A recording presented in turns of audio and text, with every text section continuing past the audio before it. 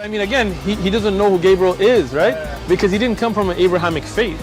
The people of Mecca were pagan. Quran is mentioned, if this book was from other than God, they would have found in it many contradictions. If a book is without contradictions, that has no bearing on whether it comes from God or not. I've had phone books that are inerrant, but I certainly don't think God gave them. That we believe without understanding. The brother asked a very important question, that most of the scholars say that listening to music, watching movies, and most of the television programs, they're haram. So how can we have fun? Let me tell you, brother, at the outset, that having fun is permitted in Islam as long as the fun is halal fun.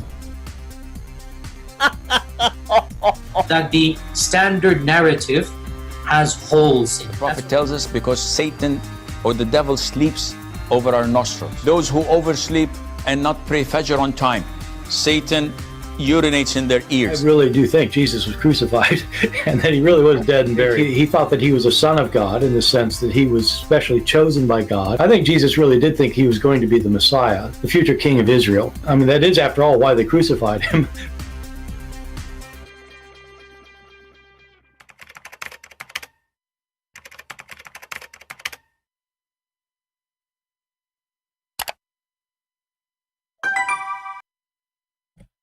Hello everyone, and peace of Christ to all of you. Invite your friends and let us have some good halal time together.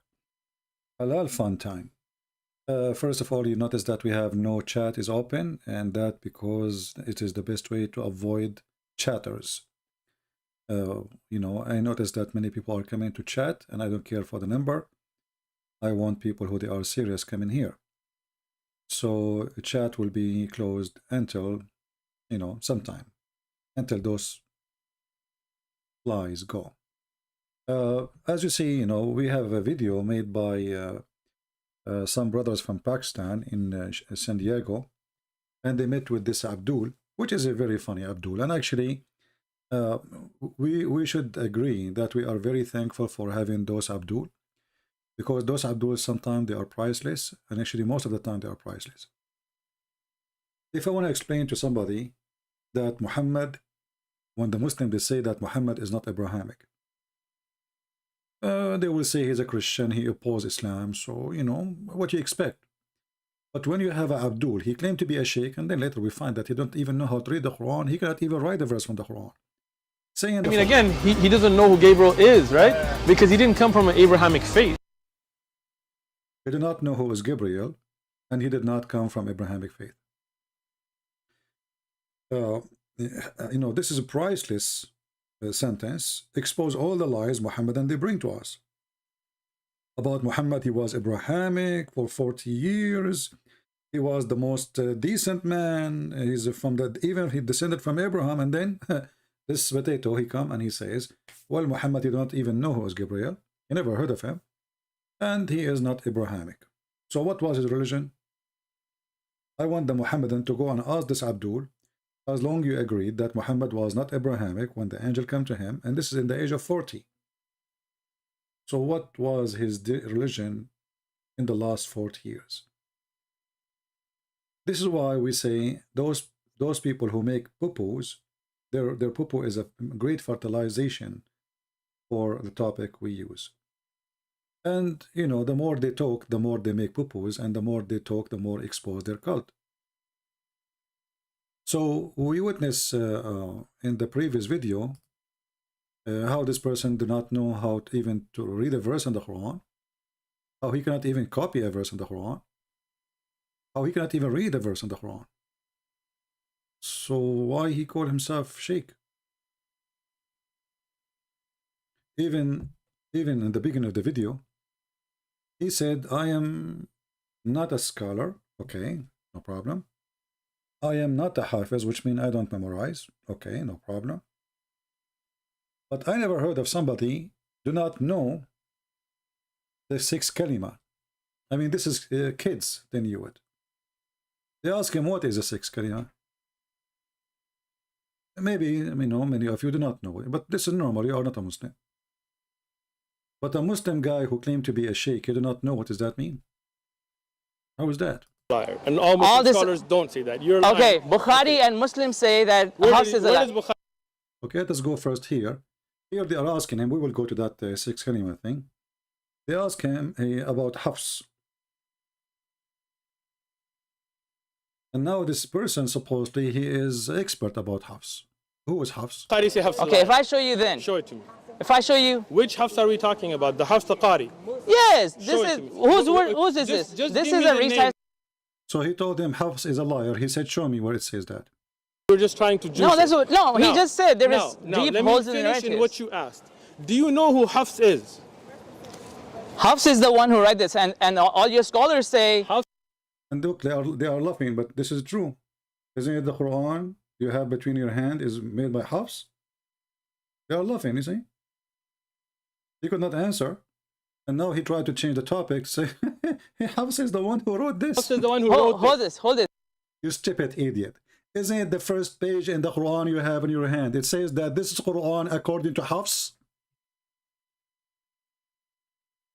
Do you see how they make a mockery? And look, all of them, they are laughing. Well, isn't it the Quran says the Quran according to Hafs? You know, this is what they do.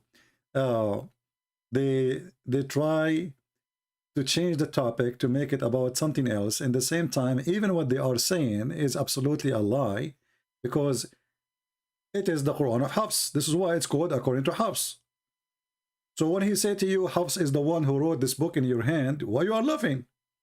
And you know, maybe you are right. Hafs did not write anything. You Muslims don't even have the book of Hafs. That's why you say we have recitation. What does that mean? At that time, they don't have recording. So the Muhammadan, they say that the Quran is preserved. And how it's preserved? By a guy, his name is Hafs. He came 200 years after Muhammad. And they don't even have a book written by his hand. They have recitation according to recitation, according to recitation, according to recitation of his students, which means student after student. They claim that they are copying from Hafs. They don't have the book of Hafs. And then he says to him, Hafs is a liar. This fake sheikh, he says no. Yes. Hafs said, all the Muslim scholars say Hafs is a liar. Do you agree with that? Hafs is not a liar. And all Muslim scholars don't say that. And all the scholars don't say that. Let us go and see. And everybody will laugh at you in a second. Muslim scholars don't say that. This is a website. It's called the Hadith Transmitted Encyclopedia. This is a Muslim website, 100%. And this is the name of your Hafs. Al-Bukhari, the book of At-Tarikh al-Kabir. This is number one reference. Al-Bukhari, Ad-Du'afa al-Saghir. And this is the second reference. And what they are saying there? They are saying, كَانَ كَذَّابًا. He was a liar. And he used to take books and he don't bring them back. He's a thief too. And he take books and even he copy it, claim it to be his books. Al-Bukhari, Ad-Du'afa al-Saghir. And this is the book. We go back. And we will find the reference, by the way, all of them, like the page number, etc. I think at the end of the page here, maybe, I don't know. Yeah, you can click at the link and you can go directly to the book. So he is a liar. Muslim, he said the same. Al-Khatib al-Baghdadi, Tarikh Baghdad, saying the same. He was a liar. And he's asking who is Asim. This guy, supposedly he is claiming to be a sheikh now. Asim is, Hafs is the son of Asim by stepson, not his, Asim, he sleep with his mother. And, Asim, he sleep with the mother of this man, Hafs. And Hafs, he lived in the house as a kid. And he have many names because depend on the one who married his mother. Obviously, his mother, she used to be, a truck. So, depend who is the father in the time, people recognize him. So they call him sometimes the son of Asim, sometimes the son of Suleiman, sometimes the son of etc. Depend, Depends who is the one sleeping with the mother. But all the Muslim scholars, including Muslim, Al-Bukhari, and the biggest sheikhs in Islam, Ibn Habban, they say that he is a liar and his hadith even is rejected. And why they reject his hadith? Because he is a liar. How we can accept his hadith? His hadith is not just da'if. You know, when the Muslim, they speak about the hadith of this guy, they say, jiddan, jiddan, jiddan, which means very, very, very, very. You know why? Because he is the one who reported the hadith. He is the one who reported the hadith. And we can show you some examples of those. So when this guy, he says, oh, this is not true, he was not a liar. Read with me. It is not da'if only. You see, da'if means nothing. It can be accepted. Da'if jiddan. You see in Arabic here it says jiddan. This is like in English for you. Jiddan, jiddan. Which means extremely. Why? Because Hafs al-Qari is the one who reported it. So how in the world he is a decent man, you reject him when he say a hadith? Unless he is a liar. We accept his Quran, we refuse his hadith. The same. Tons of hadith, the same. This is a different one.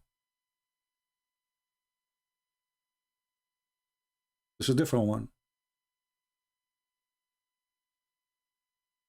All of them, they are very da'if. Why?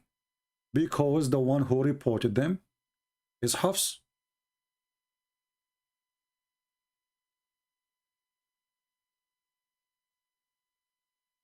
Just for that reason. Not because of anything. Because this guy is the one who mentioned this. The Muslims don't accept his hadith. Why? Because it's very well known that he fabricates hadith. Even in Arabic it says يضع الحديث متروك. So when this liar he said that Hafs is accepted, his hadith is accepted, or he's not a liar, and the scholars don't say that, well, here we go. We have all the reference in front of us, and who is more powerful than Al-Bukhari? Who is more powerful than Muslim? Who is more powerful than Ibn Habban? Even Ibn Kathir. So this guy is just a joker, and he is really, you know, making a mockery of his religion. He's trying to defend, but, you know, it's funny. If we read here, actually, we can use Google Translation. I'll use Google Translation just for the first reference, and the rest is the same. Google Translation, here we go. Read carefully. Hafs ibn Sulaiman, and this is Al-Bukhari. And the name of the book is there. And they are taking the reference from Al-Bukhari, by the way. This book here, taking the reference from Al-Bukhari. Hafs ibn Sulaiman, etc., etc.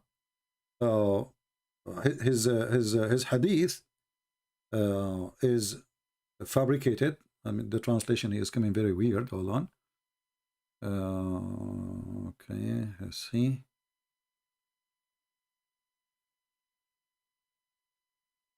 Yeah, the translation here is damaged. Let us go back a little bit. I'm not sure. Maybe we need to copy it. Give me a second. Sometime you need to copy the text as it is and put it in Google Translation by itself.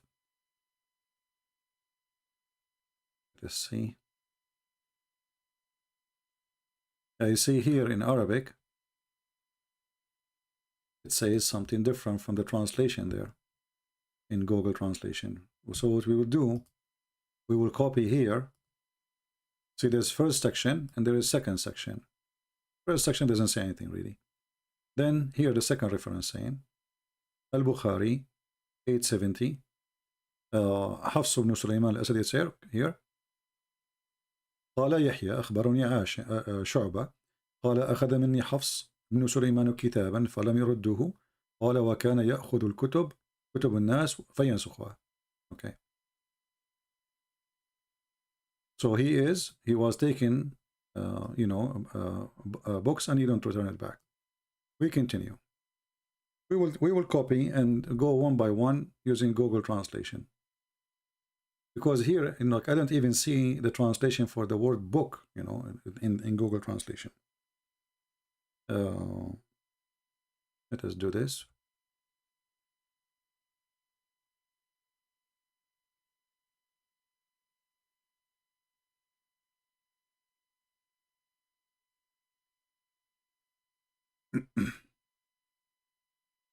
Here they are saying the same. Okay.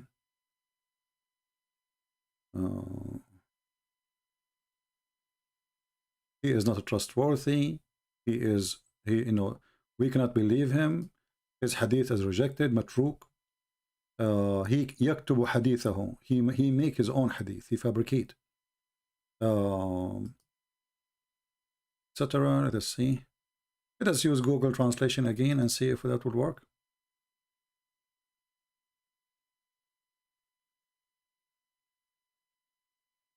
All right.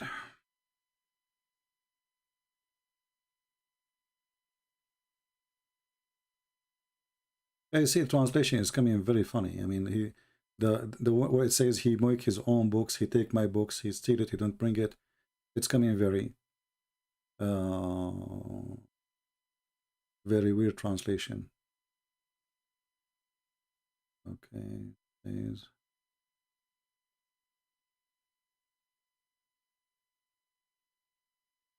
I heard Muhammad saying, I asked Hafsan Sulaiman. Right.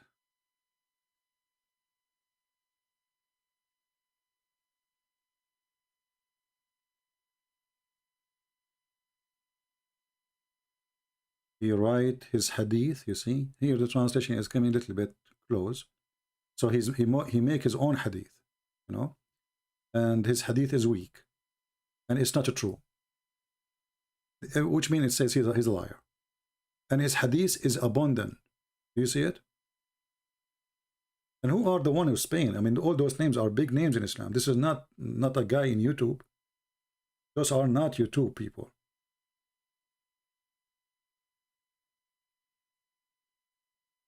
This is Al-Razi as an example here. This guy, he said, no. The one above is Ibn Habban. Ibn Habban, he said he is not trustworthy.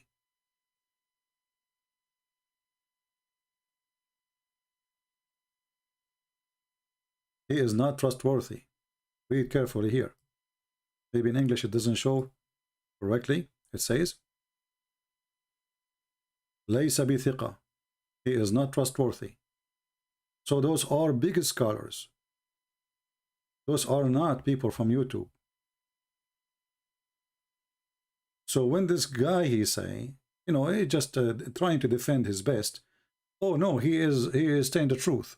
Then why you reject his hadith if he's saying the truth? And when he say the Muslims, the one who say that he is a liar, they are lying. Well, obviously you are the liar. Actually, this guy, Sheikh Uthman, additional that he can make us, let us say, show the truth that Islam is really based on lies. He help us in many ways. Let us say, to make topic. Because sometimes you ask yourself, what I'm going to talk about today? Like today, I opened my YouTube, and I found a video of him speaking to a Christian person, and he was saying to him, how the Prophet knew this? I knew what? How the Prophet knew this? Knew what? What exactly Muhammad knew? He told him, well, the following topic. The Prophet, he knew things nobody knows. How he knew that? Like what? Tell us. How water, sweet water and salt water touch but don't mix. How Muhammad knew this? It's unbelievable. But my friend, this topic is really great, because now we knew that the Muslims cannot lie anymore, additional to the lies they make. If they say in the future, no, they mix. They have a million videos saying the water, the salty water and fresh water, they don't mix. But not a single scientist in the world agree with such a stupid thing. They don't mix. They don't mix. We just heard him saying that, right? And actually, not only him, there's tons of videos saying the same garbage, that fresh water and salty water, they don't mix. Right? How water, sweet water and salt water touch but don't mix. They touch, but they don't mix. So take a note. But if you go and search, like, you know, there is a website for government, have nothing to do with religion. Like, you can go to Noah, you know, which is a government website, have nothing to do with Christianity or Islam. Actually, it's, you know, the one who's running there, obviously they are atheists. So if you go there, and you will see that water, salty water and fresh water always mix, always. And they have explanation for all. You can search for this, specifying, etc., the water circulation. And this is NOAA, this is US Department of Commerce, and this is a pure government website, have nothing to do with Christianity or Islam. So the daily mixing of fresh water, daily mixing. So when this guy, he make a video trying to convince somebody that how Muhammad how he cannot be a prophet, if he knew this, but this is absolutely wrong. So he bring to us a kind of like a priceless opportunity to expose him. So if you go to his booth ever, you say to him, you said that salty water and fresh water don't mix. Here we go. I have some water. Give me a cup of a fresh water, and I will put some salt in it. We mix it, we make it salty, and I will put it in your bowl of water. Mix it with the fresh water. Let's see if they will mix or not. Isn't it says they don't mix? And actually, just to show you how this liar is a liar. When you claim to be a sheikh, don't the sheikh know what the Quran is saying? Does the Quran even say they touch? He said they touch. The Quran says they never touch. Never. The Muhammadan, they say, well, we don't corrupt the Quran. But you just added the word opposite what the Quran is saying. You said they touch, but they never mixed. Romans and Persians, prophecies that came true, right? How water, sweet water and salt water touch but don't. You see the word touch? If we go to the Quran, we check how true what he is saying. Let us go to the verse. So people will love. The Quran doesn't say what this guy is saying. It's saying the opposite. It says, between them there is a barrier. Between them there is a barrier.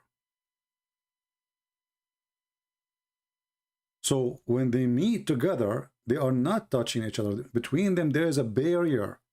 And the barrier here is a translation for the word barzakh, and barzakh is a dry land. So what the Quran is saying is totally different from what the Muslims are saying. And even if what they are saying there is a disaster for the Quran, because salty water and fresh water, they mix. And then the Muslim, they show you videos on like a river coming from Georgia, let us say, going all the way in the ocean. Allahu Akbar, look. But my friend, this is because it's two different of water and they have two different colors, but they are mixing. They are stupid. However, the Quran says they don't even touch each other. So the stupid Quran claiming that Allah, he created water, two seas. And this is stupid again, because we don't have two seas of water. One is a fresh and one salty. The fresh water is not a sea. So the stupid Muhammad, he said, claiming, this is his understanding, that it was from the wisdom of Allah, the creation of Allah, that there is two seas, and those two seas, they don't cross each other. But all of us, we knew that all the fresh water we have is coming from the ocean. It's a circle, and this is what Noah, the website we showed you, you know, explain. You can go and search by topic. National Ocean Service, NOAA. That's why it's called NOAA, National Ocean Service. Go check it out.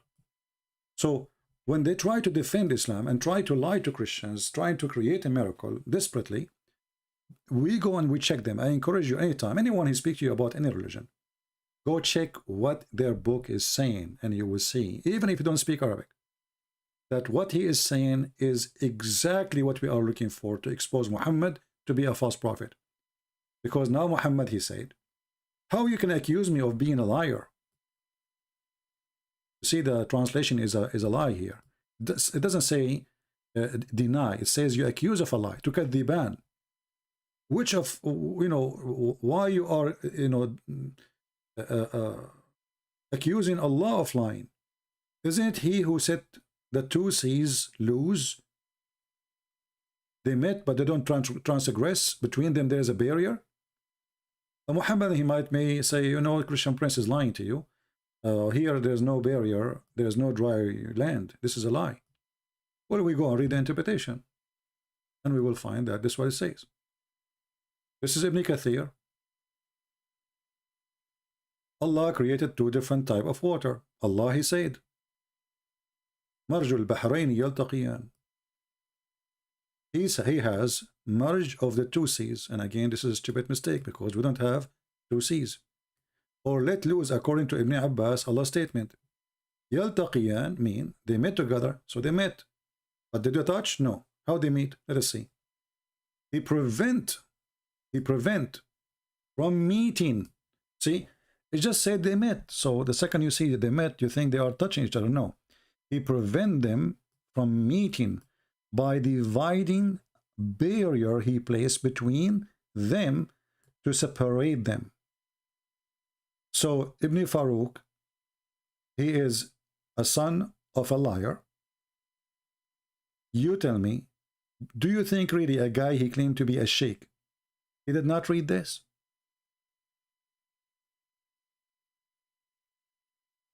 Do you think really he did not read this?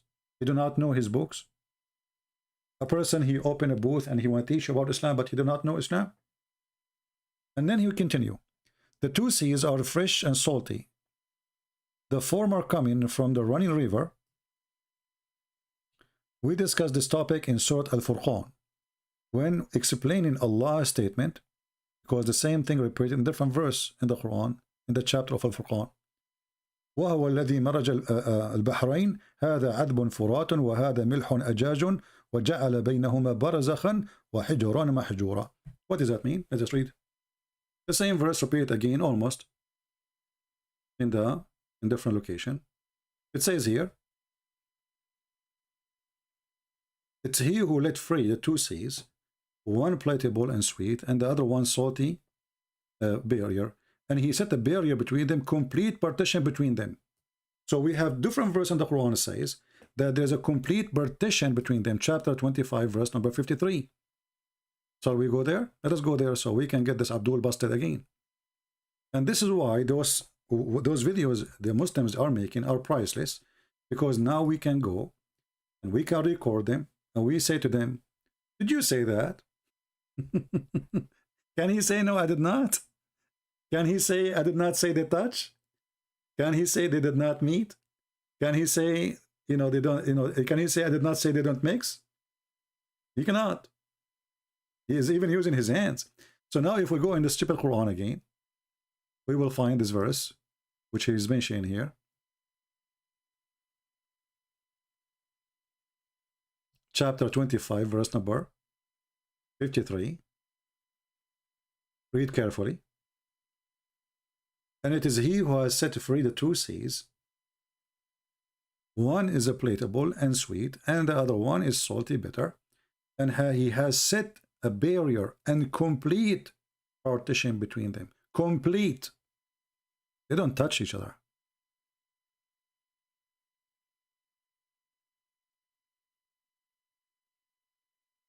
And as long as the Muslims, they claim that this topic is the one will prove that Muhammad is a prophet.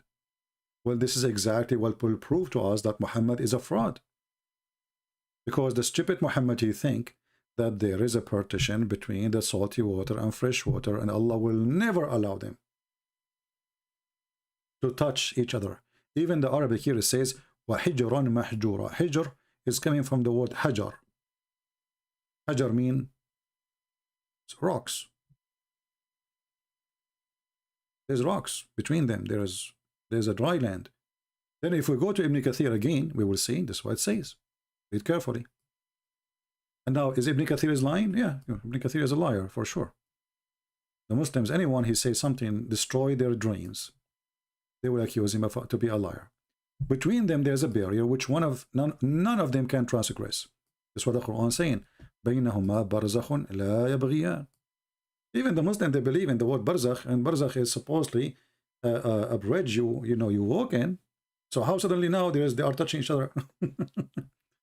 So barzakh is a road of rocks, like the way to hell or heaven, depend in the mood of Muhammad.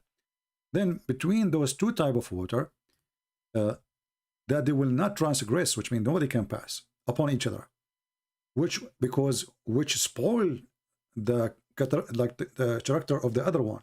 That's why Allah forbid them from transgressing. So Muhammad is claiming that this is a miracle. Allah, he forbid the two waters from mixing. Otherwise, it will be a problem for us. So the stupid Muhammad, he think that fresh water is a fresh water forever, and salty water is salty water forever. And Allah, he prevent them from mixing. Now, where we can see that this is a dry land? Like where is the dry land? How we can prove that this is dry? There is a dry land between them. Remember we said that barzakh is a dry land, right? So look what will happen now. We will go to this chapter 25, verse number 53. The same chapter, actually. I mean the same surah, the same verses, because Muhammad, he repeat the same thing. But what one it came in chapter 55, and one it's come in 25. So now we will go 25, 53. You will see the following.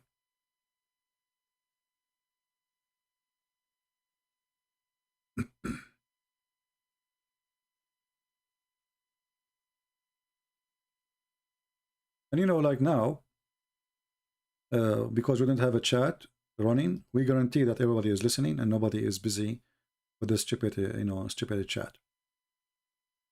You know what I mean? Yeah. So we go to 25, 50, 53.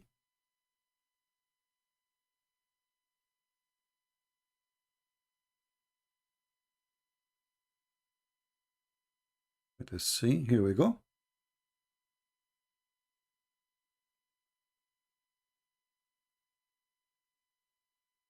It says here, it is he who let free the two seas.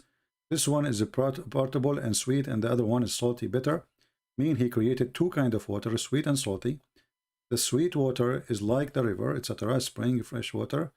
And this was the view of Ibn Jurayj, blah, blah, blah, blah. And then he continues saying, وَهَذَا مِلْحٌ أَجَّاج, and this one is salty, blah, blah, blah. And then he says, and he has set a barrier, complete partition between them, meaning between the sweet water and salty water.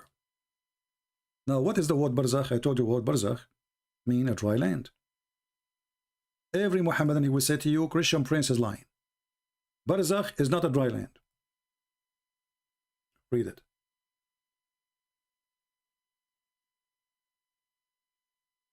So, this is a great topic, actually, to prove to any Muslim that Muhammad is a fraud. Because this idiot, he think that Allah, he created a barrier, which is a dry land, between the two water, and it's a complete partition. Mean a barrier, prevent one of them from reaching the other. So according to the stupid Quran, salty water and fresh water, they never touch each other. To make it simple, according to the Quran, when this funny God, he created the sea, the water of the sea will stay in the sea. When this God, he created the river, the water of the river, he stay in the river. They don't mix. And it's in front of you, preventing them from reaching each other. Do you remember this guy in the video? He says they touch each other. How do they touch each other then if there is a dry land? Complete partition. Dry land. The barrier is a dry land.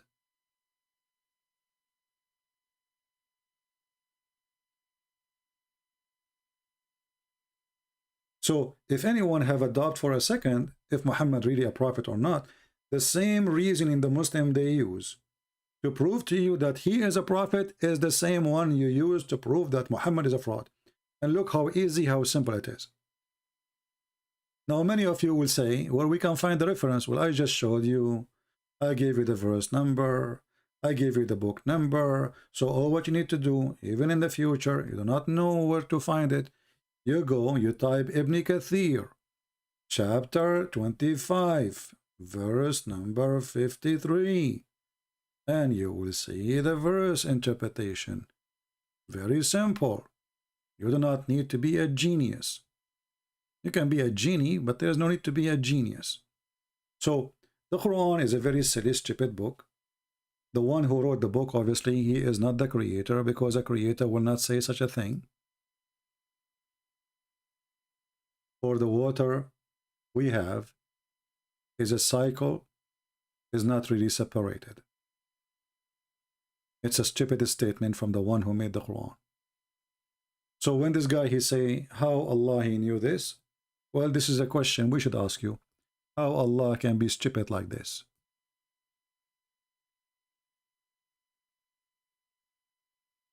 This is why we say people like those are priceless to expose Islam. But the problem is, Christians are lazy. You know, they come here, they love, this is why I stopped the chat. Many of them, they are just coming for laughing and entertainment. But nobody, actually, if you see the previous comment at the previous video, one of them, he says to me, who are you to tell people to go and bust people's religion? Who are you? Do you think you are no Christian for doing? So the Christian, according to some of them, the liars, the fake ones, is the one who don't refute the lies about Christianity, the one who don't try to save the Muslim from the cult of Islam, and the one who don't prove that Jesus is the true one to follow. And this is what will make you a true Christian for those people. And all of this, they are angry because I stopped the chat. So I'm glad I did not have those, you know, fake people no more. When a Muslim, anyone, he come to you and he says to you, how the Prophet, he knew this. Actually, if I go right now and I type in Google, how Prophet Muhammad knew this 1400 years ago, what I will find?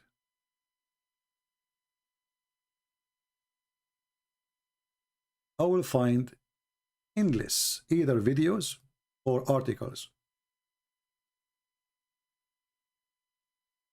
How he knew this? And the purpose of the Muhammadan trying to use what it's called science is to fool your children. Your children go to school and the atheist teachers, they are teaching them that science is the only way. Don't believe in anything. So Islam is like a lizard. Today is the time for science.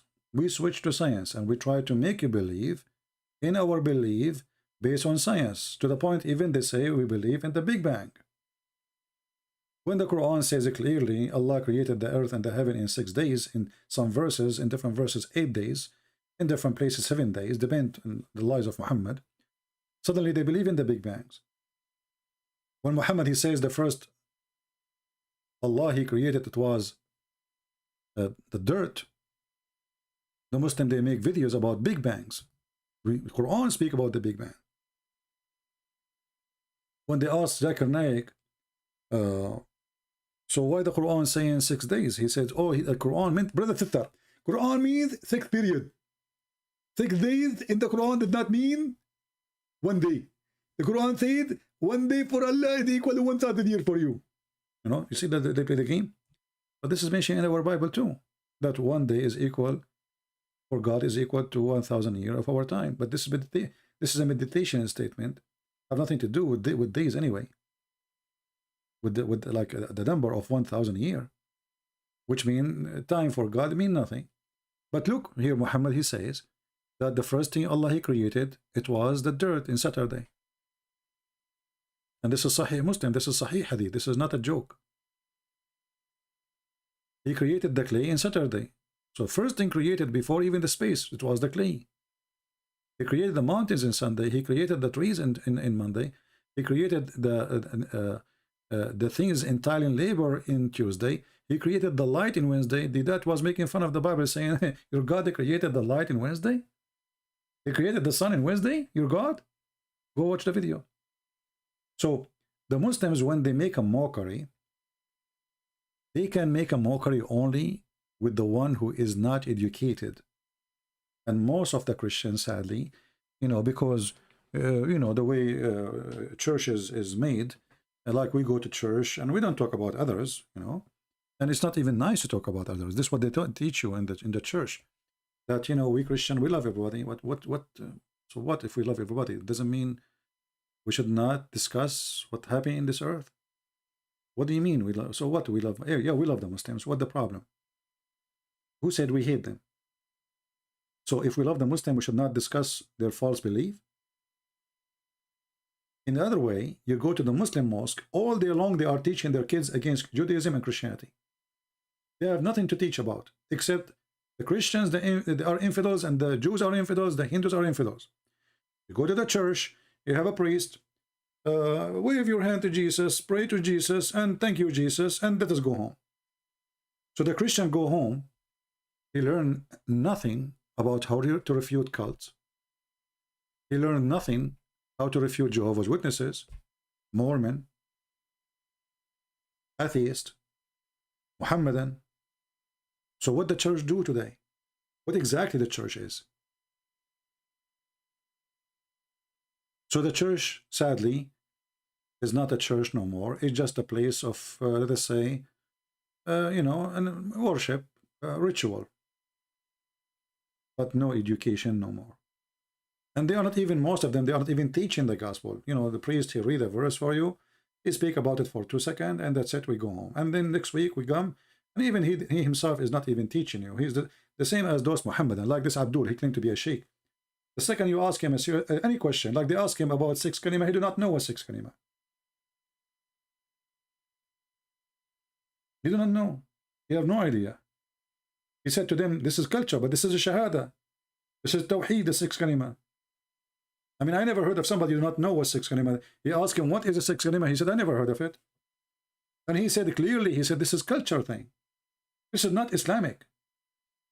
So suddenly shahada is not Islamic. Tawheed is not Islamic. So who made you a sheikh? So in our churches, we have people like this guy. They are doing a business, but they do not know what they are talking about.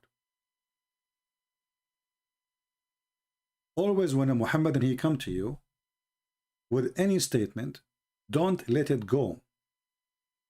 He says something, even if he insists, if he says to you, you are not letting me talk, you are interrupting me, interrupt him. Force him to give you the answer. Like last time when we said, is a qatala is the same as qutila, he said it's the same. Shouldn't we open the dictionary right away for him and show him?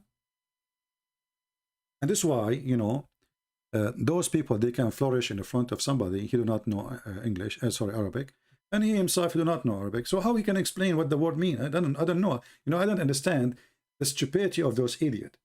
They don't know Arabic, yet they claim to know Arabic.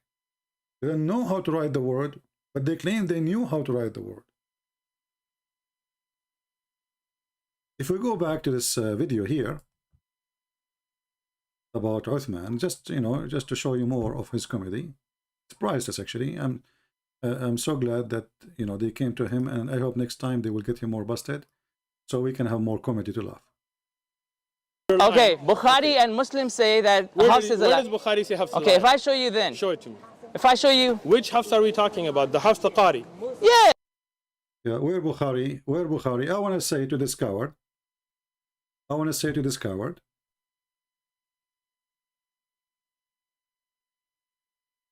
do you dare to make a call for me and to ask exactly the same question you are asking in this video?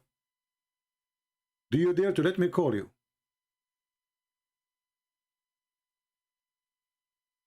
Where Al-Bukhari says that? Where al-Bukhari he says that? Can you show me?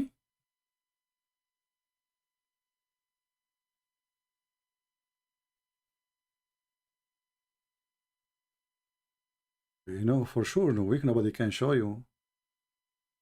This is what he did with David Wood. This is what they do with others. You know, when you go, you have to have your reference ready. Otherwise, they will say, it doesn't say that, CP. And actually, even we put it in the front of them in the screen, and we show them the reference, we show them the page, we show them the page number, we show them the name of the book, and then they say, it doesn't say that, CP, and CP, he speak Arabic, and not only that, they make videos saying, this guy do not know Arabic. Can you believe it?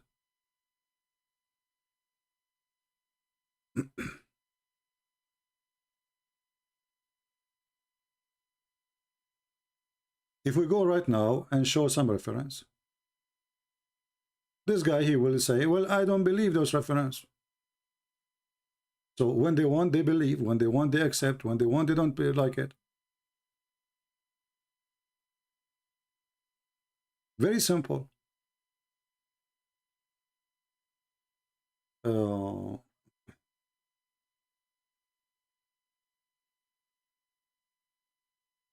Let us see.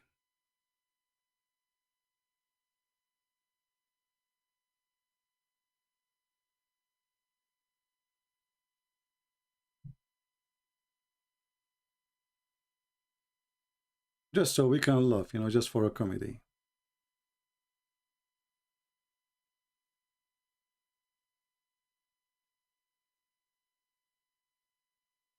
This is the book of Al-Imam An-Nisa'i. This guy, he will say to you, who is this guy? I never heard of him.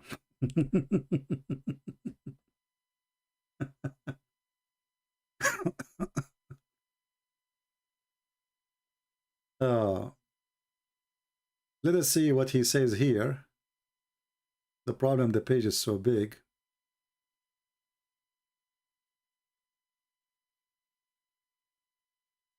Read carefully. وكان حفص كذابا.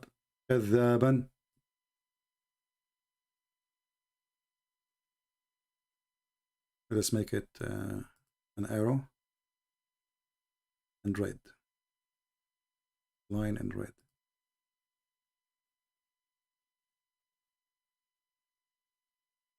Here we go.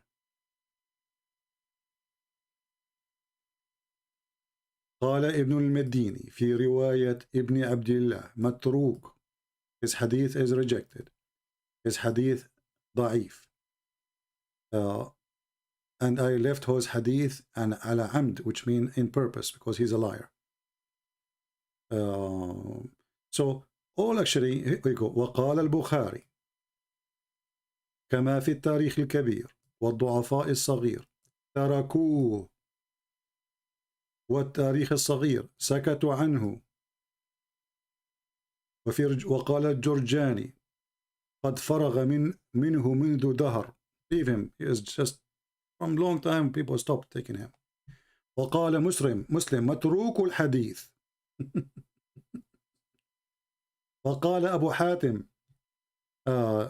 you know, all those are huge scholars. I mean, who is left? And this guy is saying, who said that? Give me a reference. Can you give me a reference?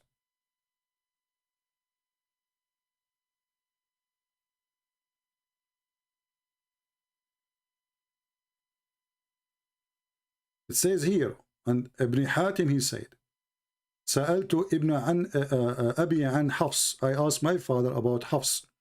Ibn Sulaiman, blah, blah, blah, blah, he said, لا يكتب حديثه. His hadith should not be written. قال أبو زرع ضعيف. قال علقمة sorry وهو ضعيف الحديث ولا يصدق. His hadith is ضعيف and is not to be believed in. He's a liar. متروك الحديث. His hadith is rejected totally. So how this guy is a liar and all those scholars, I mean, the list is so long. This is the whole book is written about his lies. قال علي ibn al-Husayn munkar al-hadith. His hadith not only rejected, is disgusting. قال صالح لا يكتب حديثه. His hadith cannot be written. أحاديثه كلها مناكير. It's not only rejected, it's the most filthy, stupid ones. Bad. عن قيس بن مسلم وعاصم بن بهدلة أحاديث بواطل. His hadith is fabrication. And this guy is saying, who said so? And we, Ad-Duraqani, Imam, I mean, all of those names, those are the scholars of Islam. They are saying this guy is a scam.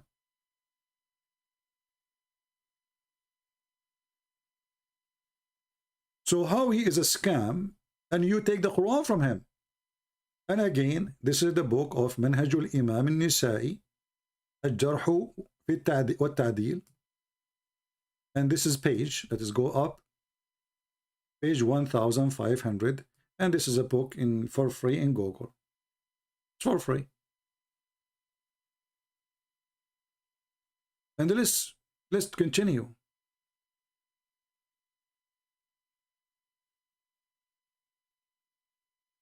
قال ابن حجر. Now he will say to you, who is Ibn Hajar? I never heard of Ibn Hajar. قال ابن حجر في التقريب متروك الحديث. But he is Imam al-reading. So we leave his hadith, but his reading is good. Oh boy. So anyway, and you know, an example of this guy, Uthman. If any one of you ever went there, I want you to do this. You remember the verse we showed you last time? As long as this man, he don't lie. As long as this man, he don't lie. Which means, when he said that the salty water and the fresh water did not mix. Is that true? So either now they have to accept that this guy is a liar or Muhammad is the liar. Which one? Same time. If you remember, we mentioned to you in the previous video, where in the Quran it says, as long as we are talking about the nature and the sun and the water, how they mix, they don't mix.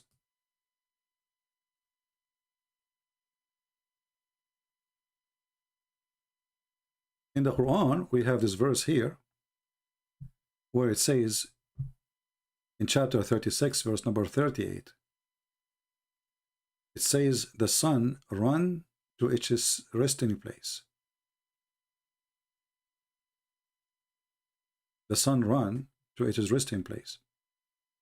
But this is according to Hafs. According to Ibn Mas'ud, the sun does not run to its resting place. So which one of them is saying the correct reading? It cannot be true, both of them. The sun run to resting place is not the same as the sun does not run to resting place. Which one of them is true? This is just an example of tons of differences. So if we go here, this is chapter 36, verse number 38, and we go to Ibn Kathir.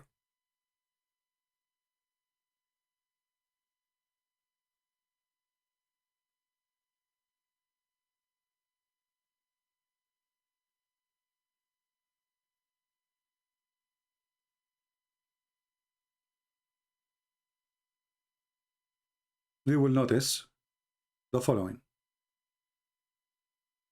Again, the Muslim, they can say Christian Prince is lying, but as you see, I'm showing you with the reference, with the verse number, with the Muslim website, the Muslim translation, the Muslim books. What more to prove it? So when this guy, he says how Muhammad, he knew this, we will go to this here too, because this is embarrassment. Muhammad, he claimed that the sun disappeared every day because the sun is moving from the east to the west and going to bow down under the throne of Allah. But let's focus now in the verse. وَالشَّمْسُ تَجْرِي لِمُسْتَقَرٍ لَهَا. The verse here is saying, and the sun runs to its fixed course. You believe it or not? This is the reading of Hafs.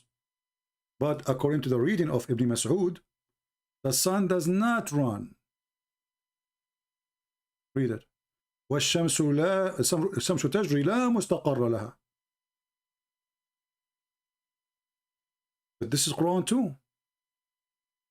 Which one of them is the correct one?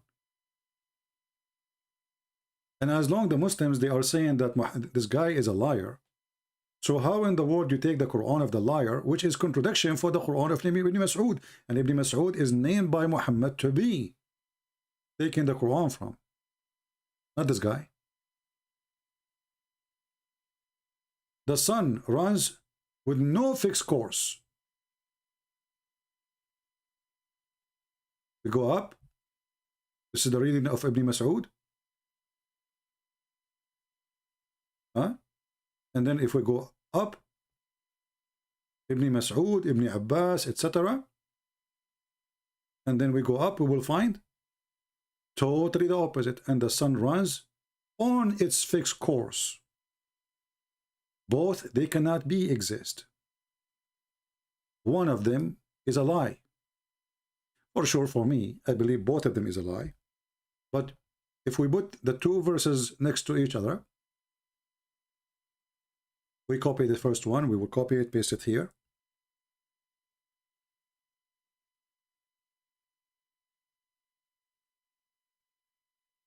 And then we compare between them, we will find there is a disaster here. There's a huge disaster. This does not work.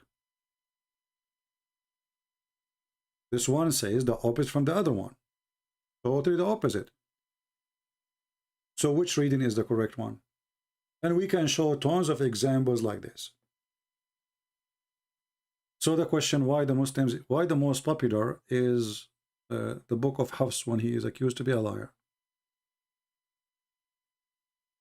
Why it is? The Muslims themselves, they have no answer. They don't. Why didn't take Ibn Mas'ud, which a person, he is a big name in Islam, not like Hafs. Hafs is nobody. He's literally nobody. How he becomes so famous? And they don't have even the book of Hafs. You see, the funny about the Muslims, the Muhammadan, they say that the book of John is written after 60 years after Christ. Therefore, is not valid. Hafs is more than 200 years after Muhammad, and you don't have his book. You don't. That's why it's called recitation of Hafs. You don't have a book of Hafs. You have what you claim to be recitation. And as you see, recitation, they don't match. And they give totally the opposite meaning.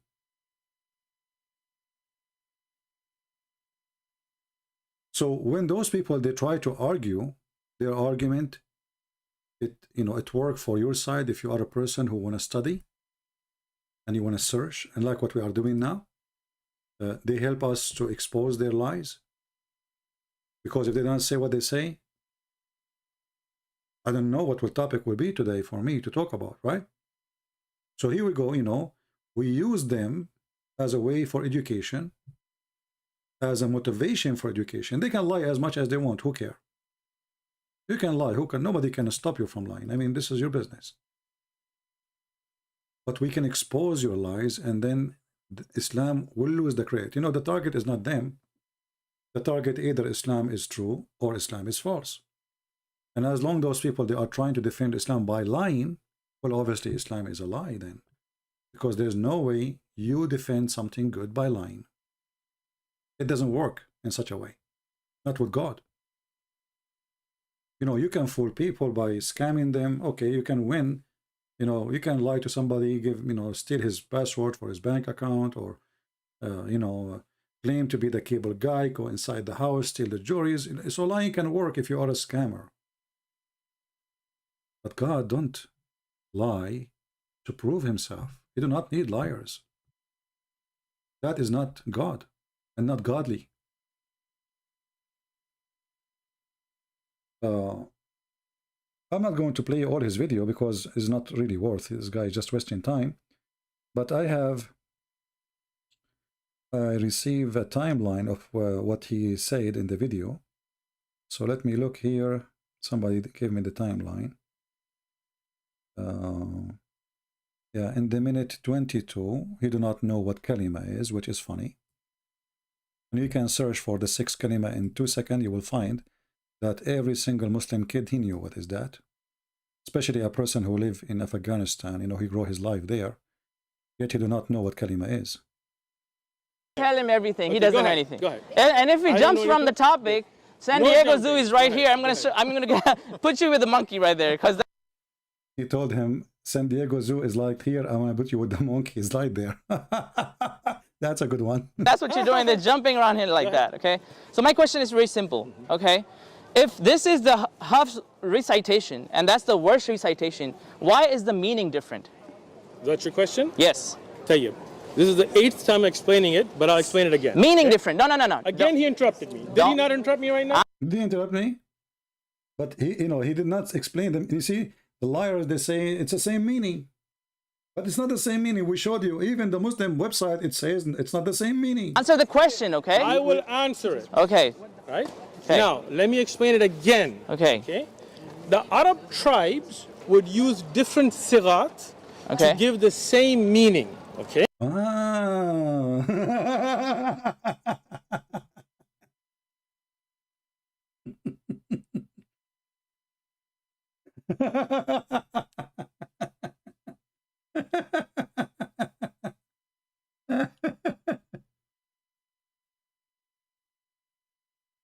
You know, I want the Muslims who they are listening. I want all of you to go to chapter 3. Let's just go there.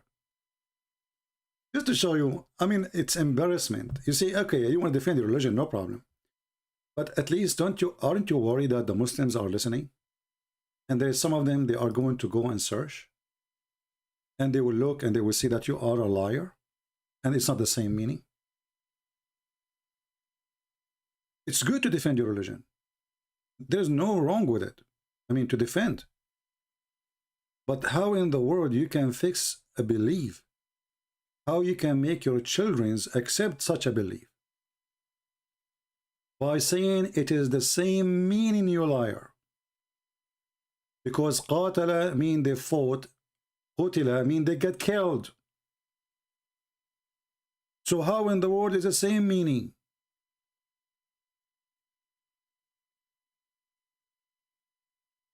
I mean, do those people have a little dignity? They don't.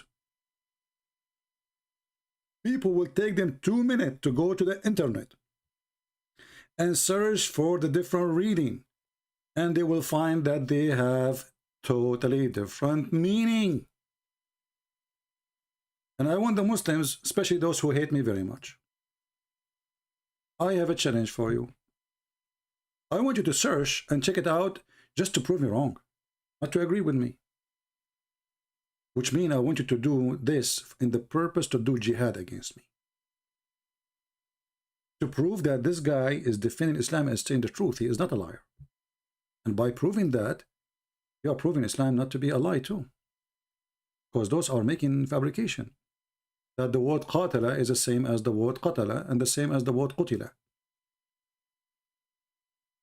But this is the same as in English.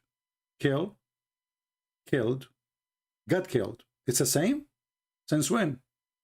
There's the one who killed is not the same as the one who got killed. I mean,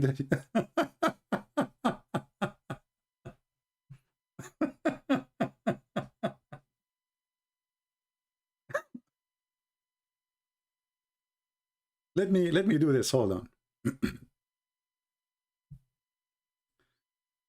Yesterday I showed you the interpretation of Al-Qurtubi, right? Let us see. A second.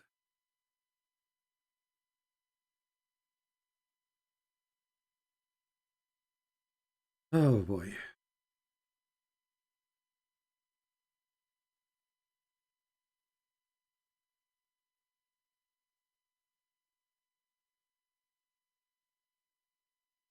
Yeah, and Ibn Kathir here, there's not much really.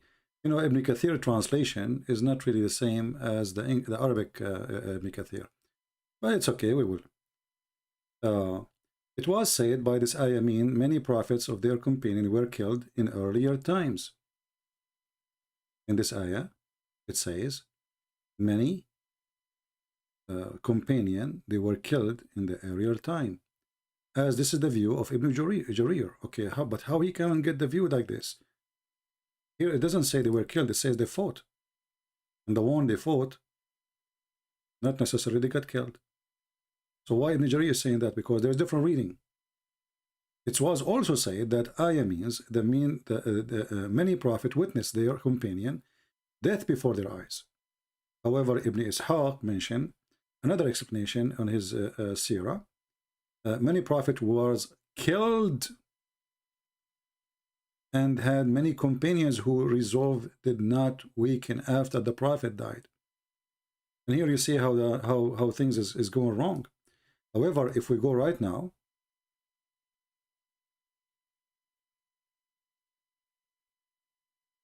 and we search for the interpretation, we will find the following.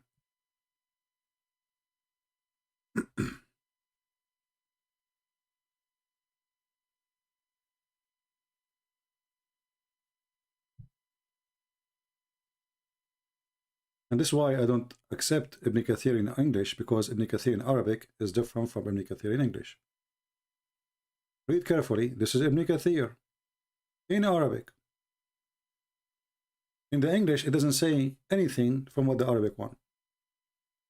In Ibn Kathir, he says, he is mentioning to you different reading for the Quran. Here it says, وَكَأَيْنَ مِن نَبِيٍّ قَاتَلَ مَعَهُ. قَاتَلَ, they fought with him. And then he says, and this is this is meaning many of the prophet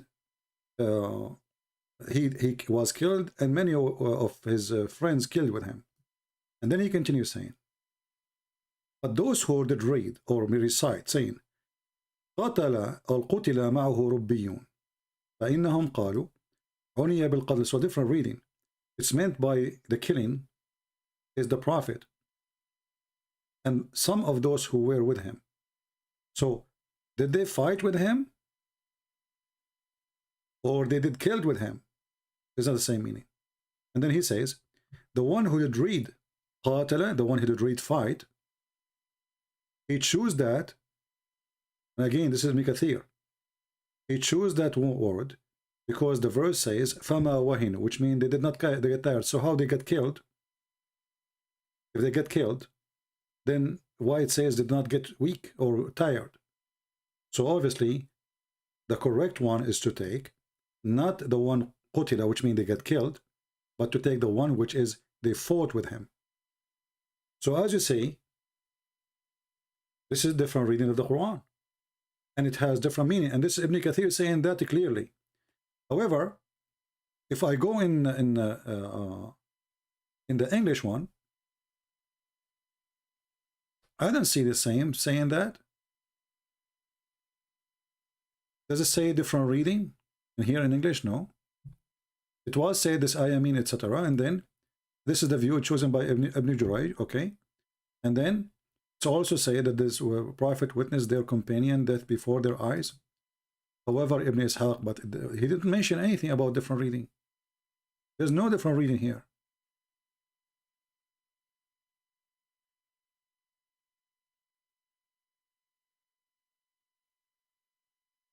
So why the English is not the same as the Arabic?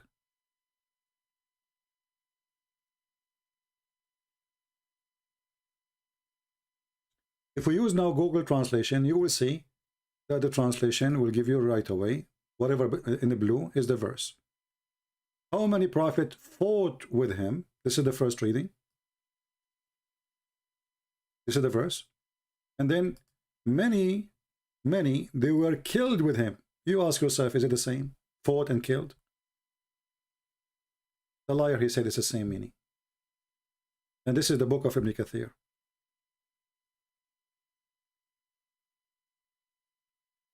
And here they are mentioning to you many reading. And the same goes for Al-Qurtubi. The same goes for At-Tabari. The same goes for all Islamic interpretation. All of them, they agree that it's not the same meaning. But according to this scumbag, it's the same meaning. So if you are a Muslim, even if you do not know Arabic,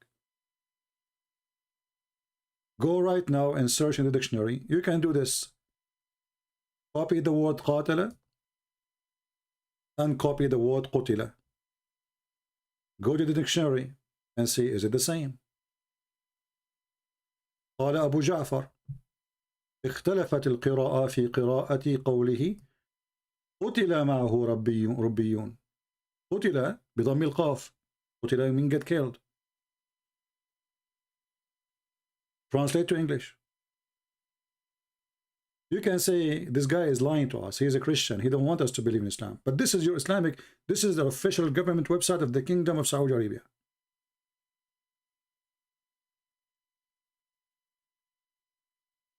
This is an official.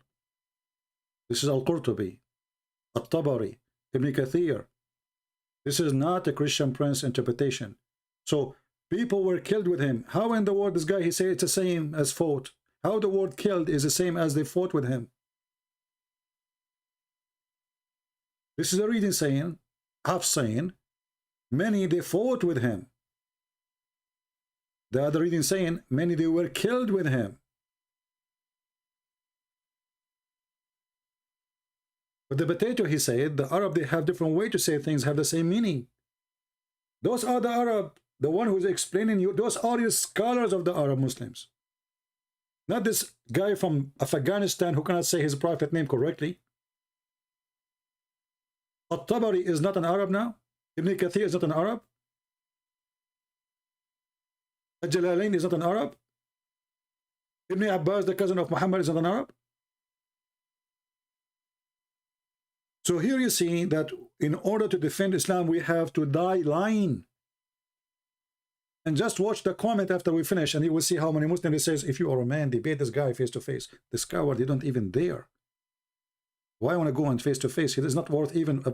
He is not even worth like a penny to spend on him. If he is a man, he can give me his Skype. We can call, but he will never dare to do so. He could not even debate. You know, those Christians, I respect them, I appreciate them, but they don't know much really about Islam. Still, they made him shish kebab. The guy, he just told you, I will put you as a monkey in the zoo. And he was right. You are jumping in the topic from place to place trying to run away. When you say it's the same meaning, prove it to us. And he said, well, the Arab, they have different way. Here we go, those are your scholars. How come At-Tabari did not see it like His Highness, His majestic scholar Ibn Fabian? How come they did not notice that?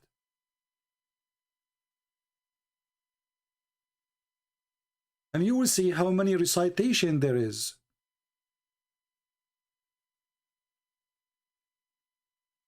Different reading does not mean different style of reading. It's different meaning. There's a huge difference between killed or kill or fought. So they are killed, that means they are the victims. They killed, they are the criminals.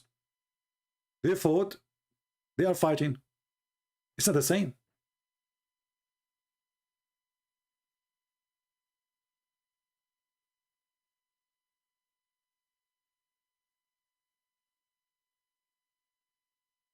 This is why we cannot take those people for what they say. Never take Islam from Muslims. Never. This is my advice to anyone. You see, I can take Hinduism from a Hindu priest. I don't know much about Hinduism, but I'm assuming that when there's a Hindu priest teaching me about his religion, he will not really lie. I mean, what kind of religion this one? He will teach me lying about his belief. This doesn't make sense. In Islam, this is the case. They lie in front of your face. And you will notice that all those around growing this beard, and look, they are clothing themselves as if they are mujahideen, but they are living in San Diego, in the country where occupying Afghanistan, and they don't dare to say death to America. Look how they dress, and look how long the beard, and look how long the hair. And they are potatoes. It's the same meaning. Okay? Wrongly. Now, let me explain. Different meaning. Let me explain. Okay. Let me explain. Meanings are different. Let me explain. Okay? When you have it like this in the Mus'haf of Uthman radiallahu anhu, this will not have the alif for mud, nor will it have a nuqat, nor will it have... Liar, liar will end in fire. Hold on. The guy he just said, the Mus'haf Uthman. Mus'haf Uthman. What a potato son of Muta you are. Here we go.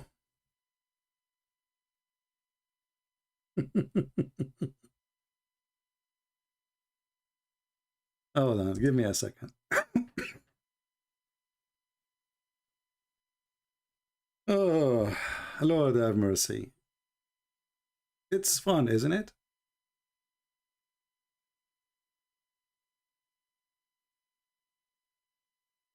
First of all, there's nothing called Mus'haf Uthman, in case you do not know.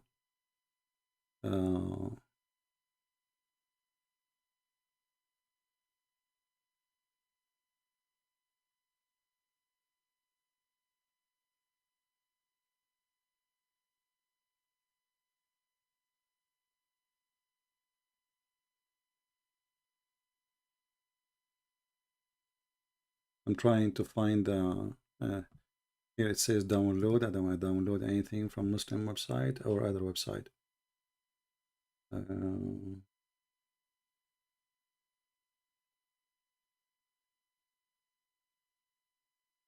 Okay, there is a website. Let me find it.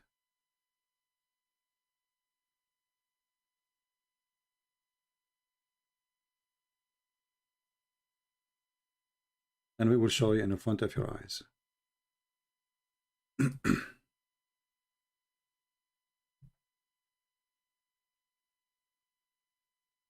When you say Mus'haf Uthman, are you denying that this is Hafs? I mean, what those people are talking about? Is it Uthman or Hafs now? Okay, let's go.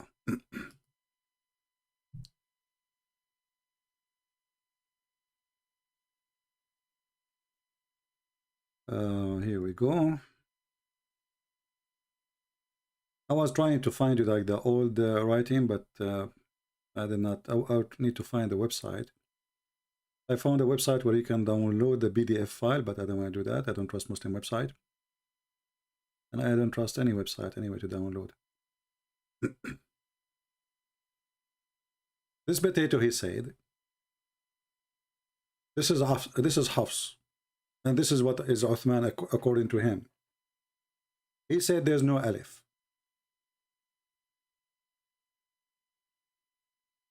The alif in front of you, potato.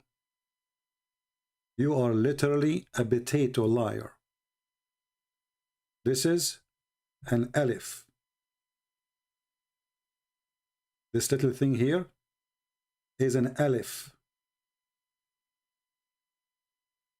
And if there is no alif, as you claim, then why it is here?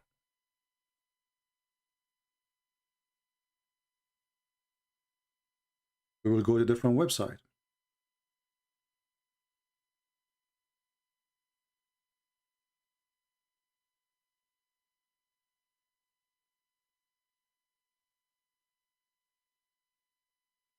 If there is no alif, that's meaning Muslims are adding the alif. So his excuse is there's no alif. Because if there is an alif, that will make a difference. But this stupid idiot, the Quran he's reading right now in his hand, it has an alif. And this is the alif in front of you.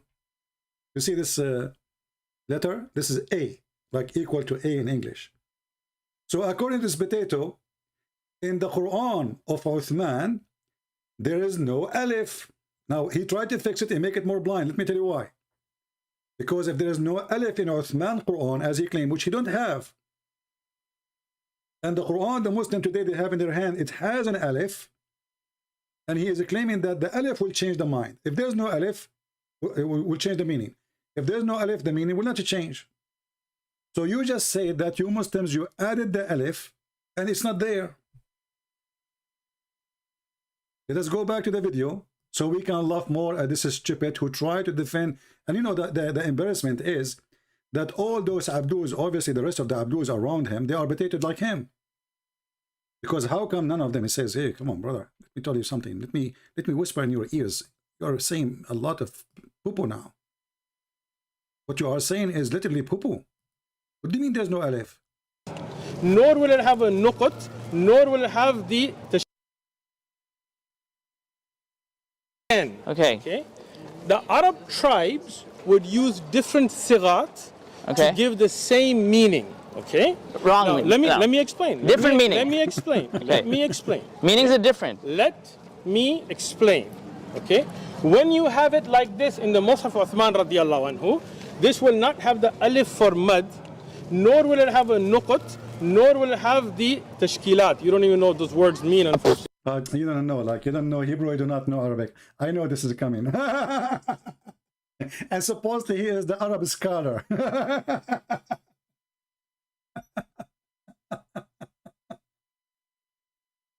Okay. But we'll get to it. Okay. Okay, if you're a scholar, just read me one verse. Again, he's not. Read me one verse. How many kalimas are there? How many kalimas are there? Yeah. What do you mean? There are kalimas in Islam, right? What kalimas? You don't know what kalima is? Which kalima means a word? In Islam, when you're small, they teach you kalima. In Islamic school, how many are there? My poor. Look how he's in trouble now. He's trying to think what? Huh? What? Understanding of your mindset explained now. Kalima means a word, I know that, but let me explain what kalima means. How many kalimas are there? Kalimat of Allah are uncountable in the Quran. So how the Quran, kalimat of Allah is uncountable, and you count the word of the Quran, you liar? Tells us the main kalimas that you're looking at a Pakistani Indian school setup that has nothing to do with Islam. So you didn't go to school? Alhamdulillah, I didn't go to school in Pakistan as a little kid in Beacon. I didn't teach kalimat. Alhamdulillah, I studied Islam. This is Islamic study. You don't know how many kalimas are there? The kalimas you're talking about have nothing to do with Islam. Have nothing to do with Islam, but all you go right now, search in YouTube, you will find thousands of videos about this. There's 6 kalimas. This is a cultural practice. Okay, so now you know what kalimas are. I know. Yeah, you know, because now I understand that has nothing to do with Islam. Okay. This has to do with Pakistani. Okay, do you know the kalimas? Do you know the kalimas by heart? What are we talking about? Do you know the kalima? Tell me the 6th kalima. I don't know 6 kalima. You do not know the 6 kalima. You never heard of the 6 kalima. I will go to YouTube, just hold on. Here we go.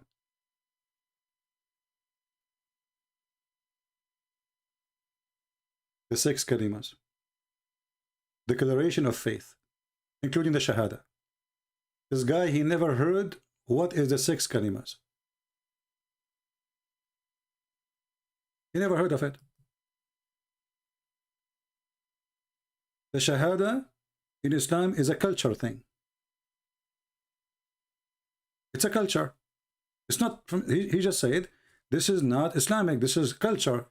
This is have to do with Pakistan. I am not from Pakistan, I'm from Afghanistan. And by the way, do you want to see how nice the Quran when they read it? You know, usually the Muslims, when they have somebody recite the Quran, they choose somebody have a nice voice, right? Listen how nice the Quran. Illallahu wahdahu la sharika lahu wa ashhadu anna Muhammadan abduhu. What happened to the amazing, beautiful Quran? This is the, so what they do, they bring you a guy, he have a nice voice, he sing the Quran for you, and you don't understand the language. So like, it's like somebody, he's listening to Indian song, and oh, nice, you know, this is a nice way, I like it, you know. Yeah. But this is Quran too. Oh, the only difference is this guy, his voice is not good. Illallahu wallahu akbar wa la hawla wa la quwwata. But anyway, this guy, he do not know even what the 6 kalima, and he never heard of it. And he said this is a culture thing. The declaration of faith, the Fatiha, to seek refuge by Allah, etc. All of this, he never heard of it. This is a culture thing.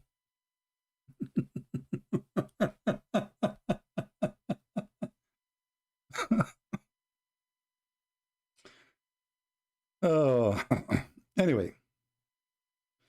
So he never heard of them. That's good.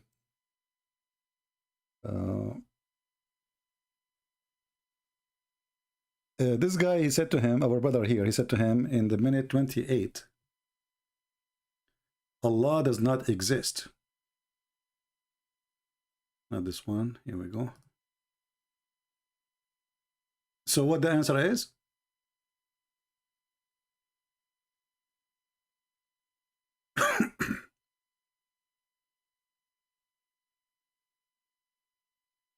Allah is a witness and you are witnesses. He doesn't know who Allah doesn't exist, He will so not- he's not a witness. Allah does not Okay. exist. Okay, my question is very simple. The Bible. The Qadila, He said Allah does not exist. How come your Arabic Bible has the word Allah in it? so the Arabic Bible has the word Allah? He said, Okay, hold on. Let's read. Do you see the stupidity here? This is a translation, and this is a translation we don't accept. And the easiest way to prove that there is no such a word, this is why it exists only in the Arabic Bible, because it's a translation. Those Christians, they live in the Middle East under ISIS for 1400 years. They've been forced to use that word, and for me, I spit at that word. And actually, we can prove it from the Quran that the Christians and the Jews don't believe in Allah. How we can prove it? Go to the Quran.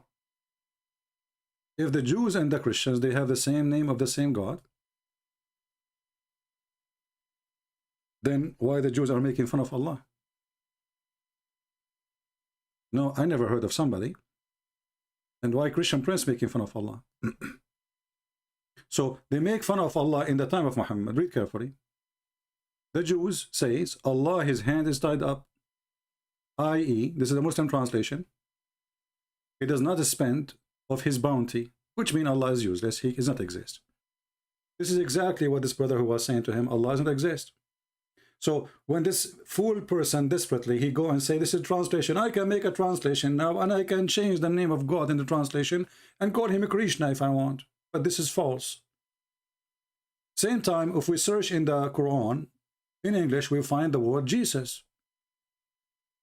But so are you saying the Quran is wrong when the Quran say Jesus? Because as I know, the Quran never say Jesus, the Quran say Isa.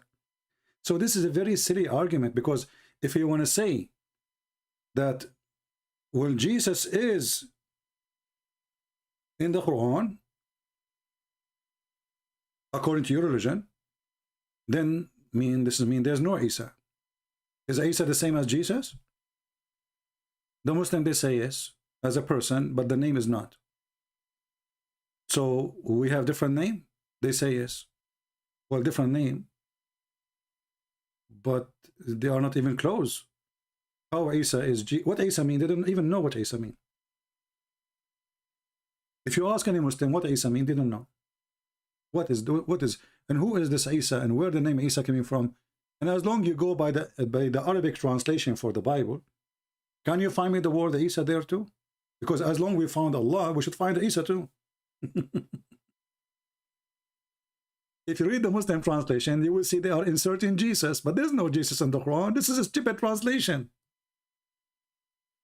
So you could not prove to me that your God exists except by saying to me, I can find your translation made by an Arabic Christian using the word Allah for God. This is the proof. I mean, do you see how desperate they are? Secondly, Abdul, if we say for the sake of argument, you know, our difference with the Muhammadan is not the name of God. What if the Muslims, they change the name of their God and they call him Jesus? What if they change his name and they call him Elohim? Still, your God is not our God. I will give you an example. Jehovah's Witnesses, they use this, what they call themselves Jehovah's, you know, Jehovah's Witnesses, Jehovah. But Jehovah's Witnesses don't have the same God as we do. They don't. Those people, they believe that God is one of gods, a God. We believe in one God. We don't believe in a God. So they can use certain words, which we use too, but still they are not believing in the same God. So it's a very silly, shallow argument, desperate, and he have a Bible in his hand, which is an Arabic translation. What about you show me the word Allah in the Aramaic Bible as an example, or in the Hebrew Bible as an example? Because this is the Bible. Anything else is a translation. Very desperate. Very. Same time,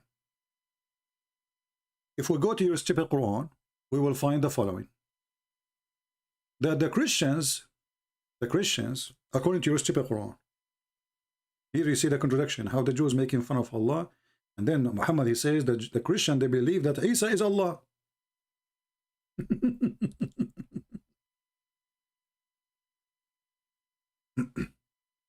So obviously what Muhammad is saying here, let's go to the verse. Chapter 5, verse number 17. Surely in this belief, are those who say that the Messiah, the son of Maryam, is Allah.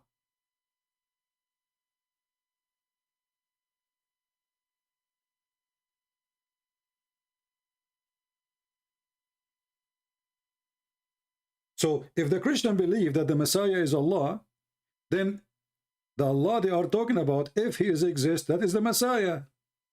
Do you agree on that?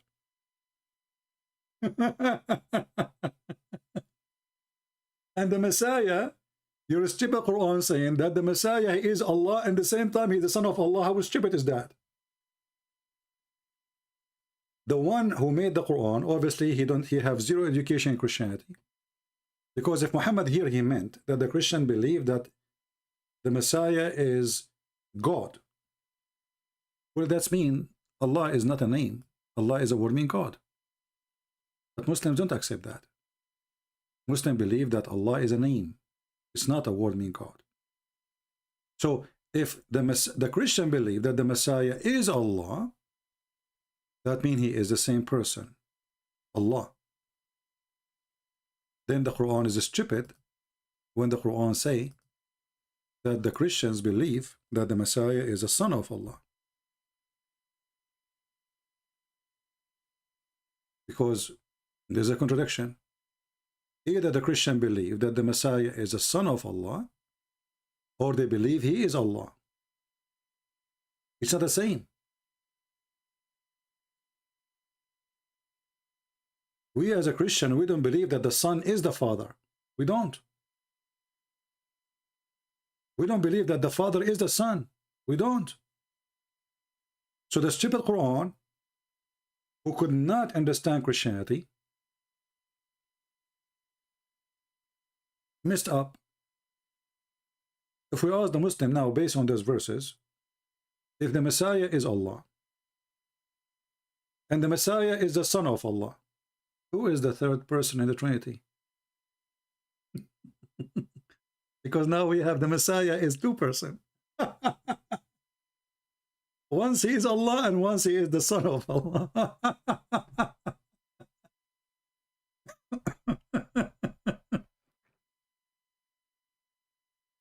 Oh boy. I know this is really very embarrassing and very, very, very stupid of this cult. Let me see. I want to check YouTube just to be sure that my voice is coming right. And you guys are not suffering from my microphone, because sometimes my microphone go wrong. And there's no way to tell me if the microphone is bad. Let me check. Because we have the chat disabled. Give me a second. So if you ask a Muslim, what is the proof that... Yeah, the microphone is fine. If you ask a Muslim what Allah doesn't exist, he will say to you, Allah is in the Bible.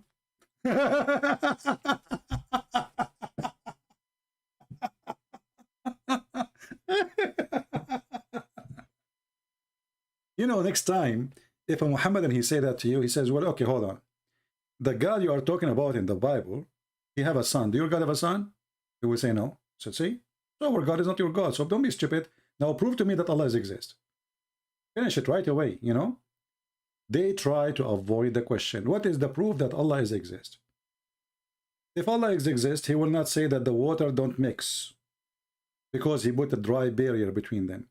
If Allah exists, will not say stupid things like Allah created you from a sperm and that sperm became a congealed blood.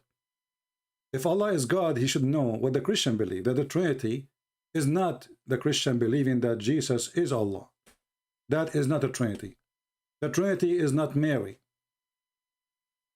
Muhammad, obviously, he did not know what the Trinity, and his God, which is Muhammad himself, fabricating Quran, he did not know anything about Christianity. If you remember here,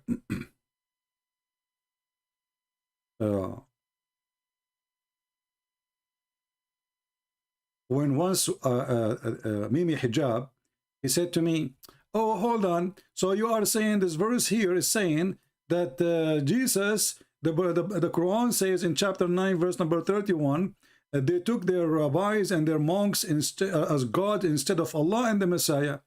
Maybe you do not know, here there is a fatha, here there is a dhamma, here there is etc. And okay, but this guy, he just said to us in the video that in the time of Uthman there was no fatha, there's no dhamma, there's no tashkil, and even he said there's no alif. Which is funny. Look like the alif, they added later. The letter A, they added later. So when they want, when the Muhammadan they want you to focus in the vowels in the top of the word. So when they want you to forget about it. And they say to you, in the original, there is no such a thing. Because it depends what is served, their propaganda and their lies. So when they want, we want to go by what we see in front of us. When we want, oh, this is not really what it's meant. Because there is many ways the Arab, they present their statement. God is speaking to who exactly? To many Arab? Just to show you the stupidity in this religion. When Yasir Qadi, he said, there is a holes in the narrative, and this is about the reading of the Quran. Why, first of all, there is 7 reading? This is what they claim, there is 7 reading. The answer is, when Muhammad, he asked Allah, each time he sent him Quran, he asked him for more way of Quran. But why? According to Muhammad, his people cannot handle it. But I see the recitation changing the meaning. And Muhammad, he insists. When Allah, he sent him one Quran, Muhammad, he said to him, no, that's not enough. My people cannot handle it. They do not have the strength. And at that time, Muhammad community is so small. When this guy, he say Arab tribes and etc., you think you are talking about empire. Muhammad is in a little tiny place of land. It's not like Islam today all the way to Pakistan, and some they are in China, some they are in India, some they are like in Turkey. No, it was just a small Arab community. So if the small Arab community who speak the same language, they cannot handle the Quran. If it came in one way, which is very stupid to say, because if you ask this Uthman, if you ask him, okay, is one way of the Quran is enough? Is the, let us say, recitation of Hafs is enough for you? He will say yes. Actually, this is what you should do. You see, you should get him busted. Learn how to get them busted. As long as he is defending Hafs, the recitation of this guy, then say, okay, so is Hafs reading is enough for you to understand Islam? He will say yes, trust me, he will say yes right away. Because he's a donkey. He will not hesitate to say yes. Then show him this hadith. So you are saying yes, your prophet is saying no? As a prophet, he asked for 7 Quran. For Arab. So how about somebody who is from Afghanistan? He kept begging Allah according to the hadith as we see, and this is sahih, very authentic, saying my community has no strength to do so. What does that mean? What is that? And here you need to ask yourself why Moses did not ask for the same thing. 7 Torahs in 7 ways. Moses have many tribes too. The Jews are many tribes. Why didn't have 7 Torahs in 7 dialect, let us say? What the problem? And that will go for us too. We should have 4 Gospels, or we should have 7 Gospels, the same one, but in 7 dialect. And if this is the reason to send 7 Quran so the Arab can understand, so how in the world this book is so good to the point we need to rewrite it 7 times to make it clear to them? You see, when the Muhammadan, they say the Quran is a miracle of language. If it's a miracle of a language, how come we need to write the same book, rewrite it 7 times to make it acceptable? Are you getting my point? If this book is really a miracle, the more simple it is, the more beautiful it is. And if it is God who is making it a miracle, cannot the God who make miracles make this book easy to understand by writing it once? This hadith actually is an insult to the God of Islam, and it's a victory for us. Because if the God of Islam is a true God, first, he should not accept the excuse of Muhammad, because it's not you who correct God. It is God who correct you. By the way, I opened the chat so you can refresh your page, you know, because I'm sure by now, all those who are coming for the chat, they are left. So the chat right now is open. You can refresh your page and you will see the chat working. So this is a victory for us, because what you notice here, that Muhammad is correcting Allah, telling him what he do not know.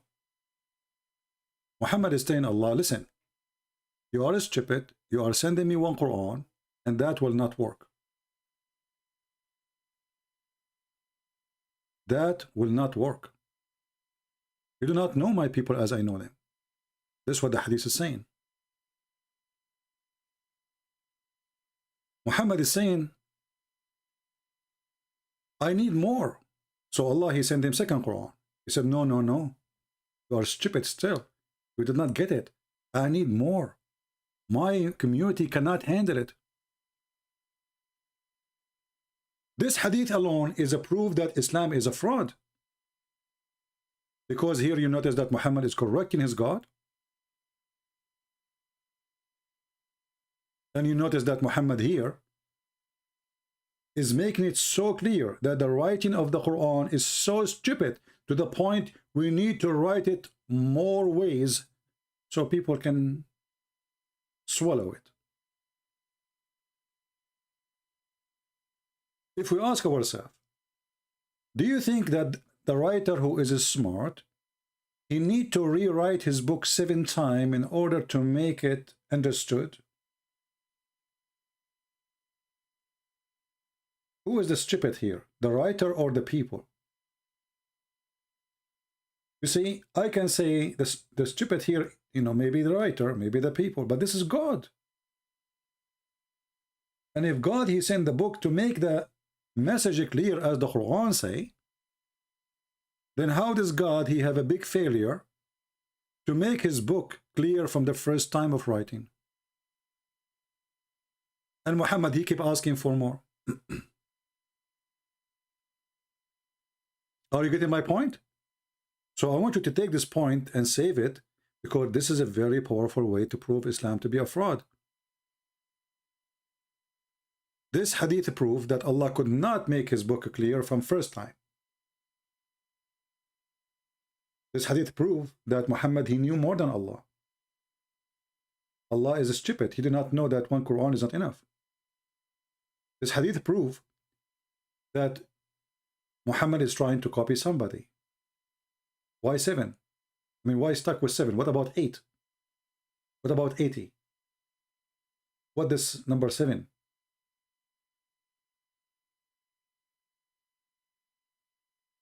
Everything Muhammad he have is a copy of somebody else.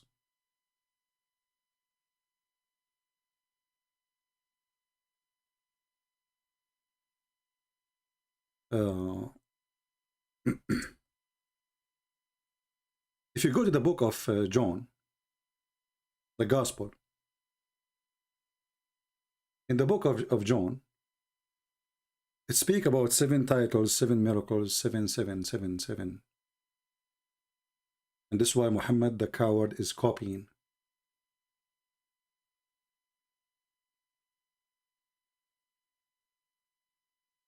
Seven. Everything he have is stolen from the book of somebody else. And now we ask ourselves, okay, so the Muhammad now they have 7 Quran. So how the Muslims they say it's enough to number 1? And where is the rest? And how come they have different meaning? In the top of that,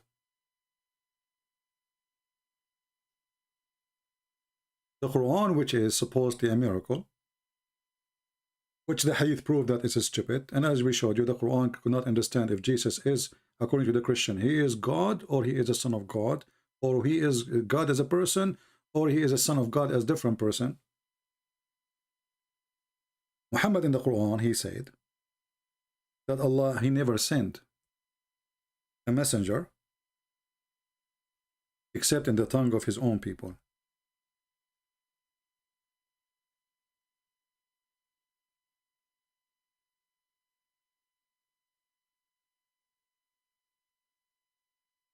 And here, this is the first time there is a verse in the Quran makes sense. Read carefully. Chapter 14, verse number 4. And we send not a messenger except with the language of the people in order to make it clear. Okay, wonderful. But this doesn't mean that Muhammad cannot be a messenger for the Indian, neither in Pakistan or the Bengal. Pakistan, this is all India, you know, all belong to the Hindus. Pakistan, Bangladesh, Afghanistan, India, Indonesia, Philippines, America, Germany, wherever. Because Allah will never send a message except with a messenger from the people to the people. So if Allah want to send a messenger, he is sent to Germany, he have to be a German. Not only he speak German, he have to be from the German, and he have to speak the language. This should be his language. If Allah want to send a messenger to Indonesia, I don't know how many ethnic group there is in Indonesia, but I believe there's many, maybe hundreds, and there's many languages. Now always there is like a superior language, so let us say more, have more publicity, but I believe they have many languages. The same as in India. India, I think they have like 400 languages. So based on the Quran, if Allah want to send a messenger to India, he have to send 400 messengers. Not Muhammad. Because Muhammad do not speak any of those languages and he is not an Indian. And here you see that the founder of the Quran is obviously an idiot. Because this verse make it so clear. We send not. And this verse was given after Muhammad became a prophet, which means he is no exception. Because remember, this is given to Muhammad, not to a messenger before Muhammad.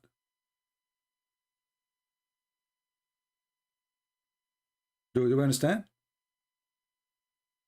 Like the Muslim can say, well, maybe here you know, Allah, he was speaking to different. No, this is a Quran given to Muhammad, and the Quran confirmed the reasoning for that. Why? In order to make it clear for them.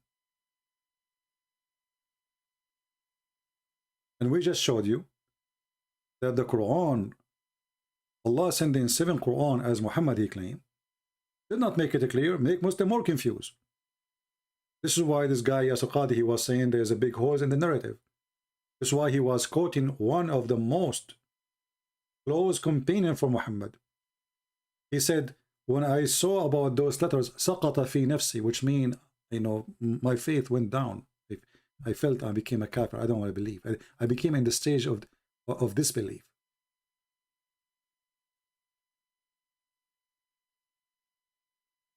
سَقَطَ فِي نَفْسِي. And the Muslim, they get so upset because Yasir Qadhi was quoting that. But this is the most trustworthy, the one who is saying that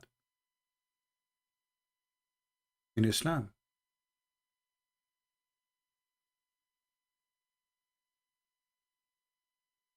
And Yasir Qadhi is not making it up. This is what he is reading. The second, this guy, he said the truth. The Muslims are all over him. And suddenly he became a fraud. The day before we invite him, you know, to be a scholar, and we ask him about it. And we ask him, what do you think about everything in life? The day after he said what he said, suddenly he became a dog. He became a liar. He became not a sheikh.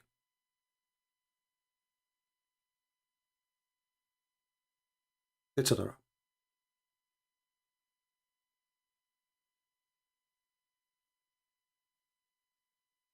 Let me actually show you the hadith which he was quoting about this.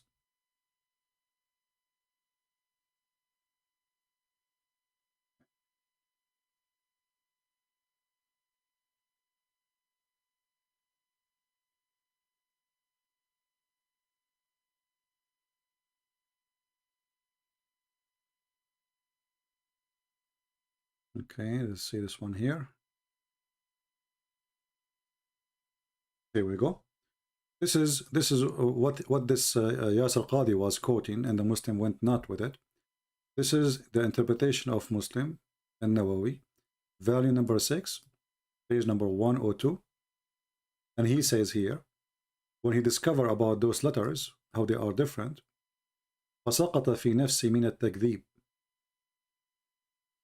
And the shaitan, he started whispering to me to accuse Muhammad to be a false prophet. And this person is the most strong believers in Islam.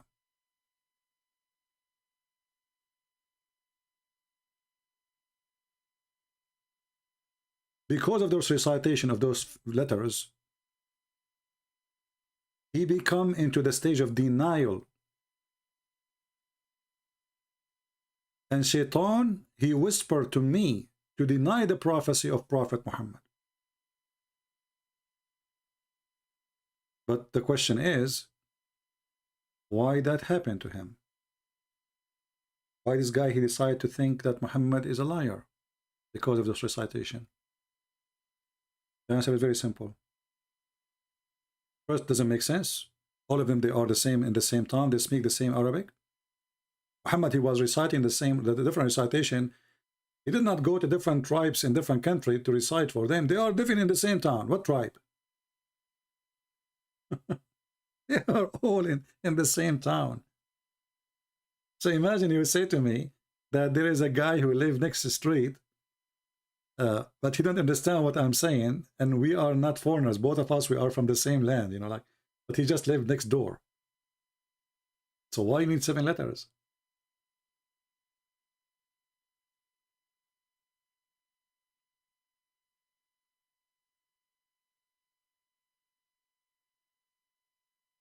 Why he need letters? Why prophet before him do not need those letters, 7 recitation?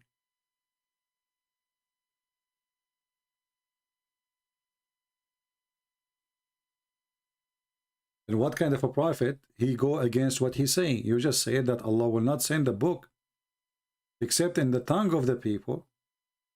So in this case, you do not need seven letters, you need 7 billions. Because now the problem is not dialect, we have languages. If the Arab cannot understand the Quran unless we send you 7 Quran, so why Muhammad is not worried about the Pakistani who do not speak Arabic?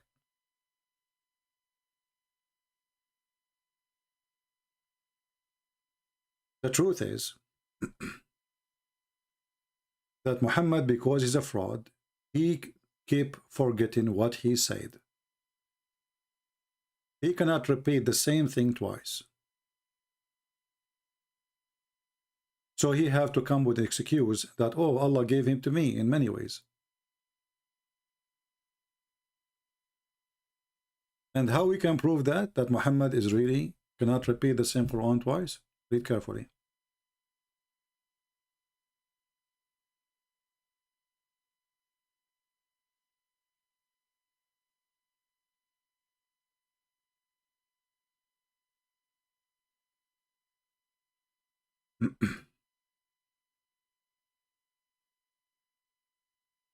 According to Muhammad,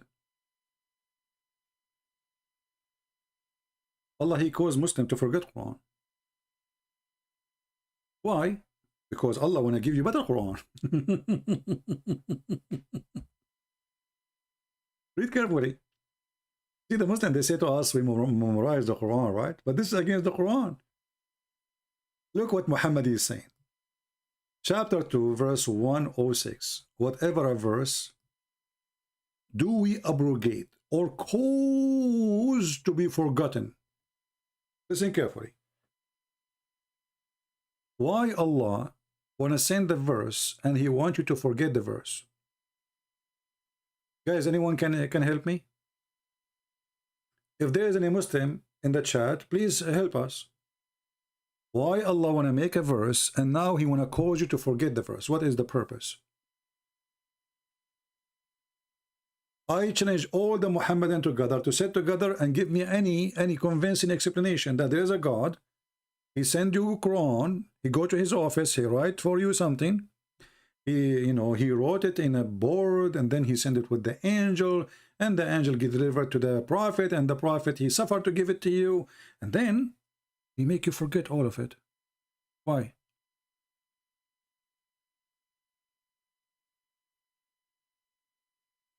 Any Muhammadan?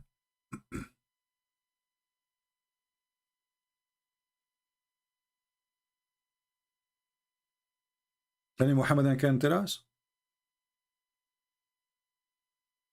Imagine Jesus, he said something to me and he want me to forget. Why you want to do that? You see, me as a human, I wish I did not say something.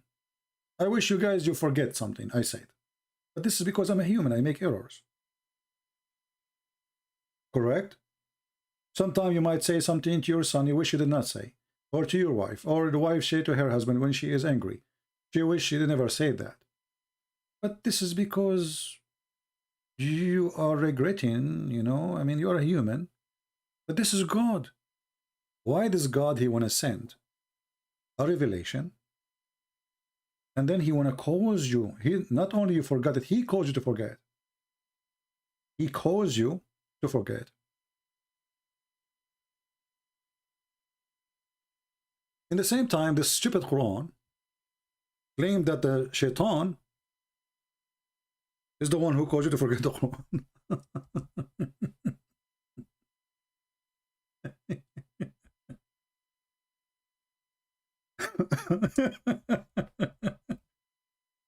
Hey Muslims, who is the one who caused you to forget the Quran? Allah or Shaitan?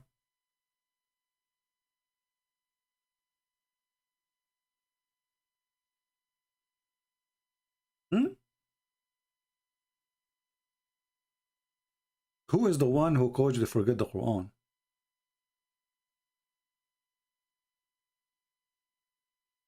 There's a hadith about Muhammad. He is skipping verses.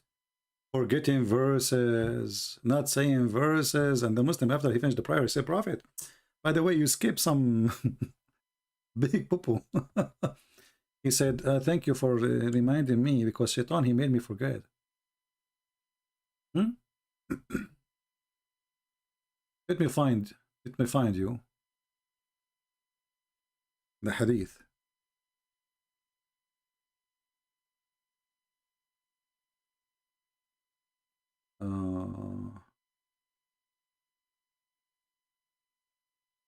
Let me see.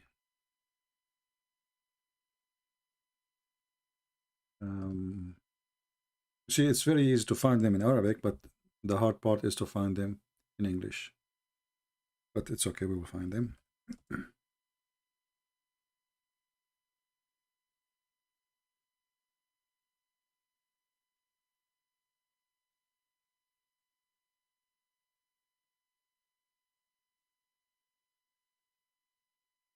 And this is in Sahih al-Bukhari, so the Muslims cannot deny it.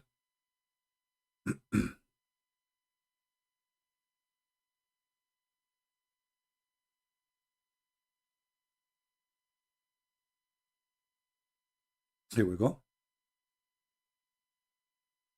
So imagine there is a person, he was sent by God, and his God, he gave him revelation, and now he himself do not remember what he said.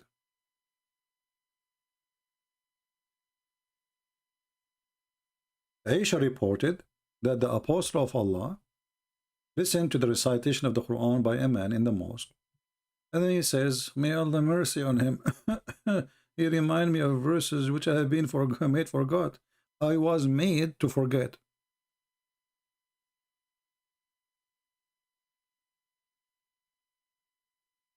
In different time, Muhammad was reciting the Quran in the mosque, and people were praying behind him.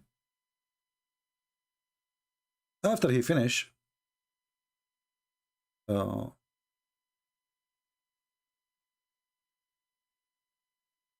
not this hadith, let me find the other hadith. After he finished the people, they said to him, Prophet, you did you skipped. You know?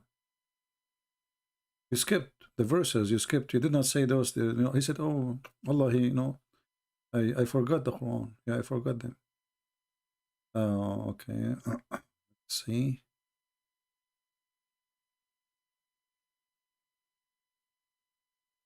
But anyway, what you see in front of you is enough to prove that Muhammad, he don't even memorize his own Quran. So the Muslim, how they say we remember all the Quran, if the Prophet himself could not memorize it. And not to forget to mention that Muhammad claimed that there is a verse in the Quran where Allah promised him that any Quran he gave him, Muhammad, he will never forget. It's a promise from Allah. So how we forget the Quran? You know, I can say that all of us, we have a limited memory. We forget, why not? You know, I'm a prophet, I forgot. But Muhammad, he received a special promise, chapter 87, verse number 6, that we will give you Quran and you will never forget. Do you see it?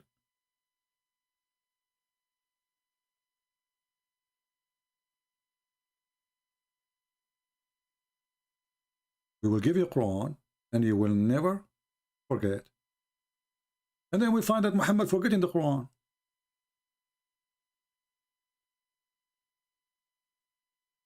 So how this is from God? If God, he promised something, that's it. If God, he says, you know, if God, he says, anything you see, you will never forget, even numbers, whatever. Can God do that? For sure. If God.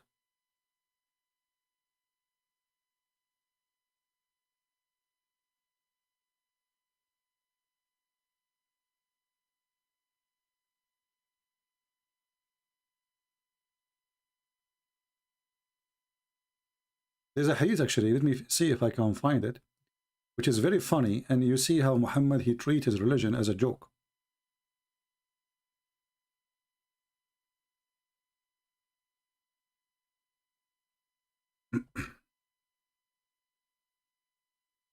Let's see.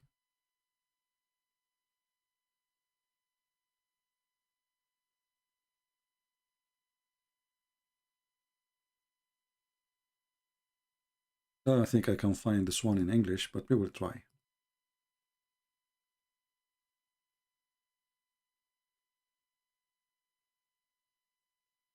Yeah, I don't think so. But the hadith in English saying, in Arabic, when Muhammad was reciting the Quran, and this is in the book, actually it's very funny because this is in Hadith Abi Dawood, and this website have Abi Dawood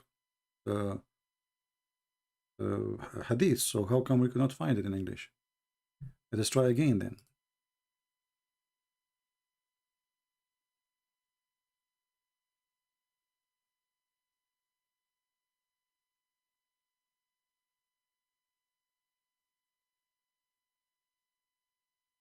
Because this website has the books of Abu Dawood, so why they don't have it here in English? I mean, in the translation.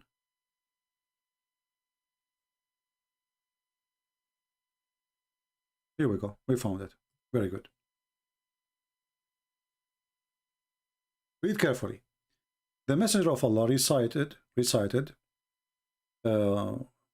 Yahya, the sub-narrator, saying something in Al-Miswar said, I prayed along with the Messenger of Allah and witnessed that he recited the Quran during the prayer and he omitted something, i.e. some verses. He omitted some verses. He skipped them. He did not say them, which he did not recite. Okay? A man said to him, Messenger of Allah, you omitted such and such verses. The messenger said, why you did not remind me of it? But he just did. The narrator Sulaiman said in his version, he, the man, said, I thought that it was this verse repealed, which means abrogated. So do you see why Muhammad, he is coming with the fabrication of any verses Allah caused me to forgot or abrogated? Abrogate or forget. So this was the excuse to cover his bum. This liar, he cannot recite the same thing twice. So he said it to them before, and now he is going to say it again. But it's not the same no more. So what the excuse? Oh, Allah sent me the Quran in 7 ways. Oh, Allah, he abrogate those verses. Why Allah, he said that? Why Allah, he said those verses to you, and now why you're omitting the verses? What happened?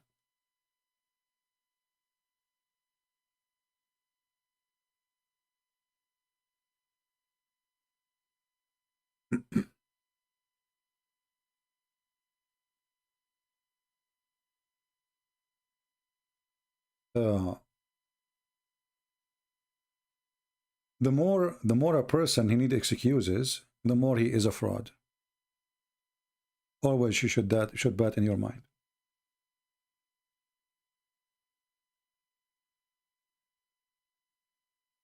Somebody saying A.J. Jackson saying the Injil is nothing to us. This is wrong, my friend. Injil is a Greek word which is mean the good news, the gospel. So don't speak with ignorance. And actually, when Muhammad, he used the word Injil, he proved to us again that he is a fraud. Why? Because we just showed you Muhammad saying, we never send the messenger except in the language of his own people, right? Okay. So, as long Allah will never send a messenger except in the tongue of his people, so how come the book of Isa is called Injil? Injil is a Greek word. So the stupid Muhammad, he heard the Christian, they used the word Injil for the book of John. Injil. Actually, the Middle Eastern Christians until now, they use the word Injil when they speak about all the 4 Gospels and even all the book of Revelation, all of it, we call it Injil. But the word Injil is a Greek word. This is not Arabic word. So when the stupid Quran mentioned the word Injil, made a big poo-poo. Because if the Quran sent in Arabic, because Allah will not send the messenger except in the language of his people, so he sent him to the Arab, makes sense. then how in the world Isa, he was supposedly he was sent to the Jews according to Muslims? How he was sent to the Jews and his book is in Greek? Muhammad, he chose the wrong name to prove his point. Are you getting my point?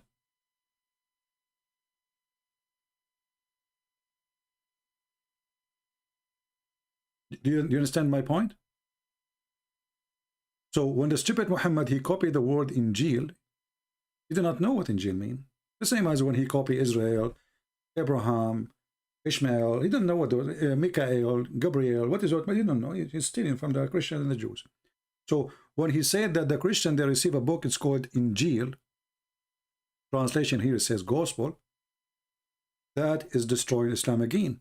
Because if Muhammad is saying that Jesus was sent only to the children of Israel, as he mentioned in different verses in the Quran, then the book should not be called Injil. Injil is a Greek word.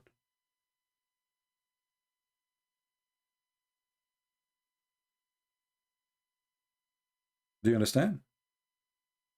The word Messiah is a story. You ask the Muslim what the Messiah. You know, I saw explanation for the word Messiah will make you die laughing. Do you know what the Muslim think what the word Messiah mean? They went to the point of their confusion because they didn't know what those words mean. That the Messiah was called Messiah because he have a flat feet.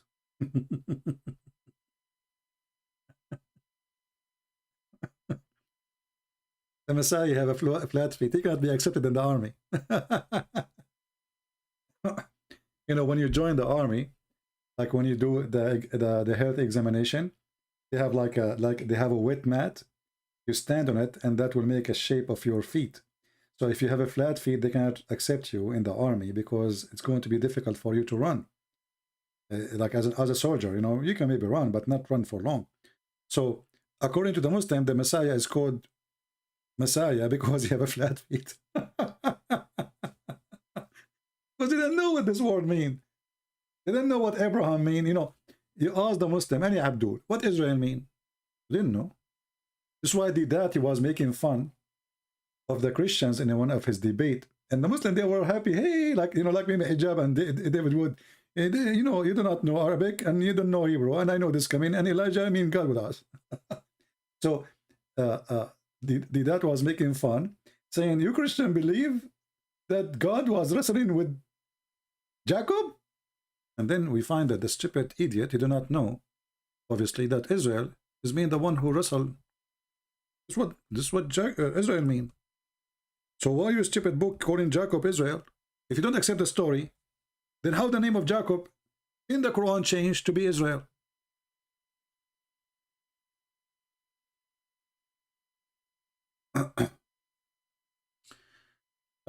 Please call Vivian. She said she found nothing with the Quran.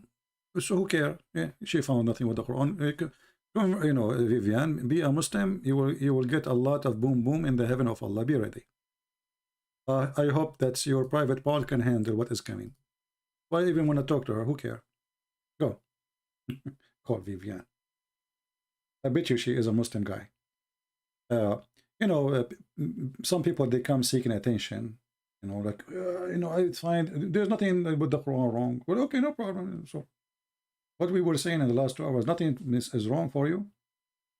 I found nothing in the Quran wrong. Okay, but the sun set in murky water. So what? Okay, but the sperm, women have a sperm coming from the ribs. So what? I found nothing wrong in the Quran. Huh? Okay, the Quran says that the sperm became a congealed dead blood. So what? What the heck? So if Vivian, she found nothing wrong with the Quran, okay, Vivian, good for you. I want to waste my time. I have enough donkeys, my friend. We do not need more donkeys. Let the donkeys go where they belong. We have made the sperm into a clot of a congealed blood. So what? My name is Vivian, and I don't find anything wrong with the Quran. Okay, so no problem. That's it. I give up. You won. I lost. I mean, what's wrong? What's wrong? There's nothing wrong. You know what is actually This is just between us, okay? They asked me, why are you still single? I don't want to share this. But you know, Vivian, she forced me. When I saw the Quran in chapter 86, verse number 6 and 7, saying that women, they have a sperm coming from their chest, I got scared. I said to myself, what if I go to the bedroom and my wife, she decide to take off her bra, and instead of seeing breast, I see breast testicles? I'm going to go crazy. I will jump from the especially if it's a honeymoon and you are in the 20th floor, where you will go? So brother, nothing wrong with the Quran. Look at this. Look at this. So let the man see what he is created. Okay? Oh, nice. He is created from water gushing forth. Wow. Okay. Meaning the sexual fluid. Okay, smart. Sexual fluid. That's it. Allah is discovering channel now. Breast from the man and the women. The man, hold on. The baby is created from sexual fluid, bursting from the man and the women? What? And then Allah, he continued with his wisdom. Proceeding, brother, from between the backbone and the ribs. Vivian, don't forget to put insurance over your ribs, because this is the where sperm coming from. They are now I know why ribs are expensive when you go to buy ribs. Unbelievable. So I spend my time eating chicken. I cannot afford it for ribs. Then, meaning the backbone of the man and the ribs of the women. That's deep.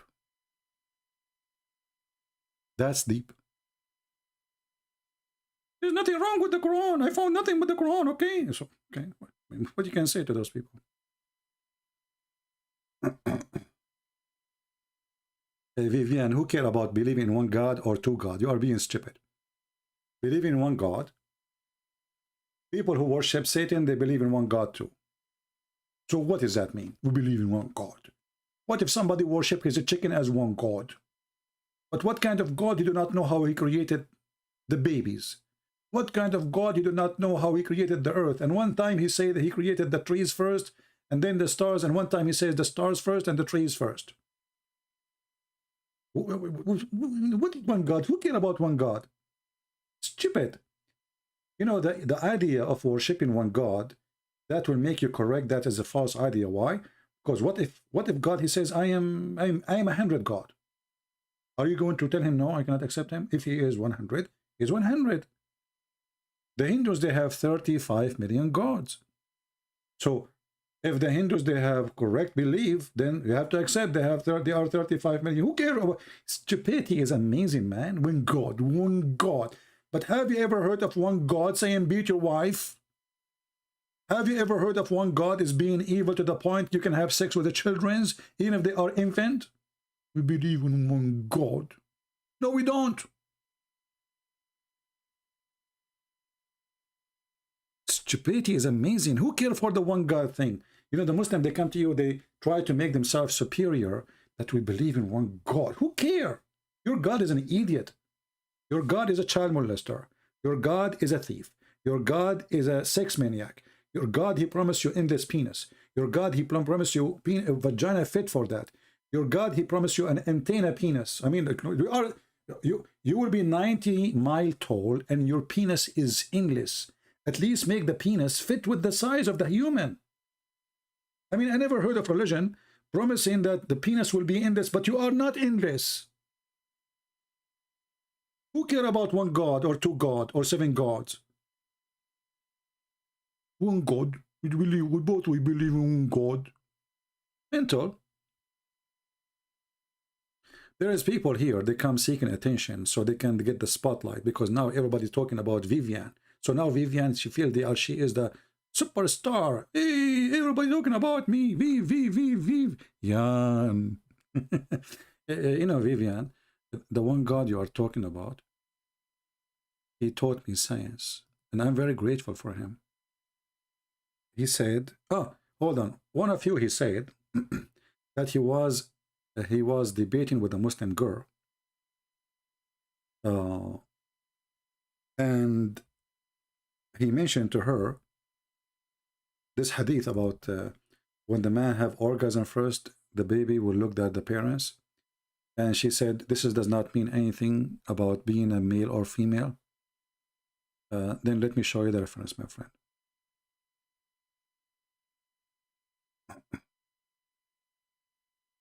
Can you believe it? There is a person he would say such a thing.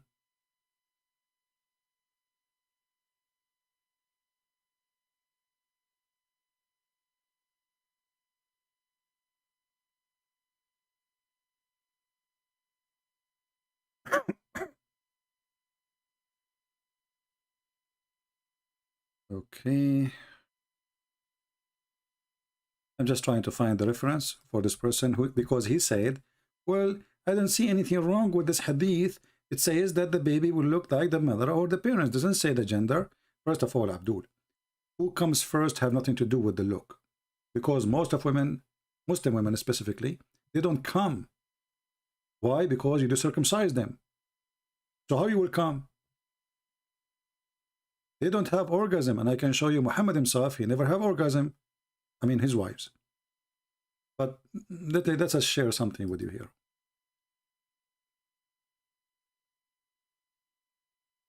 If the person who asked me the question is here,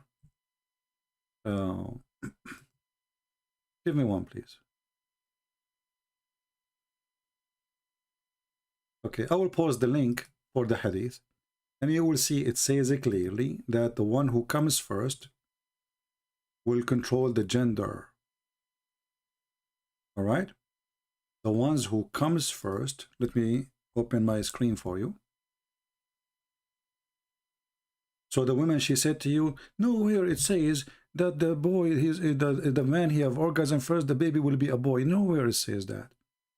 No, it says that. Here we go. And look here, the Muslim, they try to fix it. So they add things is not in the hadith. Suddenly it's about a chromosome. Like, what a chromosome, you idiot? This is about orgasm coming out. Out. Women, they have sexual fluid gushing out, and that's why Muhammad is speaking about washing it. You can wash it. This is not inside. Okay, so this is why Muhammad describing this. He says, the Prophet says, when you ask about the child, he says, the protective substance of the man is white, and the women, between two brackets does not exist, yellow. And when they have sexual intercourse and the male substance, and then they add the word chromosome, suddenly Muhammad is speaking about the chromosome, reveal upon the female substance. There's nothing here about prevail. It's about coming first. Comes first. What prevails? What substance? It's male child. You see it? It is a male child. How we can get them busted about lying here? There's no substance. There's no chromosome. We go to the hadith. The same hadith, actually.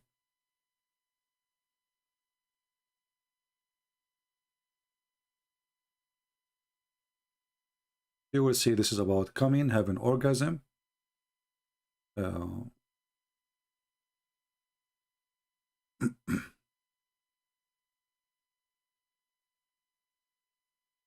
Have nothing to do with they are adding their substance, and it's about who comes first. See it? It's about coming first, not chromosome and substance and blah blah blah. It's about the one who comes first.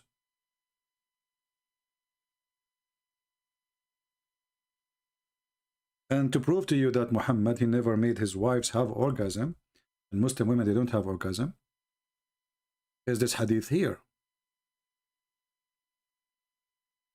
The wife of Muhammad, she witnessed a woman, her name Salama, asking this question about if she should wash her vagina, because Muhammad is a vagina specialist. He opened a clinic for special questions like those. So the woman, she came and she said, Prophet of Allah, Allah is not shy from telling the truth, huh? She said, sure. She said, is it obligatory for a woman to take a bath after she got orgasm? So when they say to you, this is about chromosome, this is orgasm. This is about orgasm. He said, yes. If she noticed water discharge, which means her vagina, Salama smiled. This is the wife of Muhammad. She said, what? Do women have discharge? Muhammad, he never made his wife have orgasm. I wonder what Muhammad was doing at night. I'm not sure really. I think he was so excited with the iPhone. I think he was busy with the iPhone, you know, taking pictures of his private part, but he never used it. The wife, she never had orgasm. The wife of the Prophet, who the Muslims, they say he can do effing for everybody. He can F 13 women in one night. And then we find that he did not give his wife one orgasm, and his wife, she never heard of such a thing. And then Muhammad, he made it clear. He said, yeah, then why? Why the child resembled the mother, huh? So the child resembled the mother because of orgasm. I hope you will open your Skype. I'm not in the mood to take to Muslims. I want our sheikhs to talk to me. You know, those who claim to be cleric, not those kids. I mean, those kids, they can say whatever they want. Didn't you have enough of them? They can say whatever they want. I mean, here we go. This guy, he claimed to be a sheikh. Yeah, he say whatever he want. Because nobody will take him, you know, I mean, he's just an idiot. We want to debate the scholars or those who claim to be scholars, not kids.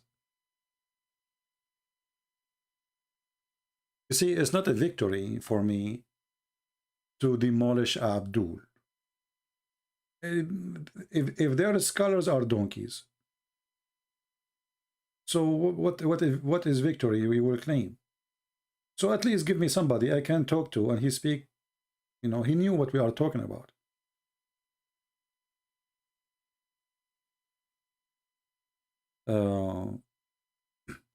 Actually, there's one of you. He said to me, I got you a mufti. He want to debate you. Are you ready this coming Wednesday? And I said, yes. He said, okay, they agree. The first sheikh, he said he cannot debate you, but he will ask his mufti to debate you because he is way more knowledgeable. I said, sure, wonderful, when? You know, like, yeah, exciting, you know. And then he kept exchanging text with me. And look like this is endless. When those guys are coming, supposedly Wednesday, you know, yes, supposedly yesterday we will have a debate with the mufti. Just yesterday, not next week. They never show up. They never give us, you know, anything. Okay, Vivian, if you are serious about learning, here we go. We are teaching you. If you are a person who have a brain, whatever is the size of your brain, it's clear that Islam is a stupid cult. Believe in one God, two God, who care? This is not a reason to believe in any belief. What one God mean? This is a very stupid thing, actually. So what if they believe in one God? What does that mean? Are we the one who decide if God is 1 or 2 or 3 or 4? If God, he says, well, I am 20. We are 20 gods. And there is true 20 God. What you can do about it? You will change them. You say, no, I don't like you to be 20. Okay, I'm going to delete 19 of you. So don't be silly, you know. Use the intelligence God he gave you.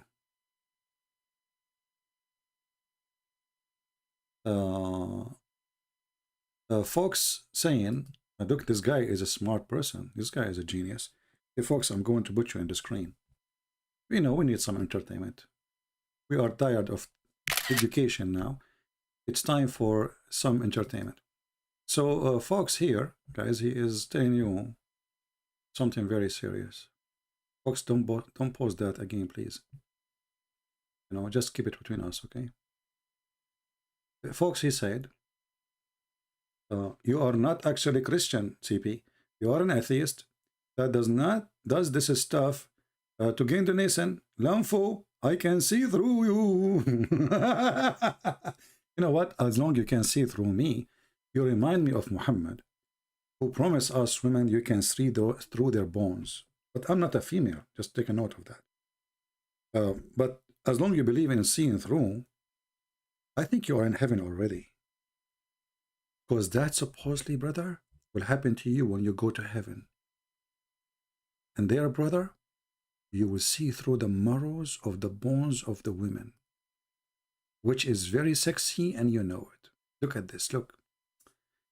I swear by Allah, Prophet Muhammad says, everyone will have 2 wives of the houris who are so beautiful, so pure, so transparent. Look, what the heck? Transparent? What does that mean? The marrow of the bones of their legs will be seen through the bones and the flesh. Folks, how you can see through from now, man? Are you saying to me you are chatting to us from the heaven of Allah? And how you discovered that I am an atheist? And Abdul, I used to do this when there was no Patreon, there's no internet, and I never received donation. And just to let you know, I give my books for free. You are just a stupid idiot.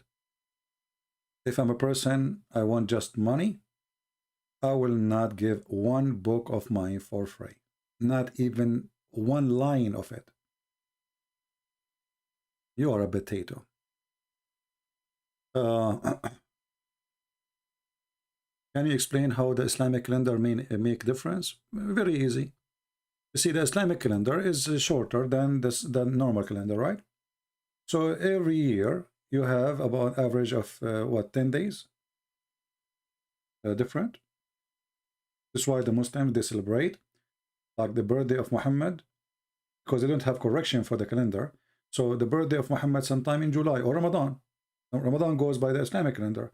So sometime Ramadan in July, sometime in January, sometime is in September, sometime in October.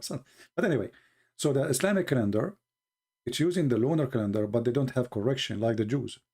And because of that, that will make the year shorter. So when the Muslims, they say, Aisha, she was 6 years, well, you have to take whatever day is missing from the sun calendar to calculate the number or the differences. Do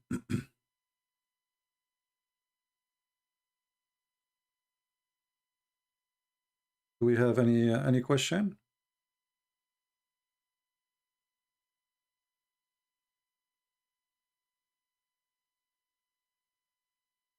The Islamic calendar, you know, it's a very it was a very popular at that time, using the moon calendar, the lunar.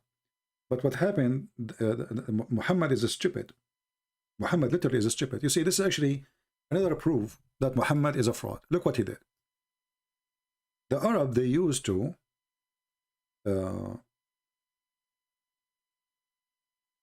fix the calendar, the same as the Jews they do.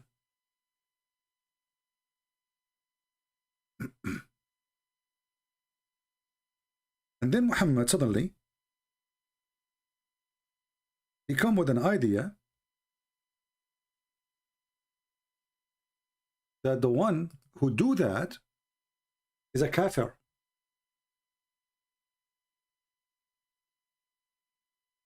And this is from Satan to correct the calendar.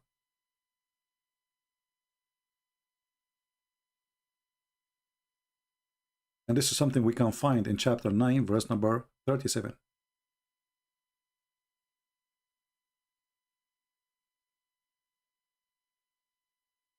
So what they do, as always, for centuries, God knows for how long, they fix the year. That's all. What does have to do with being a kafir, infidel? If you go to the interpretation of this verse, chapter 9, verse number 37,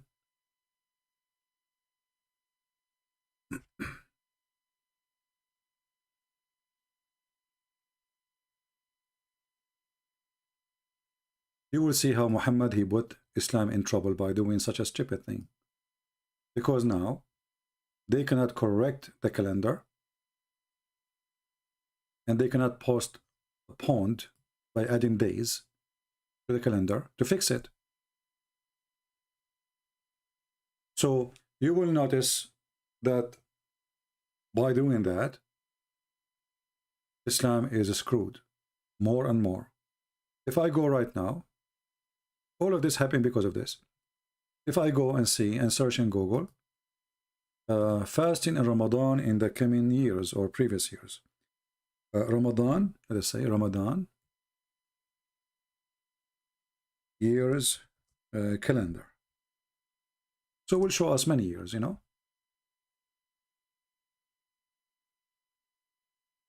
You will see how it's messed up. Because the month of Ramadan should be coming in a certain time, in the time of the Arab, when it's supposedly a hot season. It's like saying August or September. But now Ramadan, it can come in December. So look with me, I just searched in Google and I found this. This is Ramadan based on the year. In 2010, it was 2010. This is the birth of Muhammad, was February. Ramadan was in August. The Fitr was in September. Adha was in November.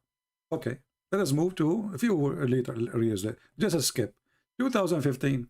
Look what happened. The birth of Muhammad became in January. It was in February, remember. If you go down, it was February 26. The month before it, it was February 16. the year before it. The year before it, the birth of Muhammad was February 5. And it was January, and then January became January 24. The year after it, January 13. The year after, January 3rd. The year after, December 12. The year after, December 1. The year after it, November 21.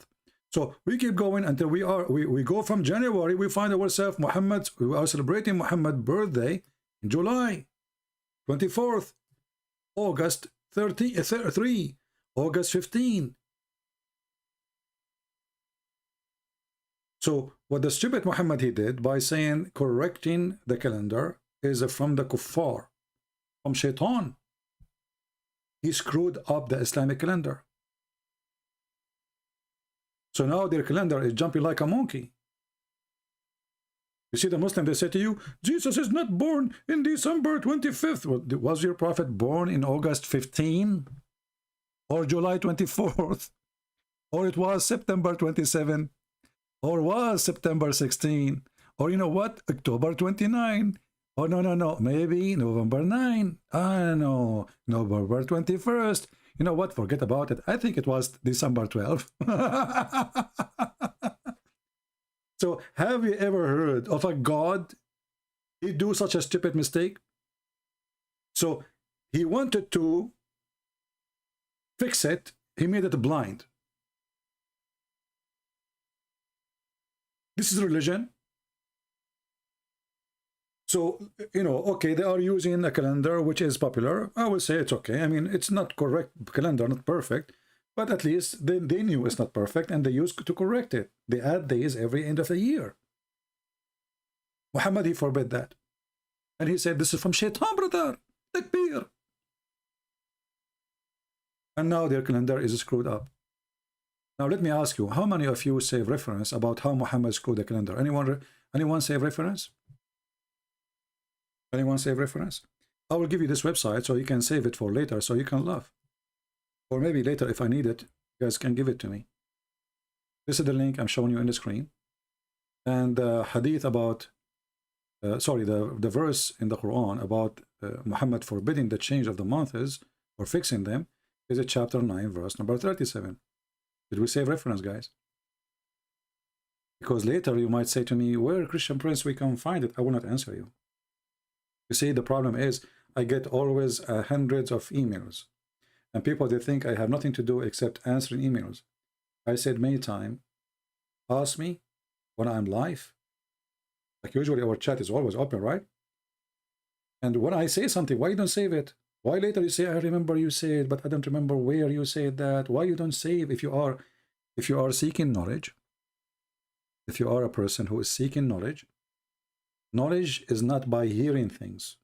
Knowledge is by studying them, saving them, taking notes. I will not be alive maybe in a year from now, maybe a month from now, maybe 10 years from now, I will be able to teach. I don't know. So you got an opportunity of someone who speaks Arabic. Not only I speak it, this is my first language. Not only I speak it first, my language, I have degrees in Islam. Not only I have degrees, Allah himself cannot debate me. So take advantage of that.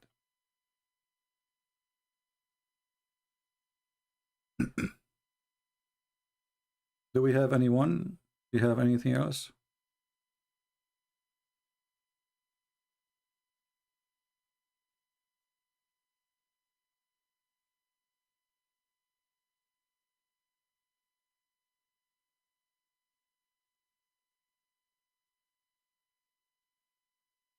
Can you briefly explain how Quran, Hadith, Tafsir, Sirah, Sharia, Fiqh relate? Well, you know, all of those things actually are not exist. You see, when the Muslim they say Tafsir, that word alone proving that Islam is false. Why? Because the Quran claim Tafsir mean explanation, interpretation, but literally mean explanation. But why you need explanation for a book? Allah, He says He explained it. You know what I mean? If Allah, He explained the Quran, and then you need to explain the Quran, that's mean you did not explain the Quran.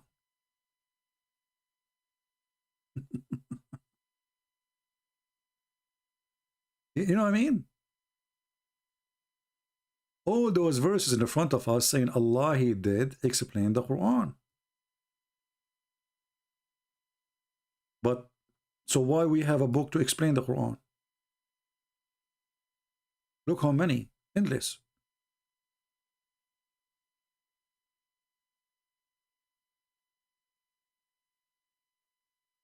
So when the Quran claim that Allah, He explained the Quran, and then we need to find an explanation to explain the explanation of Allah.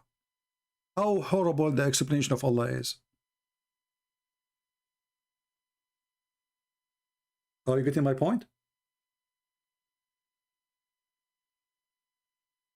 Like, you know, I have 4 books of mine, right? And then you guys ask me, we did not understand your first book.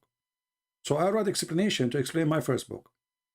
And then my explanation was so clear to the point, other Christian, he need to explain the explanation of Christian Prince. And then other Christian, he need to explain the explanation of the explanation of the explanation of the explanation of a Christian Prince.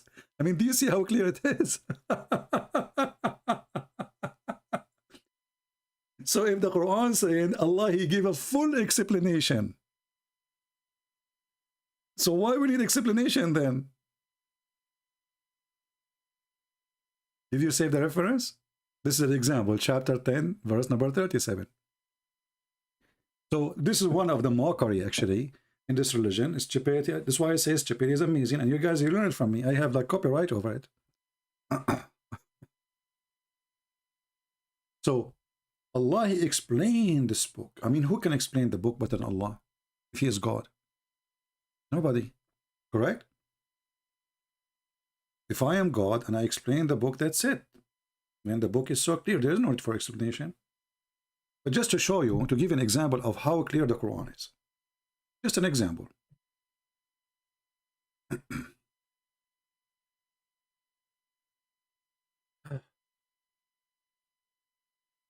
I'm sure you will love it to see how clear it is.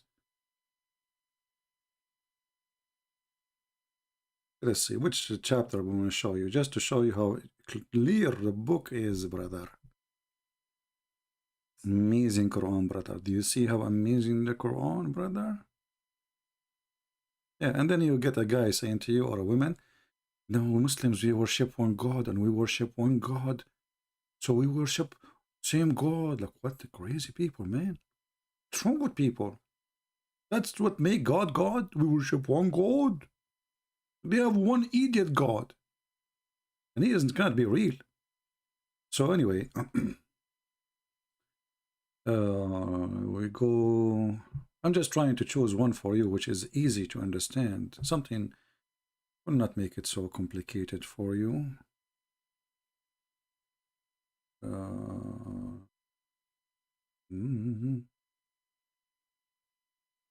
this one is very, very stupid. That will drive you crazy.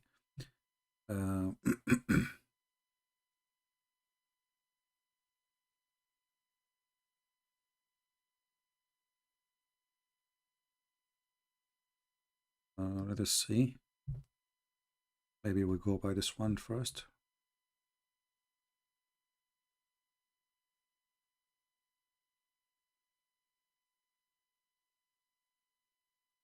Okay, so I will show you the clear Quran, which is explained by Allah. This is the chapter 68, verse number 1. And remember, the explanation we will read right now is just for one letter. This one. Let me zoom in. It's not even a word. It is a letter. Okay? One letter. Just one. So, listen carefully. This is explanation for the first letter in the verse.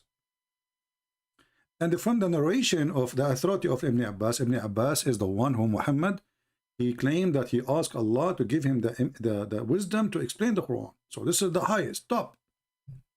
Regarding the narration of Allah's interpretation of Allah saying Noon. Noon, he say, Allah swear by Noon, which is a wheel that carry the earth on its back, while in the water, and beneath, which is a bowl, and under the bowl there is a rock, and under the rock is the dust. And none, brother, none knows what is under the dust save Allah. Like, stop, that's it. This is the maximum knowledge I can tell you, please. Don't ask me for more interpretation. My knowledge as a scholar, as the cousin of Muhammad, as a prophet of Allah, stop here. Don't ask me more, please. That's it. But what I can tell you for now, that Noon is a whale. Allah swear by that whale. And this whale is carrying the earths. This, you see the word earths? Anyone knows why it says earths? Anyone knows why it says earths? Who knows why it says earths, not earth?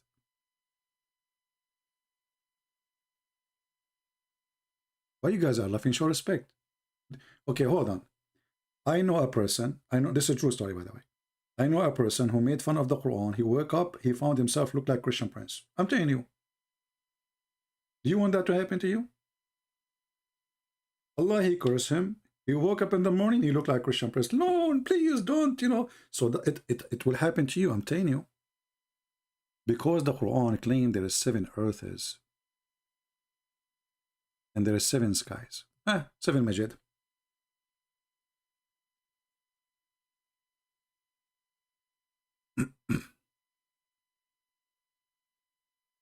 So here you will see in chapter 65, 65:12, I was right, yeah, 65:12. It says, Allah, he created 7 heavens, and from the earth the same number, 7 earths. So this whale is not carrying an earth, it's carrying 7 earths. All right? Yeah. Yeah, you people are laughing, right? Are you laughing? Because you think you will not wake up and you will look like me. Okay, just wait until the morning come. Just laugh for now. I know the person. I know the person which happened to him. I know him. I know this guy. You know, he made fun of the Quran. He woke up in the morning. He looked like me. I mean, like him, like Christian Prince. You know, which is me. Because it is Allah. He said, it is Allah who created the earth. Who's talking? Allah. So it's me, but it's not me. Okay, I'm saying it is He who created the earth, but it's not me who is talking. Oh, okay. We go to the topic. So there is a whale carrying 7 earths in its back. You know, I was disappointed when I saw it first time because I thought he will put it in the trunk or maybe in his mouth. But in its back, it was not something I'm expecting. Because, you know, the whale is like a fish, you know. I mean, he don't have a flat back. Yeah, how he balanced them there? Why he put them there? In his back. Okay. And then while he is in the water, look at the deep information. Look, science. While he is in the, because usually whales are not usually found in the water. Usually they are found in the bathtub. Let's take a note. So it was a rare thing, discovery. This is discovery. A whale while he is in the water. Unbelievable. How he knew that? How Prophet of Allah he knew this? And then they continue saying, and beneath which is a bowl. And this is what is making me even more like upset. Why? I mean, if I am a Hindu, I will be excited for this because that proves that the whole thing in the world is based in a bowl. You know what I mean? Like the whole thing is establishment, everything, bowl. But I'm not a Hindu. And that really was not good news for me. And then under the bowl, there's a rock. Hold on. The bowl is standing under the sea in the top of a rock. And then I ask myself, where is the music of rock and roll coming from? I got it. It was the bowl. The bowl was rocking the rock. Rock and roll was rolling. And then the bowl is on the rock. And under the rock is a dust. Look at this. I mean, look at the details. Dust. And this is all to explain the Quran, which already explained by Allah. Remember? And then they continue saying, and none knows what is under the dust save Allah, brother. Okay, so are we done? No. They continue. The name of the whale, like, don't you want to know the name of the whale? What if one day you go to the beach and you want to call him? I mean, come on. You have to know the name of the whale. The name of the whale is Lewish. You know, I like the name Lewish, honestly. Like Lewish. Your name is Lewish whale? What does that mean? Don't ask, don't tell. And it said, its name is Lutai. Like, what the heck? It's said. So they are not sure. So what if I call him Lewish? He did not answer. I use the second name. I call him Lutaya.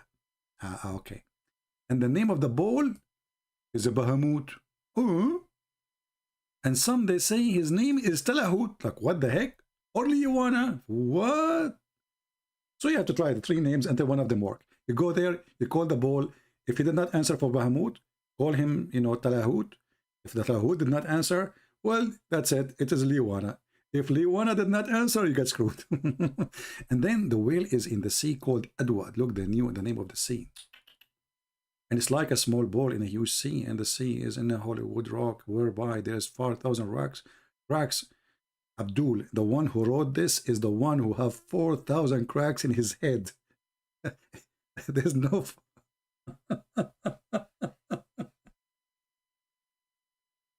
Look, guys, look, the interpretation of the Quran. This is interpretation for a letter. It's not a verse, it's just a letter. Or we can say a word.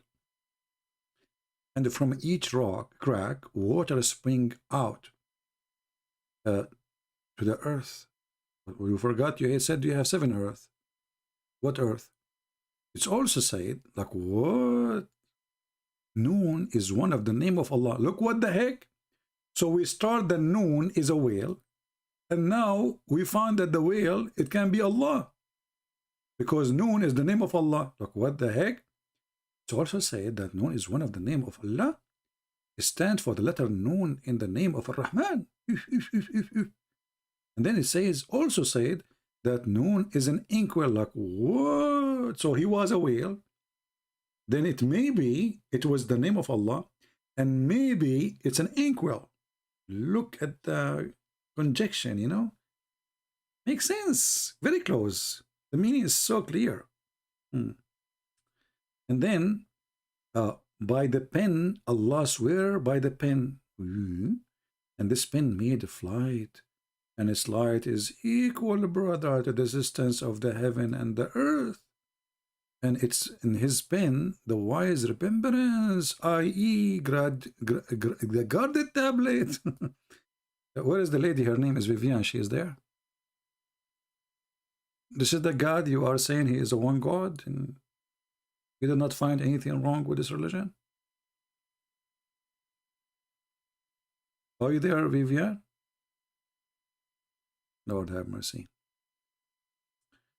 So, this is interpretation for the Quran when the Quran says Allah, he made the Quran so clear. So after Allah, he made the Quran so clear, the Muslims agree about not to agree about the meaning of the verses. You see, when you read the interpretation of the Muslims, you will see that the scholars agree about not to agree about the meaning of this verse.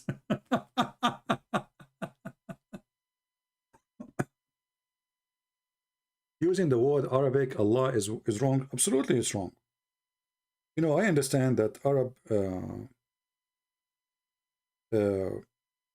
Arab Christian, they've been forced under the Islamic religion to use certain words, but still that will not justify it. Allah, obviously, it's the name of the pagan god of the Muhammadan. So a Christian, he should not use that word. But what happened after centuries and centuries of occupation, it became part of their language. So you might see an Arab Christian saying, I swear by Allah. Why? Because he lived under the occupation of the Muhammadan for 1400 years. Imagine if ISIS control your town for a week, just a week. Imagine what they can do. So, any name is other than is mentioned in the Bible is wrong to use. I think we have to agree, right? Actually, even when we say the word Jesus, we understand like why it says Jesus, because the, you know, like in Greek language, Latin language, they don't have equal letters. But in reality, Jesus is not an accurate, correct name to say. Yeshua is Yeshua. In Arabic, we say Yeshua. So we should say it in the correct way.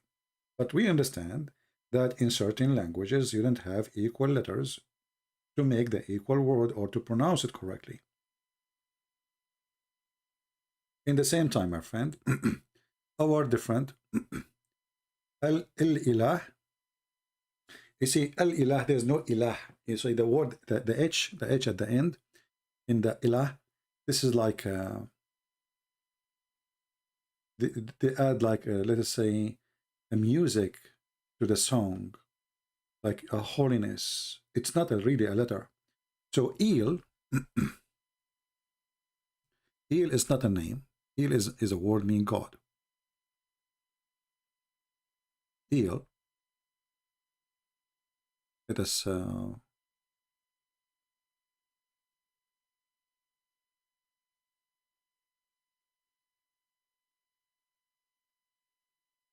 of those are not names, and those are not.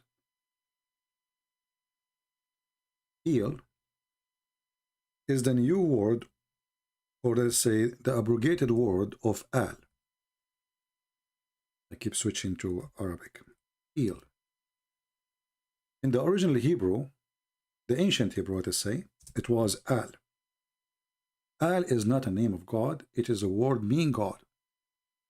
So when the Bible says his name will be called Emmanuel, Emmanuel, with us, Il is God. So God with us. In the old Hebrew, Israel was not Israel, it was Israel. Because there was no Il in the language, it was Al.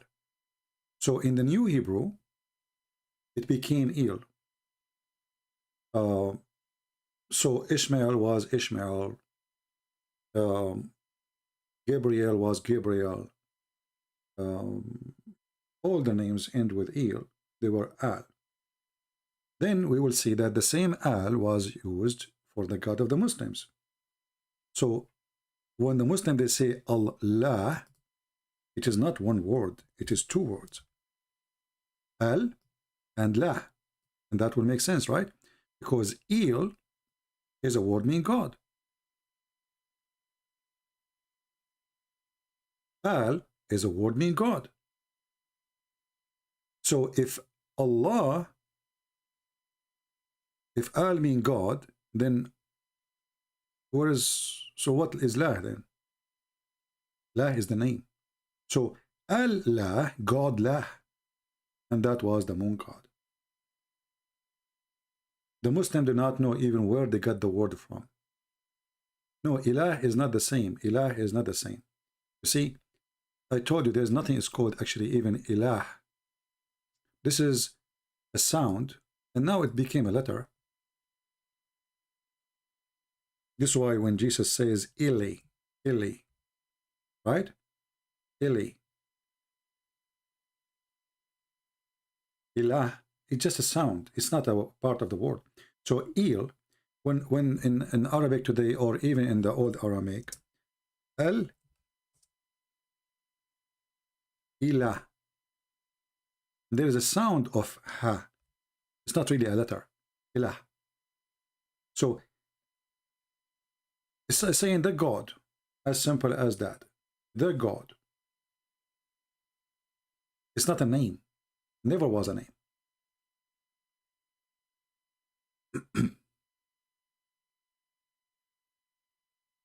And actually, we can prove right away that Allah is the moon god from the Quran. You want to see how? Because if you try to explain this to the Muslim, they will say this is a lie, it's not true. But we can prove it easy from the Quran. All of you know the word sin, right? My voice is low. Guys, is my voice good? I don't know. I turned my phone. It was fine when I turned on my phone. All of us, we knew the word sin, correct? Sin. Sin is an English word, right? But it's not really an English word. Sin is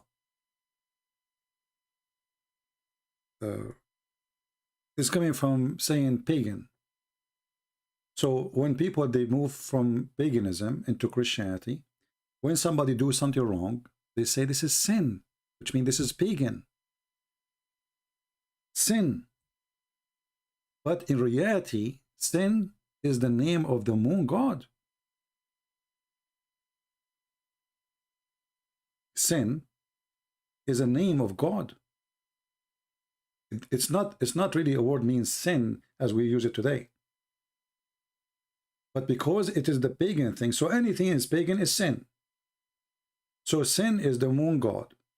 Do you know that sin exists in the Quran? Let's go. And can the Muslim they deny it? Let them try.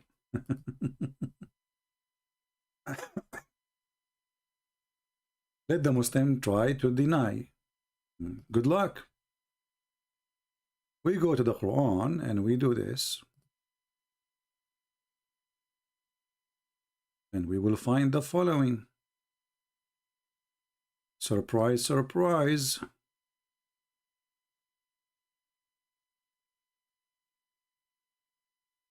Chapter 36, verse number 1. Do you see it? Chapter 36, verse number 1. Ya sin. Ya sin. Ya is a word meaning God too.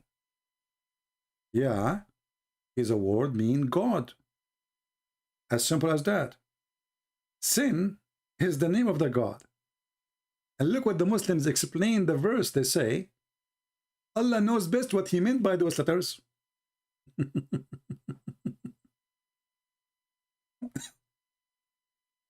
But we remember, we just showed you the verse in the Quran saying Allah, he made the Quran clear.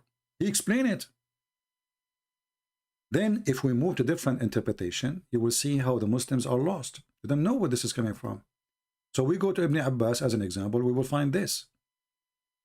Look what they said. They said that Yasin mean human being in the Syriac language. You see it says Syriac? And this is false, by the way. It's a Syriac, true. The Syriac, which means the Syrian, the real Syrian, they were the most advanced people in history. Ships, art, you know, tons of things in Europe is built by them. Actually, the word Europe is named by the Syriac. The word Africa is a Syriac word. So the Syriac language, it was the, like, let us say, the top education language in certain time for the whole old world. So the coward Muhammad, the thief Muhammad, he stole names of gods, and those who follow Muhammad do not know what those words mean. I mean, why nobody in the time of Muhammad, he asked what he meant by this? I mean, can you really believe that not a single person he asked him? Why they are giving different interpretation, and why they are saying Allah knows best what he meant? Guys, give me a break from this woman Vivian. That's it. Who cares what she think? Oh, I don't need more crazy people here. If what I don't show to her is enough to prove Islam is stupid, that means she is stupid. No, don't call me. Here we go. I will block you from the chat. Go convert to Islam. What I will do to you? What's wrong with you? You obviously you have a mental illness. You are seeking attention. I mean, all what we say is okay for you. You do not notice something wrong here. Why you want to call? Okay, we became a Muslim, or we are a Muslim. Who cares? I am here to educate, to share the truth. And the one who have a brain, he will use it. If you don't have a brain, I cannot give you one. I cannot fix your brain. You need God. You do not need me. And obviously the God of Islam is not a God, because God is not a pimp. Any woman, she have little respect of herself, she will not believe in Islam, specifically if she is a female. What kind of a woman she wanna believe in such a cult says the man, he can beat you. Unless you are a donkey and you think it's okay to be beaten.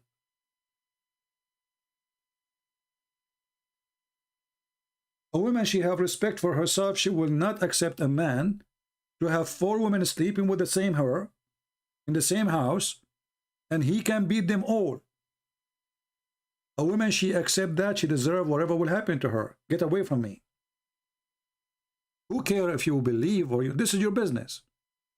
Here we share the truth, and the one who wanna accept is welcome. The one who don't deny, deny. You are not really important for me. I wanna call you. Who cares? Why wouldn't you wanna take your call?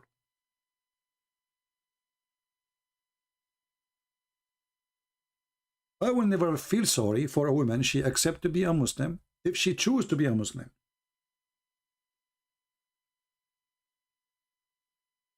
Because it was your choice. Why want to feel sorry for you? If somebody decide to jump from the top of the mountain, shall I cry for him? No, he decided to jump. It was his choice. Nobody forced him. If somebody force you, I will ask for justice. But if a person he accept that there is a religion, it says you can beat them, and the Muslim, they try to fix it, they start saying lightly, brother. Brother, we beat them lightly, brother. Actually, there's a video right now in YouTube, the Sheikh of Al-Azhar arguing with the Muslim female from Egypt. She is a congresswoman, which is weird to have a congresswoman in Egypt. But the president now trying to be moderate, you know, Muslim. She is asking, we should stop beating the women. This is not right. And then the Sheikh of Al-Azhar, the highest authority, he said, you have no right to ask for such a thing because this is against the Quran. The man have the right to beat his wife. Here you see that women who they are born of a Muslim family, they are resisting this garbage. And then you find a woman, she is not born in the Middle East. I find Islam is so good. Okay, good for you. But I can say no comment. You know, when the Chinese, they said he left as a donkey, never come back as a horse. They were right. You cannot make the donkey horse, or vice versa.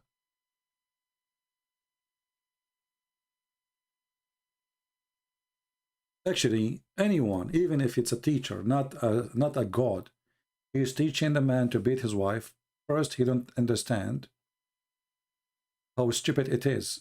Because if the purpose of fixing a family, beating the wife will not fix it. Beating the wife will make the wife hate you. And then she will teach your children to hate you too. And not only that, even if she did not teach the children to hate you, your children will hate you by seeing you beating their mother. So it's a stupid decision, stupid act, stupid belief. Will never fix a family, will destroy a family. And a person who cannot convince his wife to be doing something, unless he beat her, obviously he is a mule. Because this is not a solution to I mean, who said that you are right anyway? Who gave you the, just because you are a male? And now you can force, this is beating a woman is an act of terrorism. Terrorism starts at home. When a man, he beat his children, especially we are talking about like when you are really beating them, not like stabbing his butt or doing something wrong. This is for a child. Why you want to beat your wife? Your wife is not a baby. I forgot in Islam they marry children. I forgot that the Prophet, his wife is 6 years old. So we are talking about beating children.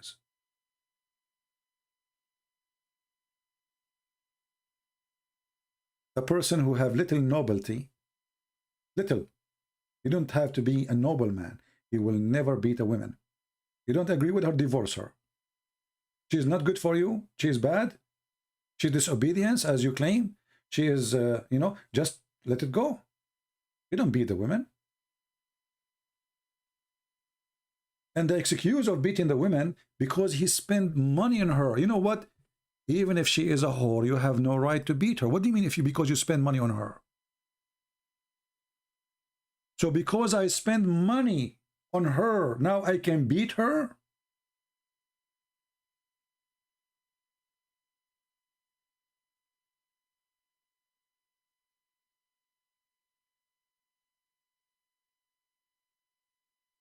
This is a donkey. Wisdom. A donkey, when he get angry, he have one way to explain himself. He kick you.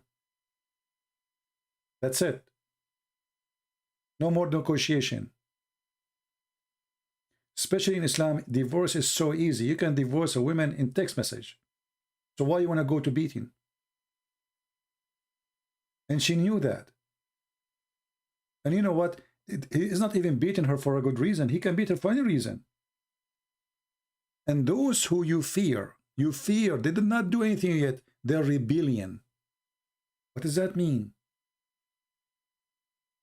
And you will find that if a woman she do, like the word here is nushud. If the woman she do nushud, we beat them. But if the man do nushud, we cannot. He's good. You will find that the same word exists again in the same chapter. When Muhammad, he did nushuz to his wife. The Quran have different opinion. If the man, he do the same act. Look, chapter 4, verse 34 is speaking about nushuz. Chapter 4, verse 128, speaking about nushuz too. But this one for male. So if the male, he do nushuz, the same act of the women, can the women beat him? No. No, you cannot. The women, she have to agree with him. She have to come to an agreement between them. So if the woman, she do the same act of the man will, she cannot do anything to him. Here Muhammad, he stopped having sex with Sauda. He didn't want to have sex with her. Sauda, she became an old woman. She's overweight. According to the hadith, she is slow, she is old, she's not pretty no more. You cannot compare her to the teenage Aisha or the kid Aisha. So Muhammad, he decided not to have sex with her. That's what the verse is about. So if the wife, she decide not to have sex with you, you can beat her. If the man decide not to have sex with you, it's okay. But remember, a Muslim man, he have 4 wives. So if one of them, she stop having sex with him, the rest, they are there. But the women, she have only one husband. You see how it's unfair and it's stupid?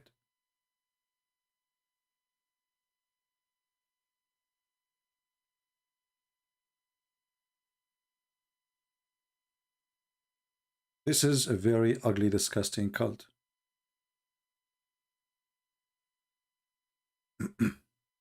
Any other question? Maybe we have enough for today.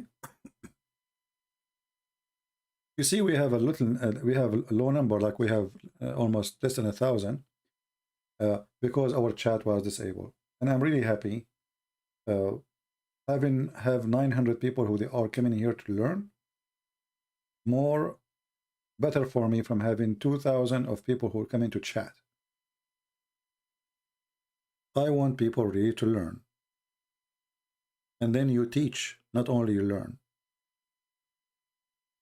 I dare you to talk about the women treated in the Bible. Okay, no problem. Okay, Kenzo, you are going to tell me about the Bible treatment of the women? And you want to compare it to the Quran? Okay, Kenzo, I'm going to open my Skype just for you. Is that fair, guys? Okay. Just for you, Kenzo. Give me a second. I dare you. I dare you. I like this I dare you thing.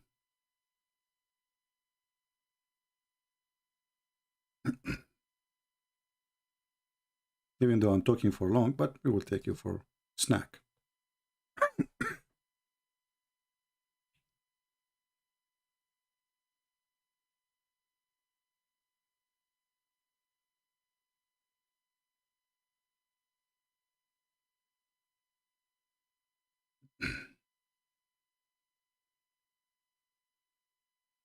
Give me a minute.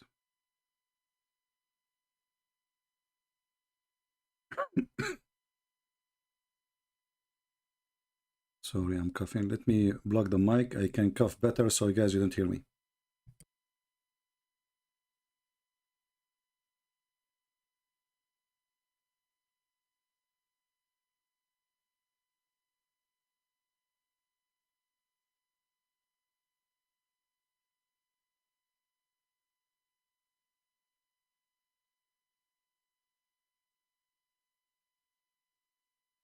All right. Don't worry, you did not lose the voice. I was just coughing, so I blocked my microphone so you don't hear me. Let us go in Skype.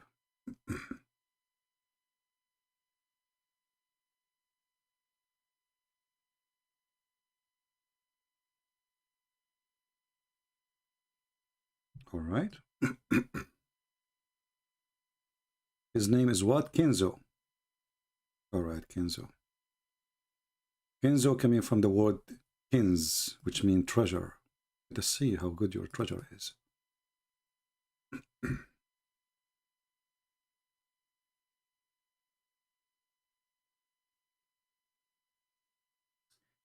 Text me, Kenzo. My Skype is open. Oh, this is you, Hamza? Oh, okay. Hamza. I hope this is not ultimate fort.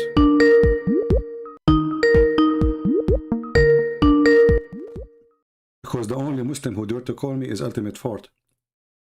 Hello? Here we go. I told you.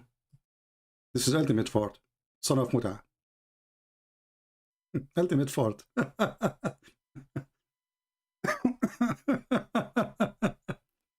Are you going to run, son of Muta? And you are going to talk about the treatment? Let me show you the treatment of the Quran. If you divorce your wife 3 times, she cannot come back unless you send her to somebody else to F her. Treatment of the Quran versus the Bible, you coward, son of Muta. Look at this religion. Let me open the screen for you. We thought it's a man who wanna call me. It turned to be a kid who believed that the Arab are a scam and he do not need to understand the Quran in any language. because he is superior. You do not need to know Arabic to know the Quran meaning. Okay. If you divorce your wife 3 times, okay, what we will do? She cannot go back to her previous husband unless she, if a new husband. The treatment of women.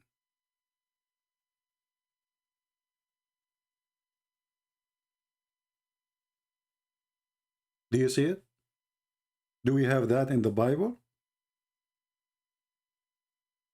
The man is forbidden in the Bible to multiply his wives. I know you will say to me that David he did, but God he condemned him. He punished him actually. And the story itself exists in the Quran too. But the difference is in the Quran Allah praised him for having many women. The Bible condemns the ones who do so. And Jesus he said to them, it's been said to you, I say to you. He make it so hard for Christians to divorce. Here, you say you are divorced 3 times. The woman, she cannot go back to her husband unless he go and sleep with different one. And if you remember the story of the woman who she been beaten by her husband until he made her skin greener than her clothes. Greener. Actually, this is where the verse is coming from, about beating the women. So this man, his name is Rifa. The man, his name is Rifa, he divorced his wife. And then Abdul, he married her. Okay. Aisha, she said that the lady, the wife, she came, and she was wearing a green veil, and she complained to Aisha about her husband, and she showed her the beating spot. Her skin is greener than her clothes. And then Aisha, she said, I have not seen any women suffering as much as a Muslim woman. Aisha, she was witnessing in the time of Muhammad that the most suffering women is Muslim women. Why? Because of the beating. Look, her skin greener than her clothes. Okay, why? Then Abdul, he heard that his wife, she is going to the Prophet, so he came. And now the conversation started. The wife, she claimed that Abdul, he cannot do boom boom. Abdul, he said, she's a liar. I can do boom boom and satisfy her. I'm so good. And then Muhammad, he have to make a judgment. Look what he said. After he said, she has told a lie. I'm very strong in bed. I can satisfy her private part. I can show you to you even. It's hard already. But she is dishonest. And want to go back to Raf'a. Now we ask ourselves here, what kind of a decent society this? The woman, she is married to a man, but she want to go back to a different man. So why she married him? Because of the stupid rule of the stupid Muhammad. She thought she will marry this old man. She will refuse to sleep with him. He will divorce her. She go back to her previous husband. And then Allah Messenger to her said to her, if that is your intention, then you should know it's unlawful for you to remarry Rifa unless, listen to what? Unless Abdul Rahman, he tastes your juice. You see the translation, he says, have intercourse. In Arabic, it doesn't say that. It says, حَتَّى يَذُوقُ عُسَيْلَتَكِ, until he tastes your orgasm. Is your, and you taste his orgasm. Can you believe it? So now those women, she want to go back to her previous husband, her children. Obviously, he's an idiot, but she want to go back mostly to her children. But she cannot go unless a new guy, he tastes her juice, and she tastes her juice too. MashaAllah. You know, this guy, his name, Apostate Prophet, he have a girl, she is wearing the clothes like a terrorist, and she said, Christianity fail in modesty. So she is seeking modesty. This is modesty. See the modesty? Unless he tastes your juice. What is the condition to go to your previous husband? This guy in front of you, he have to taste your vagina, and you have to taste his penis, and then he divorce you, and then you can go back to the previous husband. And she said to Abu said the Prophet, Christianity filled with modesty.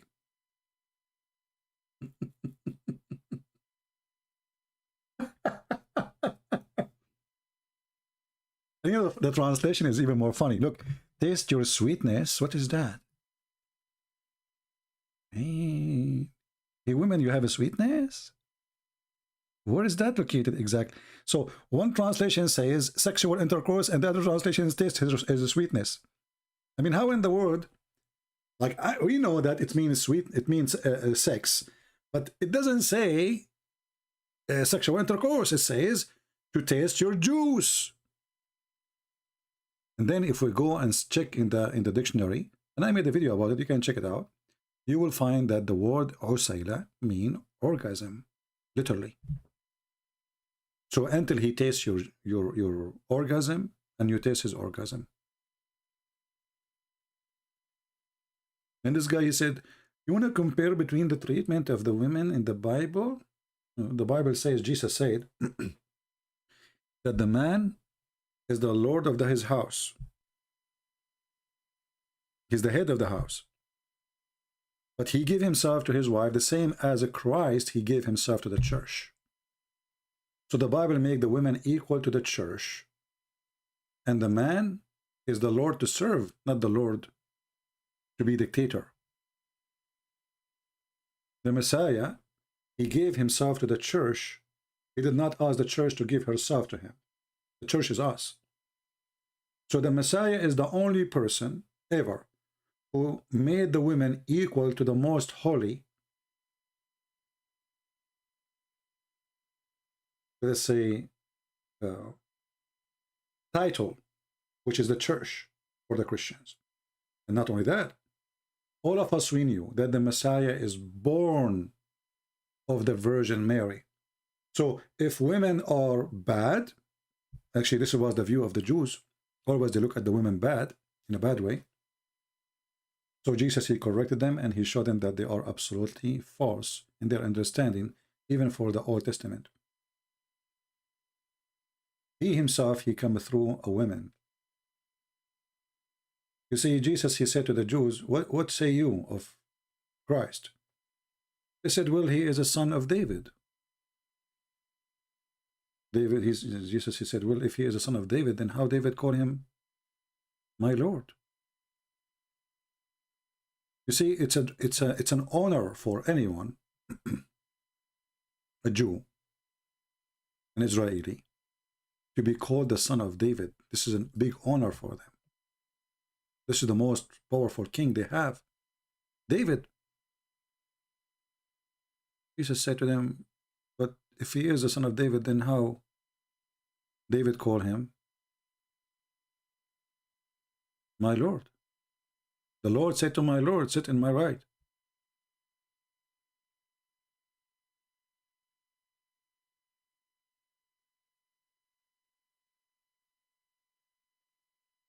But Jesus, for sure, he is the son of Mary. And Mary is a female. We don't worship Mary. But if women are bad, God will never choose to come through a woman. And actually, whoever believes that women are bad, well, that's mean you are bad too, because you came from them.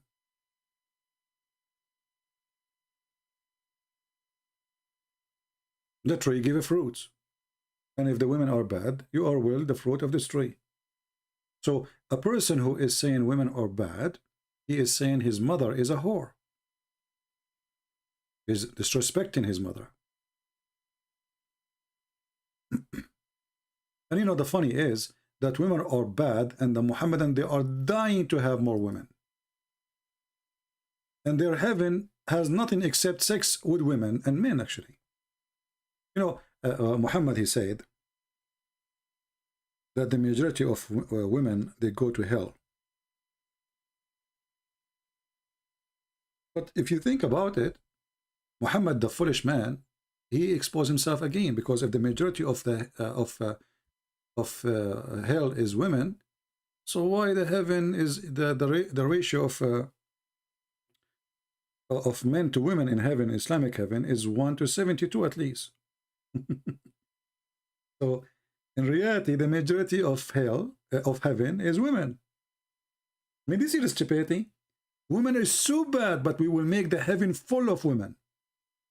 Wine is so bad, but we'll give you a river of wine. What a stupid cult.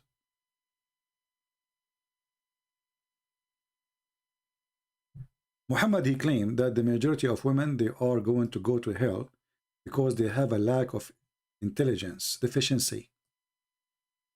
And they have deficiency in wisdom and religion. But obviously the one who made this statement, he is the one who is suffering from deficiency and he's stupid. Because he explained why. Why women, they have deficiency? He says, because the Quran. Isn't the Quran says that two women equal to one man as a witness? So he's using his stupid book to prove that they have deficiency. Can you believe it? I make a book, and I say to you, open my book. In my book it says, I decide that two women equal to one man to be witness. Why? Because women are stupid. But you know, all of us, we knew, in the case of witnesses, women, they are better witnesses from men. If you go with your wife to a dinner or a party or a wedding, and you come back and we ask you what you ate, you will not remember. Ask the wife. The wife, she remember what the bride was wearing, what her rings, what her earring, what the clothes, what the color, what her sister was wearing, what the broom. I mean, she remember everything. The guy who was there, he remembered nothing.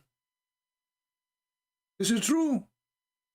So how in the world this stupid Muhammadi claim that women, they have half a brain and their memory is not good and they can witness only in the case of borrowing money, when one woman, she can remember what 10 men cannot remember? Actually, even scientific studies prove such a thing, that women, they have better memory.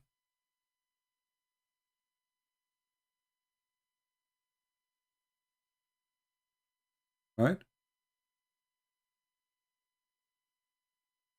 All this religion is made, you know, one, a Somalian woman, she spoke to me this many years ago, and she decided to leave Islam. But then she said to me, you know, I'm not leaving Islam really because of you, even though, like, you know, help me, etc. But I decided to leave Islam because I discovered that Islam is made by the man for the man. This is a man-made religion, made for the man, made for gang fighters who want to die for the filthy Muhammad. So he was looking for drugs. How I can control them? Persian, their vagina look like this, their ass look like that. He described even the size of the ass. He described even how they will do sex. Dahman, which means you hit so hard when you do it. You push it so hard. Can you believe it? How, I mean, what kind of a prophet this prophet is? But he is speaking to savage people like him, people of the desert, uncivilized people. They take a shower once a year. Even when Muhammad, he take a shower, just to show you what kind of society we are talking about. The Muslims, they say the prophet, he taught us how to be clean. You know, the Arab, they made fun of Muhammad because they are not low class like him. The rest are not. So once an Arab person, he says to a Muslim, he said, well, your prophet, he teach you even how to do shit. He said, yes, the prophet, he teaches even how to do shit. Then you ask yourself, who is the one exactly who joined Muhammad in his religion to the point they do not know how to do shit? Literally, by the way, I'm not using the bad language. This is exactly what it says in Arabic. Your friend Muhammad, he is teaching you how to do shit. And this is the word khara in front of us in Arabic. He said to him, قال له رجل إن صاحبكم ليعلمكم حتى الخراء. Your friend Muhammad, he teach you even how to do shit? Like, why? Even cats, they know how to do it.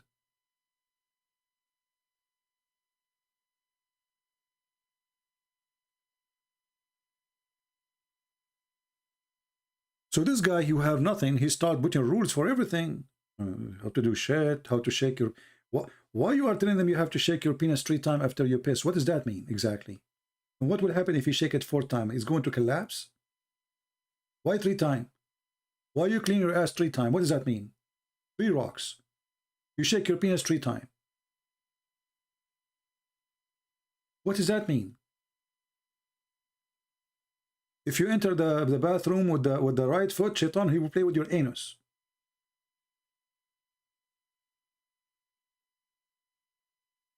Shaitan, he sleep in your nose. He piss in your ears. He take hair from your ass. This is the teaching of Muhammad.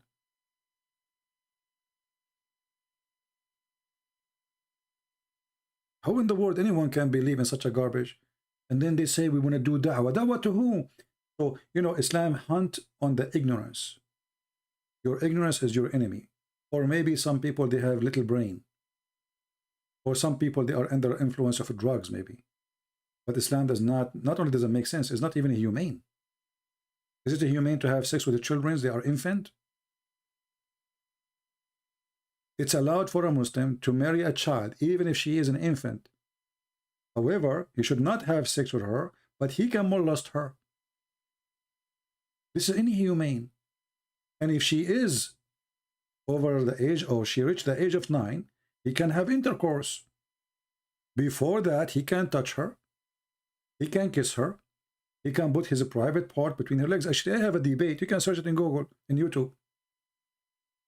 Search having sex with baby. Debate, Christian Prince. I was speaking to a Muslim doctor. He said, what's wrong with that? He said, I am allowed to do so. What's the problem? But I did not do it.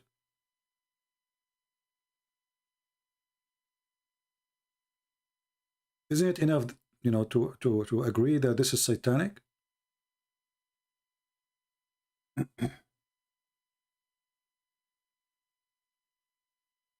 So this guy, this poor guy, you know, from Africa, ultimate fart, one day he will say to his wife 3 times, I divorce you.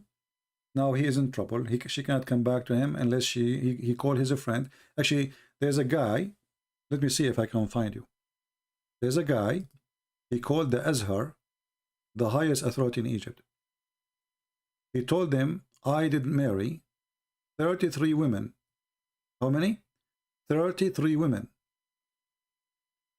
And the purpose is to fix their divorce, which means they are divorced 3 times. They cannot go back to their husband. So this guy, they pay him money to sleep with the women.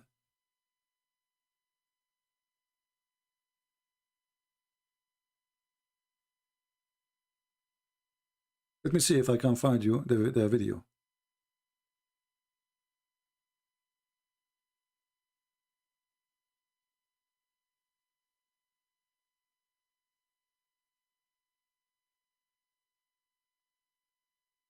Well, I look for a video. I found the millions.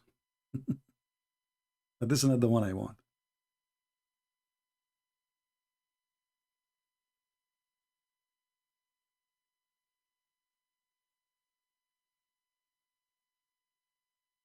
It is maybe we need to change. Give me a minute. I mean, this guy is doing charity. You know, 33 times only. How nice you are. And all of this is just to fix the problem in the Quran. Here we go. I found it. This is a news. Was just 1 day ago. 1 day ago. Let me put it for you in the screen. Hold on.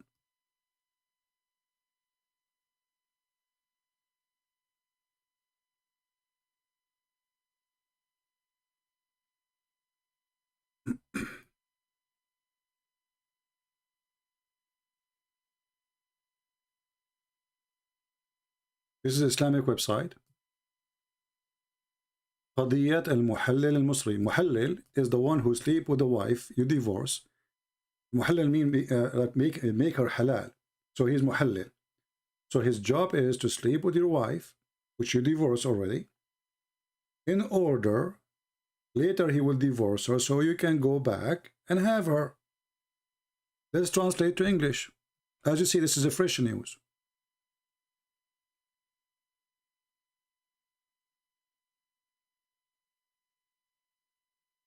It's not translating. Let us try again.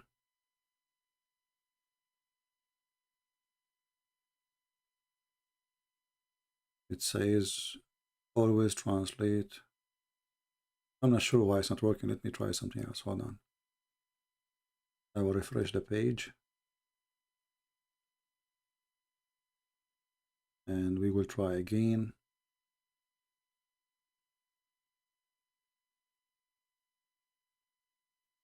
For some reason is not translating.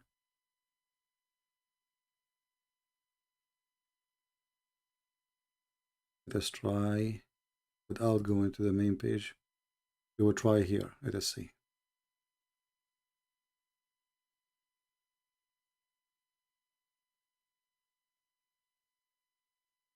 The case of Egyptian Muhallil who married 33 times. 33 times 1 day ago. Even the BBC is speaking about it. And the reason it became so famous because this guy, he went in TV to tell his experience how he liked it. He's encouraging other Muslims to do the same. And the funny translation says analyst. It's not. It says muhallil, which means the one who make her halal. After a man announced his marriage to 33 women, all of them, he married them, which means he effed them, so they can go back to their husband. That's why here it says, the muhallil is a man who marries a woman who has divorced 3 times from her ex-husband. Do you see it? We could not translate using Google Translation when we go to the main page, but in the search engine we were able to do that. So this man who married, as you see, who is this muhallil? It simply is a man who married a woman who has been divorced 3 times from her ex-husband with the aim of allowing the Sunni man to marry or to remarry his divorced wife 3 times. So this guy is doing charity, brother. You see the modesty of this religion?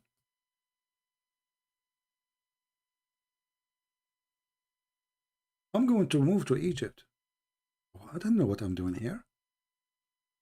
I go to Egypt right now. I will open an office of muhallil, and any woman she got divorced from her husband and she need my help, I will be happy to help her. This is a religion. 33 women. All of this just to fix the stupidity of the Quran. What Muhammad he got from this? Like a woman, she can't go back. A Muslim, they say to you, oh, so the man, he will not divorce his wife easy. Well, if you don't want her to divorce easy, we'll make the divorce hard, not by saying a statement.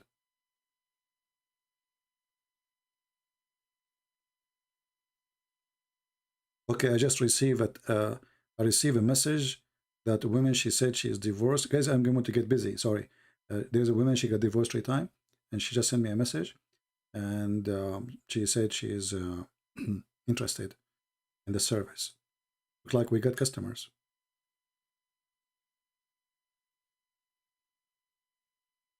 What the heck with this cult? And this potato from Nigeria, whatever he is, he says, you want to show me the treatment of the women in the Bible? You know?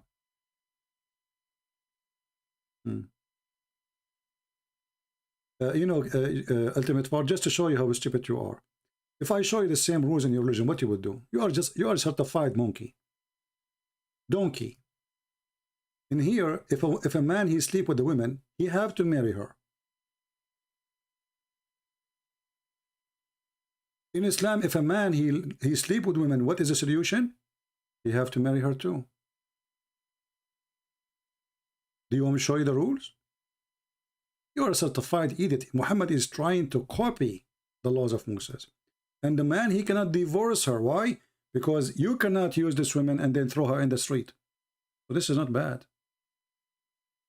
This man, he sleep with this woman, and now he wanna, oh, I do not know you. Go. And, you know, remember, this is a very strict society. This woman, nobody will marry her. That's it. He damaged her reputation. You know, nobody will marry her. So the man, he have to fix his guilt, which he is partner with him anyway, and he have to marry her. And he cannot divorce her. He cannot do it temporarily just because they force him. He cannot use her and throw her in the garbage. And then Muhammad, the coward, he tried to copy that. There's a story of a woman, and we can show the reference. She was dying in the desert. And she saw Abdul, Muslim. He is coming in his camel. She said, please give me some food, give me some water, I'm dying. He said, I will, if you let me sleep with you. If you let me sleep with you. When the woman, she went to town, she let him sleep. Because what she can do? She will die. When the woman, she went to town, and she came to the caliphate to Omar. She said to him, do you know what this man did to me? He forced me. He forced me. He raped me. And she told him what happened. Omar, he said, Mahar, Mahar, Mahar. Which means, well, he did not really rape you. He gave you some water and some food. You took off your panty. It was marriage. Mahar, Mahar, Mahar.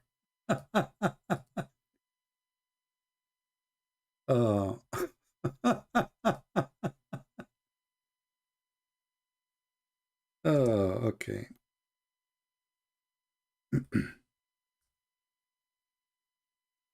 Let us see.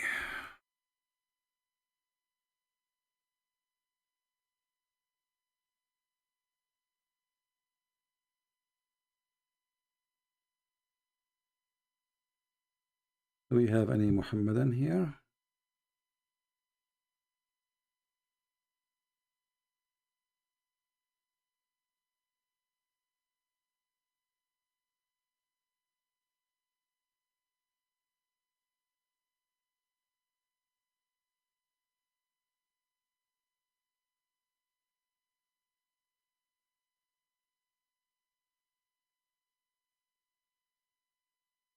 Let us see.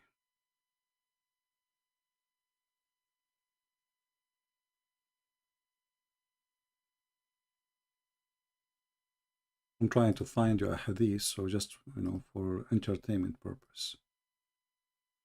At the same time, education. No, we could not find it in English.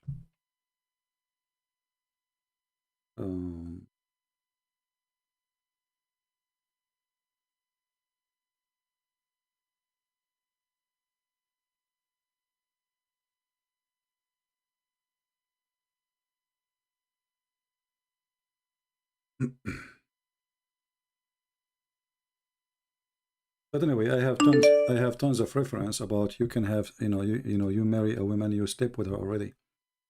We have this guy is trying to call. Can you explain to me Corinthian? And why you are calling me? Just to explain to you this verse. And this is not our topic anyway.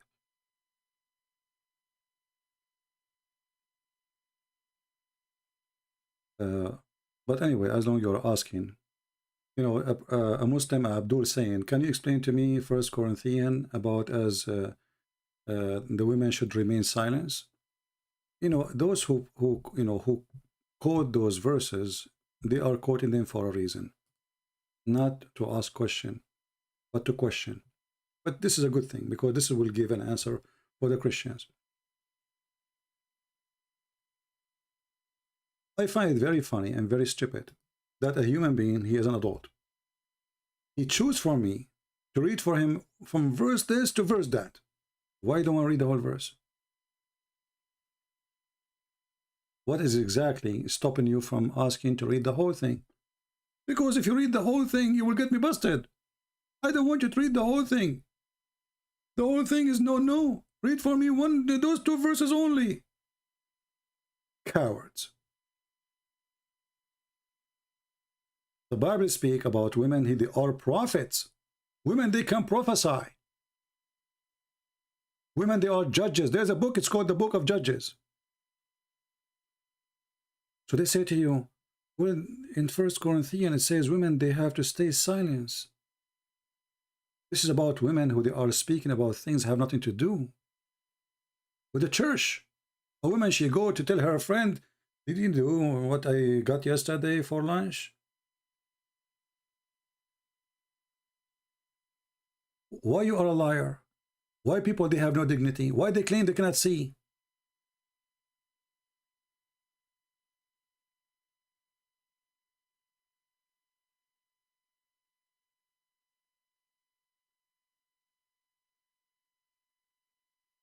No dignity.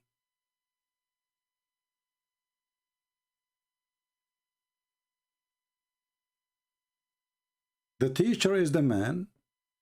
Women are sitting in the church and they are talking about different topic. Those women, they should stay silent and listen. They should respect the church, because the one who used to do that, it was women. It was not the men. That's why the verse was meant for the women. But because those people, they have no dignity and they are doing their best, trying to find a reasoning to refuse a Christianity. Why the women, she have to stay silent? But all of us, we knew that women, they don't stay silent. Mary, she was not silent. The one who went to the grave and the one who told the disciples, they were not silent. The one they were teaching with the disciples, they were not silent. They are teaching.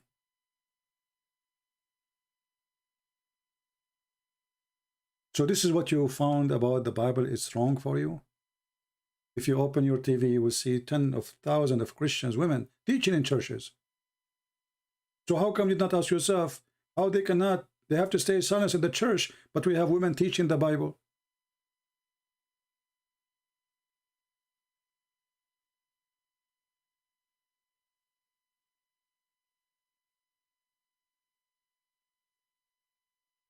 And isn't it the same verses saying, so for ye may all prophesy one by one, learn, and all may be comforted?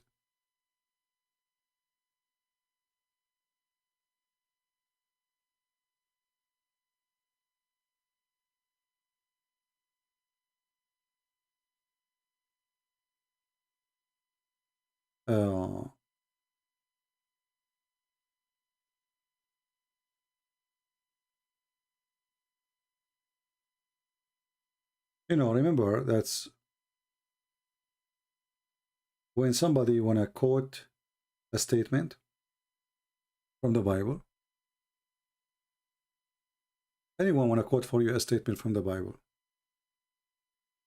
You have to quote the Bible, not only a verse.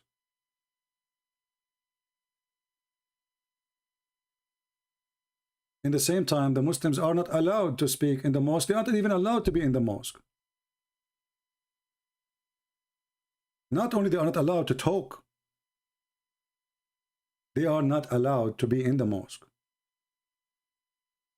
And now, like now, they put a sheet and they separate the mosque. But all of us, we knew that the mosque was never was for women.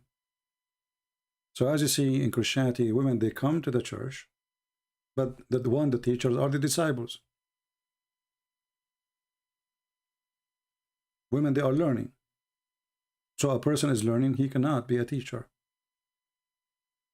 But all of us, we knew that nobody speak about prophets. They are women except the Bible.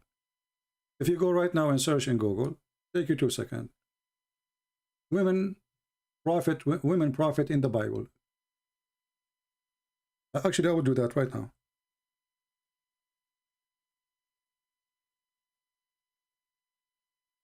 Can you name for me one prophet she is a woman in the Quran or in Islam?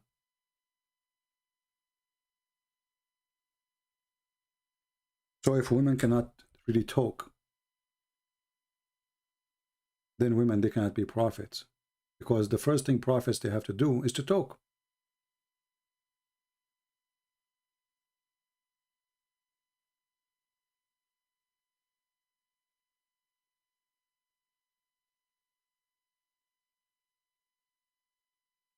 I just searched in Google. I did not even search for anything. I said, I searched women prophet in the Bible. 10 female prophets in the Bible. Who are they, those prophets? Women who they are prophet in the Bible. And they give you all the reference.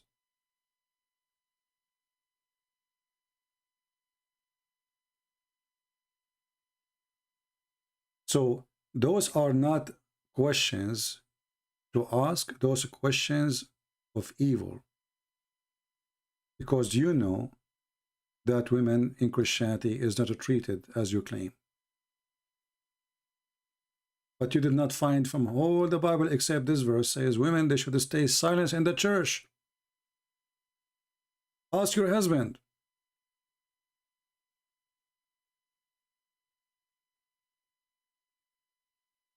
But then we have women, they are prophets. So obviously these women, they are asking questions have nothing to do, or they are speaking about things have nothing to do with the purpose of this meeting.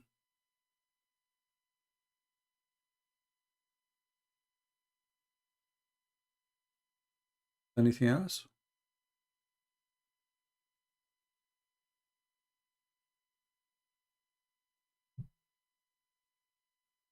And you know, it's not a secret that women, they speak way more than men. They go to a place, some women, sadly, and they cannot keep their mouth shut. They have to talk about things have nothing to do with the reasoning of why they are there. So some, obviously, and this is why this I mentioned, there's some women, they are going there to social maybe.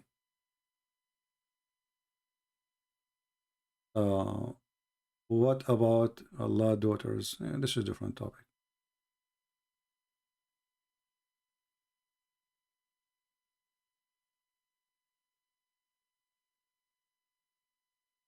Anything else, guys?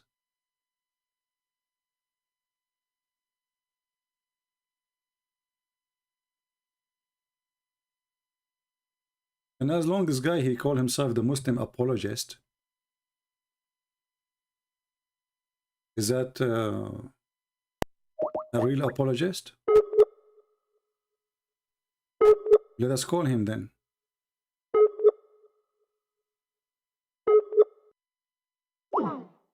It says he is not online. The Muslim apologist. How sad. They beat the women. They rape the women. They have sex with the children. And they are upset from a verse from the Bible that says women, they should stay silent.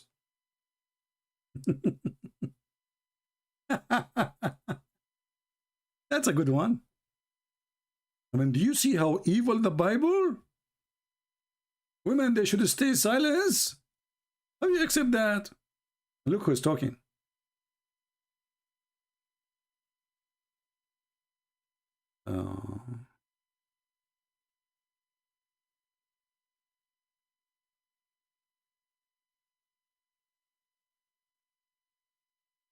Somebody's saying to me, there's a person, he is saying blah, blah, blah about you. I hope you can destroy him. My friend, they can say whatever they want about me. Who cares? Focus in the head of the snake, Muhammad. Don't focus on Abdul. If this guy, you have the courage, let him come to me and text me and call me. I will call him.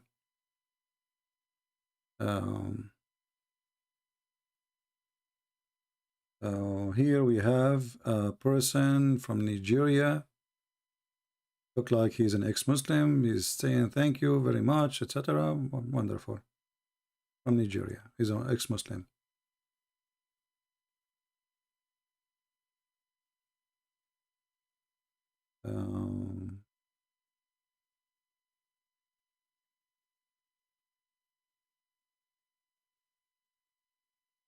I mean, this Skype is really... This is why I don't like Skype. I mean, you find there's like 10,000 messages waiting for me.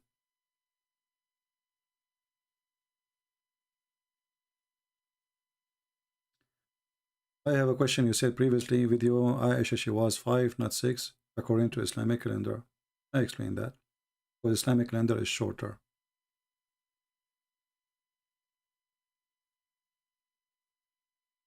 So she will complete the 6 when she is not 6 yet.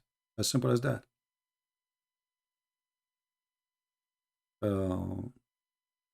If every year there's 10 days shorter, if this is the shorter, so then in 6 years, when they say 6 years, that means there's 60 days different, at least.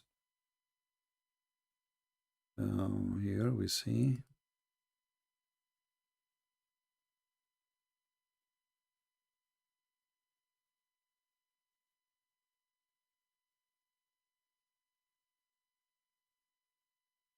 I'm receiving too many messages, most of them.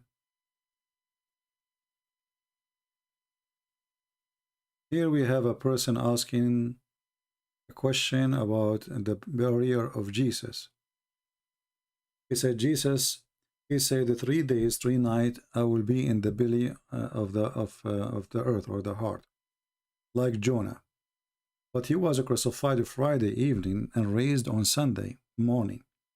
Now, how that it will be 3 days, 3 nights? My friend, this is because of the wrong understanding you have. Jesus was not crucified in a Friday. You know, many people, they think because it says the next day was Sabbath, they think, oh, next day it was Sabbath, which means Saturday. Sabbath, it was the holiday of the Jews. It was not Saturday. Sabbath is a word mean holiday. It can be Saturday too. So they have a holiday is coming. So they think because the day it says the day after is going to be Sabbath, so obviously it was a Friday. But this is because those who have a short understanding of the Bible. There's nowhere in the Bible it says that Jesus was crucified in such a day, as you claim or as you said. And it's just based on wrong understanding. And remember, you know, the day for the Jews start by the sunset. The day for the Jews start in the sunset time. So if they take Jesus to the cross Wednesday, and then his crucifixion happened after sunset, that will be Thursday. If the crucifixion happened before the sunset, that is Wednesday. You know what I mean? It's not like now. Now it is 24 hours, and the 24 hours pass by 12 midnight. So by 12 midnight now, for me, I have 20 minutes left. It's going to be a new day. It's going to be Friday. For the Jews, long time ago, many hours ago, it's already Friday, or it is the sunset time. So sunset is the day. It's not 12 hours normal. We see it now. In addition to that, this is a wrong understanding. There's tons of articles. You can search them and you will find they explain to you in details that Jesus did not, and he was not really crucified in such a day. This is a wrong understanding of people who they go by the word saying Sabbath. Sabbath is just a word mean holiday.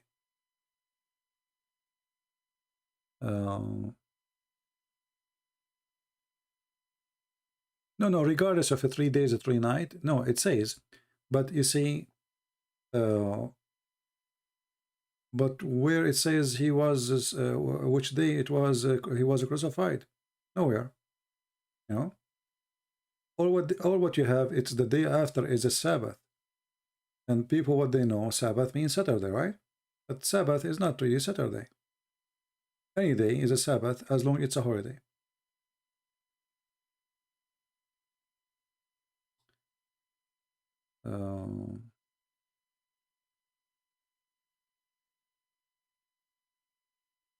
And you know, they have different way to set the time, to talk about time. Some morning have different, you know, certain phrase of hours, or let us say bracket of hours. Noon have the certain bracket of hours. Nighttime. If you go, this is why Muhammad, he was trying to copy the Jews. If you go in the Quran, see the Muslims, they say to you, we pray 5 times there, right? But in fact, Muhammad was trying to copy the Jews. So the sunset is where the Muslim prayers stop.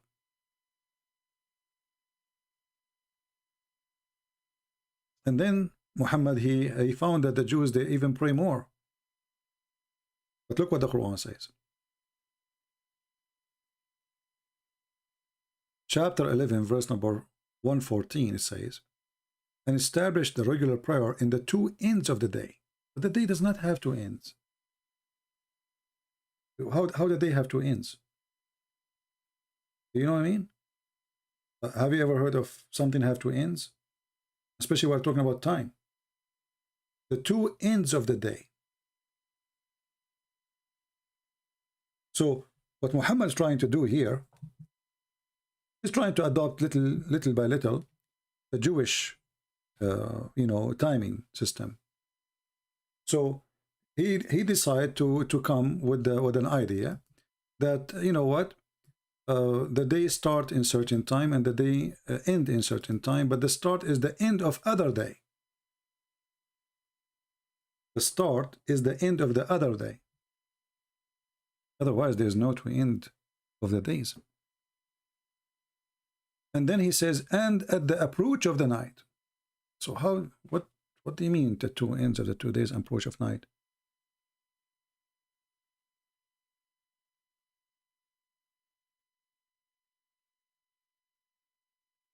How that can be?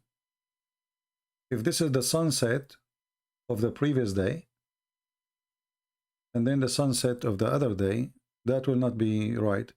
If this is the morning, like the dawn, the sunrise, this is not the end of the day. This is the start of the day. So obviously Muhammad was very confused about how to pray and when to pray it, and later he changed it. Actually, even the Muslims agree that the one who told Muhammad about how many times to pray, it was Moses. Muhammad, he went to Allah. Allah told him supposedly to pray 50 times. Moses, he keep asking for discount, and then they come to the solution of 5 times. But the Quran say 3. And then if we ask the Muslims now, what is the 2 days? The 2 end of the days. Then you will find everyone give you different interpretation. If you go right now, this is chapter 11, verse 114. The Muslim, they have to try to find a solution for this. And always they will come with a solution. They will find an exit.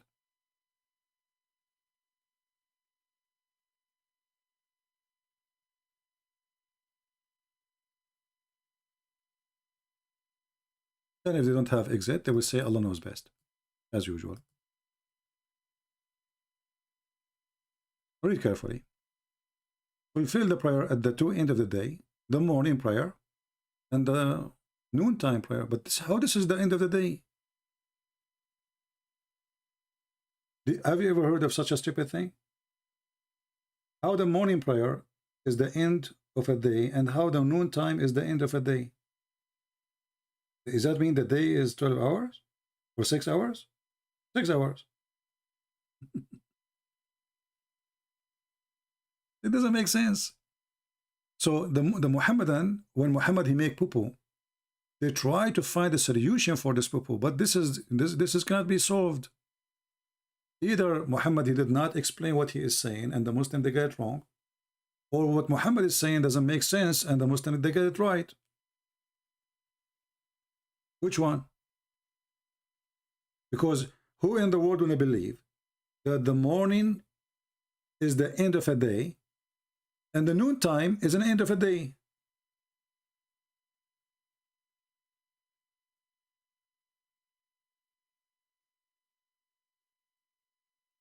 And if the Quran is saying you pray those 2 prayers, and when the night approach, that is a 3 times, that's it.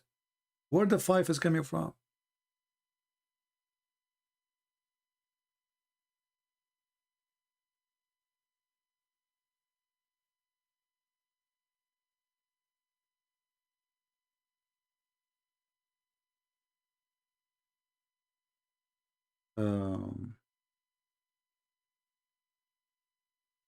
Any other question?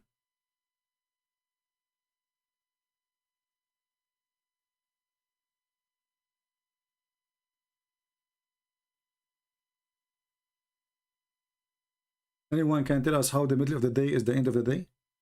Noon time is not the middle, is not the end of the day. Since when? Really, this is the Muslim interpretation, not me, not mine. You know, it's not my understanding. This is what they say. Establish the prayer at the two end of the days, and then they say the morning prayer and the Zuhr. Zuhr is the noon time. Zuhr is the middle of the day, like 12 o'clock. But how this is the two end of the day? I mean, the day just started. What is the system of timing the Muslims they're following? What is the system of timing Allah is trying to teach us here, if Allah is God?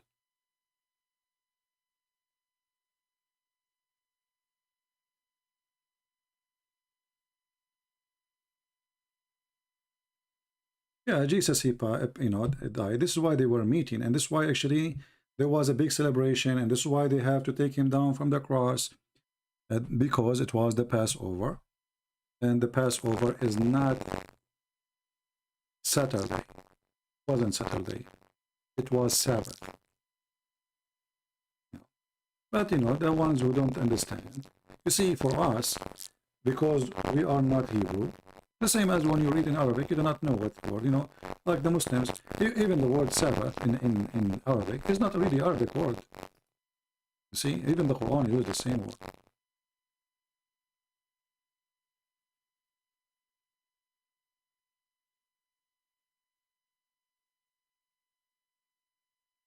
You see how many times Muhammad he used the word Sabbath, Sabbath, Sabbath, Sabbath, Sabbath, all over. Okay? And then we ask ourselves, if we ask the Muslim, what is a Sabbath mean?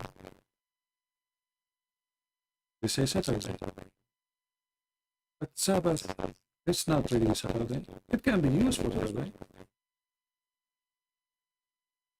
Sabbath is any day you designate to the Lord. Any day.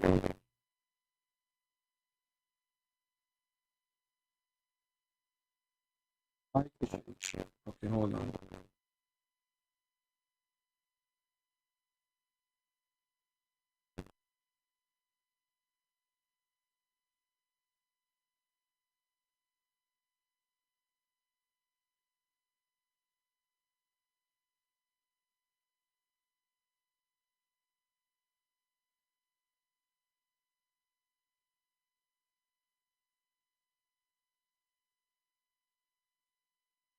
I think now it's okay. I noticed that this microphone, if you speak too many hours, this issue happen. If I speak for not long, it's okay. So I think now it's better. And because Muhammad, he stole everything. And you notice how the Quran speak about how important the Sabbath. Why Allah cursing the Jews, making them monkeys for breaking the Sabbath?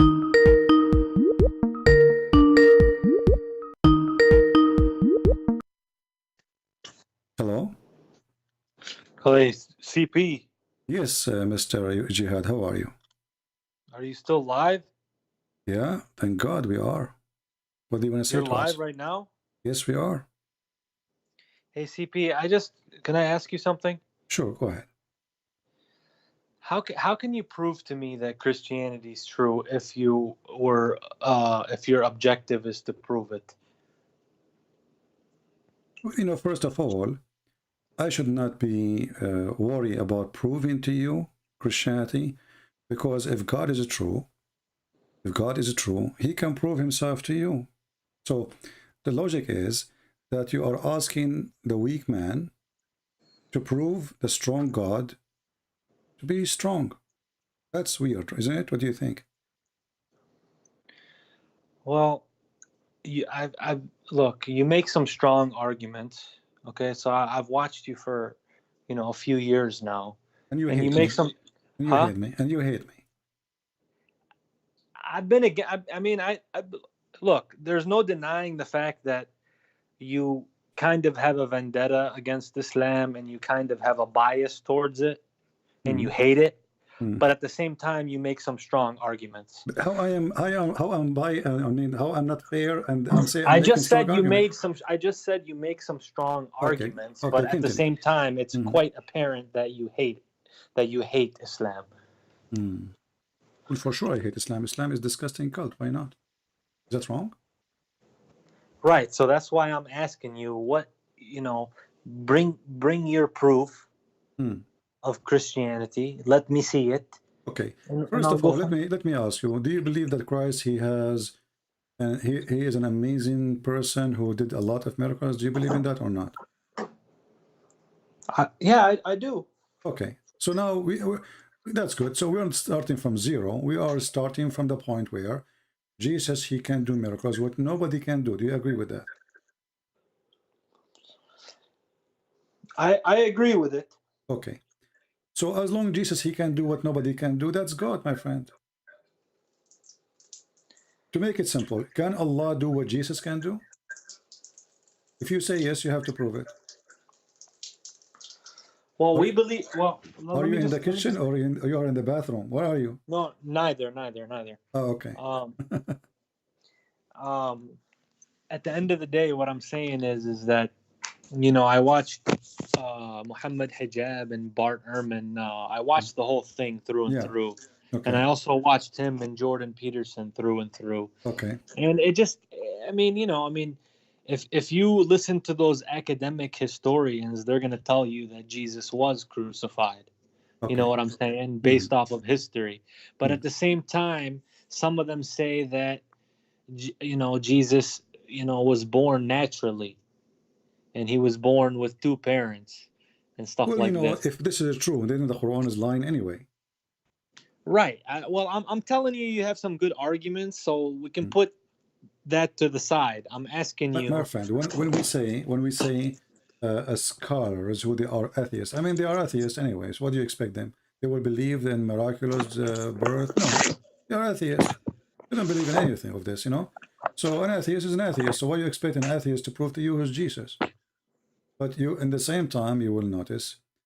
You can go right now and search. You will find that atheists now they come to a conclusion that Jesus was having, let's say, an ability to heal by like some kind of he hypnotized the people and he healed them, but it's not because of God, but he have something special about him. So they could not find something negative about him, and they could not let us say disapprove what he did, because history report all over by people who they aren't Christians. I couldn't find anything bad about him. No, I'm not saying that. I'm saying even the atheists who they are the enemy of Christianity, they at the end they are coming to say, well, he did a lot of things they call it miracle. Yes, he did them, but because he have a special ability of healing, but it's not from God. But they can't explain to us how you can do that, So atheists, they can say whatever they want. They are atheists anyway. They believe that they are monkeys. So why I want to be worried about somebody he believes is an ape? Look, it seems like he was crucified, but at the end of the day, how can I be sure that he was resurrected? That's what I'm asking you. I mean, where is the proof of this? And I mean, if I go by history of what I read and what I see, I could conclude he's crucified.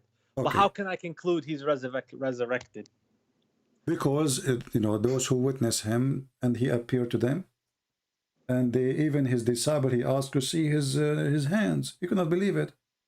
He said, I will not believe that he is resurrected unless I see his hands and his wounds. So his disciples themselves, they were like, how this happened, and they question and they examine his hands. So it's not only him appearing to them, they want to see his wounds. So did his hands have holes in them? Yeah, that's why he put his hand on them. So they were asking, well, if he is the one who is resurrected, well, then he should have the wounds. He should have the spear in his chest. He should have the nails in his feet and his hands. So, and this is why Jesus, he said, God blessed those who, who believe, but they did not see. They insist to see. So if you go to the first John, he says to you, we saw him, we touch him, we know him. Why?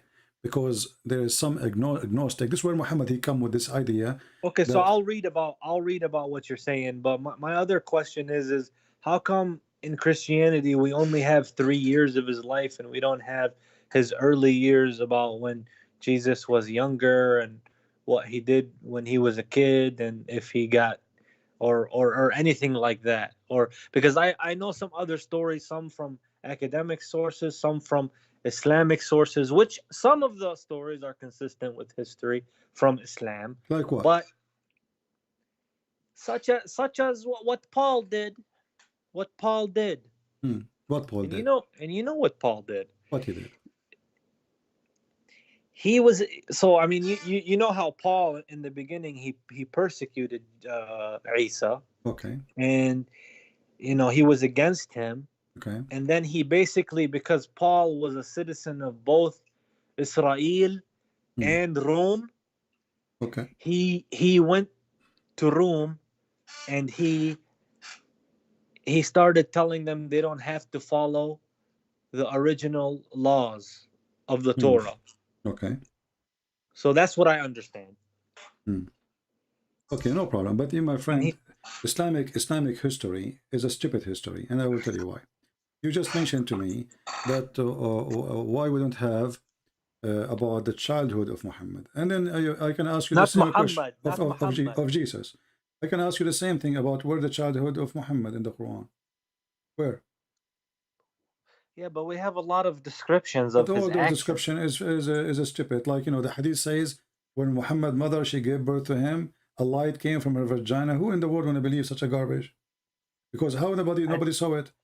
The light went all the way. The light went all the way to Damascus, and then even his family, they did not see that. Where is this coming from?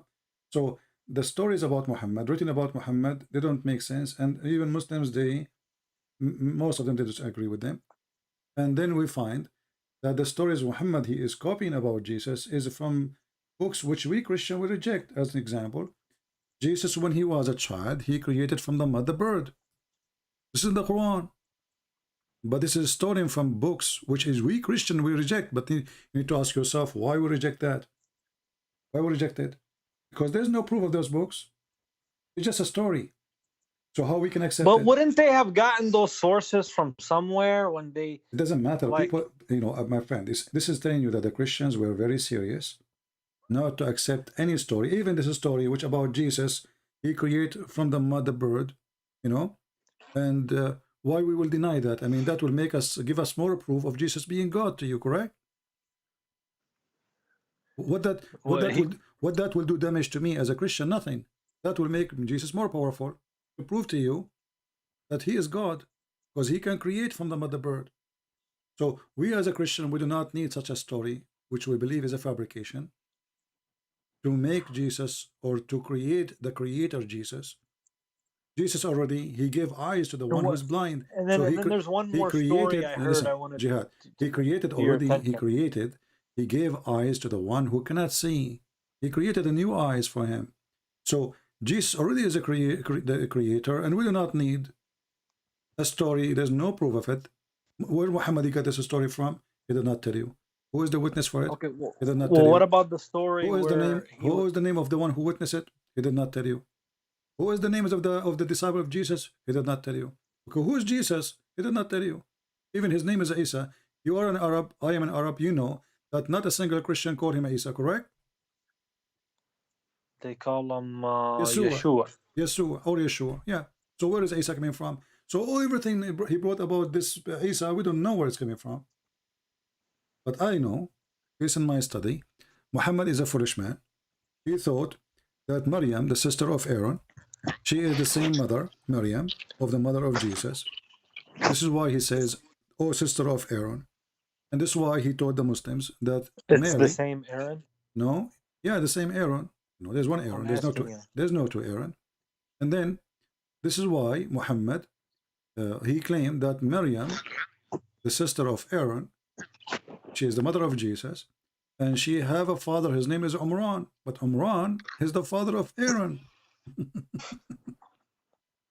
Yeah, that's okay. So I'm giving it to you on that, but at the end of the day, I'm giving it to you on.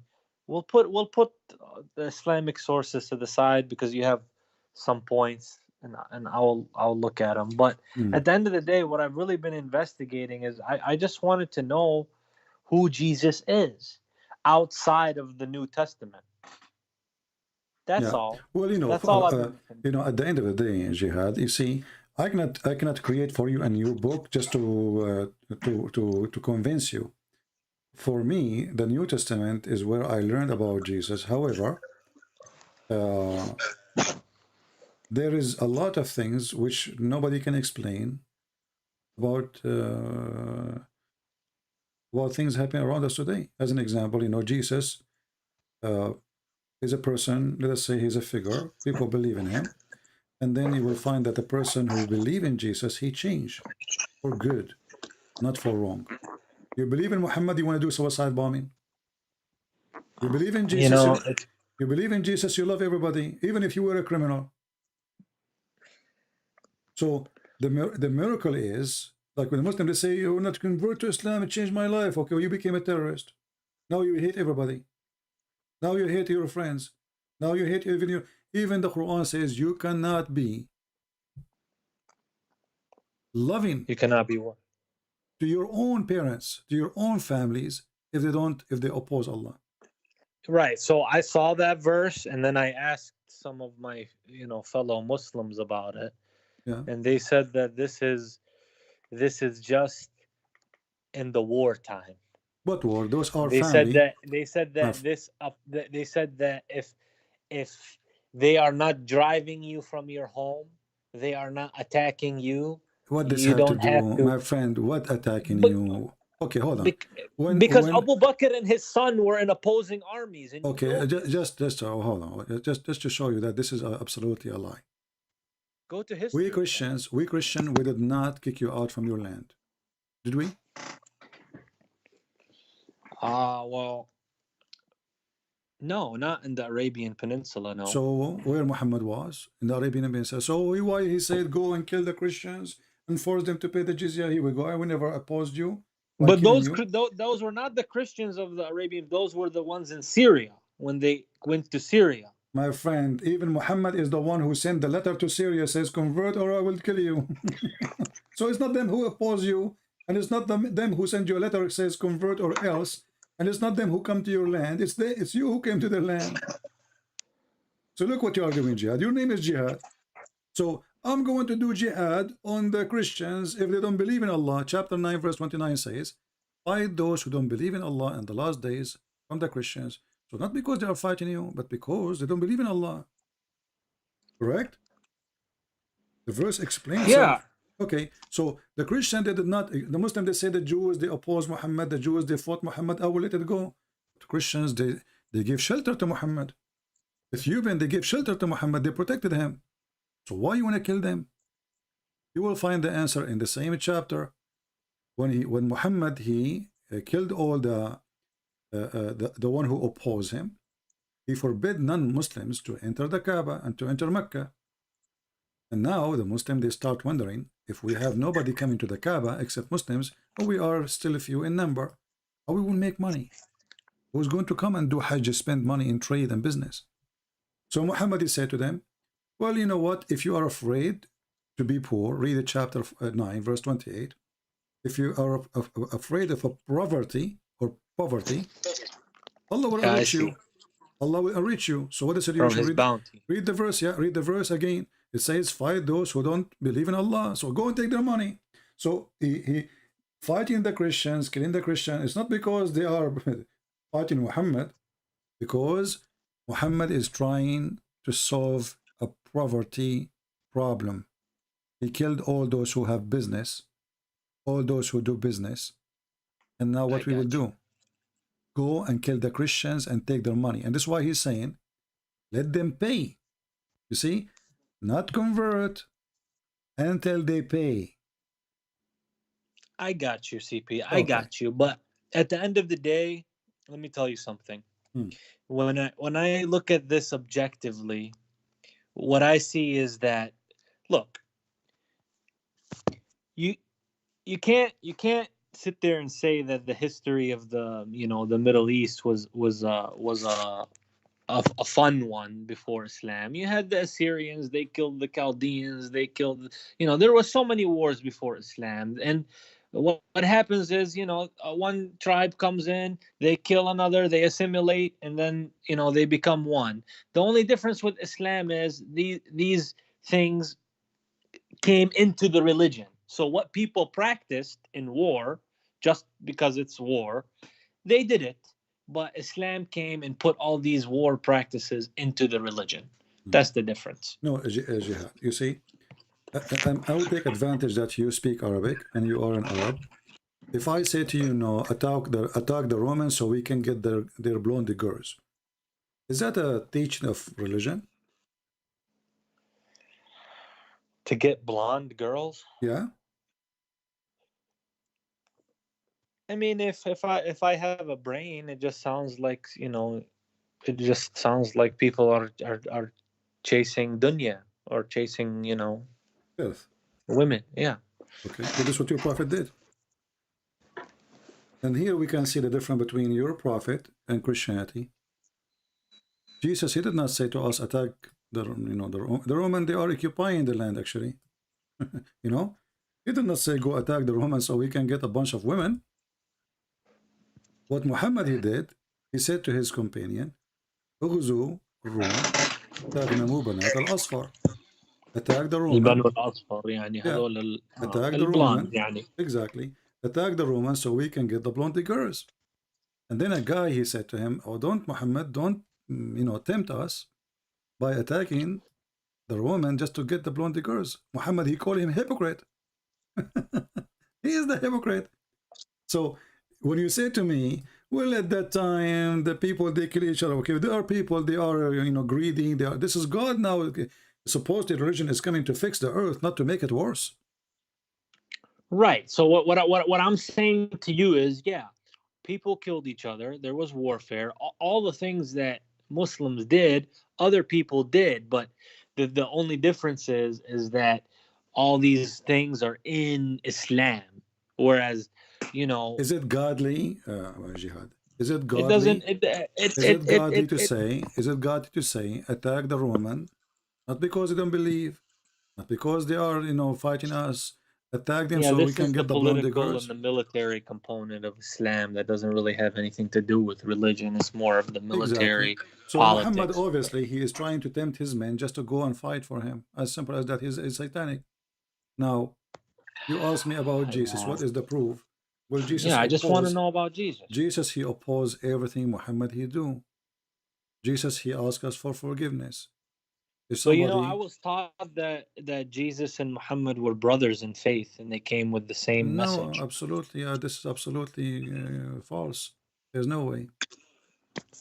When Muhammad he make a verse in the Quran saying, Tawheed, yani. What Tawheed? Muslim, you don't believe in Tawheed. Tawheed, you know what Tawheed mean? You speak Arabic. Yeah, that means the oneness of Allah. No. Okay, I will give you a sentence and then you will see how wrong you are. Tawheed is bringing things together. No, hold on. No. Bringing things together. Bring things together. So it's not one. Uniting making things. It one, but make it united. No, Tawheed, if it's one, you cannot make Tawheed.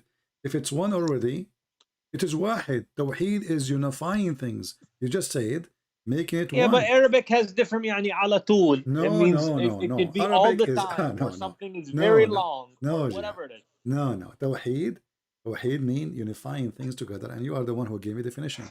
You said making things one, making things. So if you Muslim believe in Tawheed, that means you don't believe in the oneness of God. You believe in unification of God, and this is what Muhammad was teaching you. Actually, you wanna merge gods together. Rabbu Shara, Al Akbar, which is the sun god, and Allah, which is the moon god.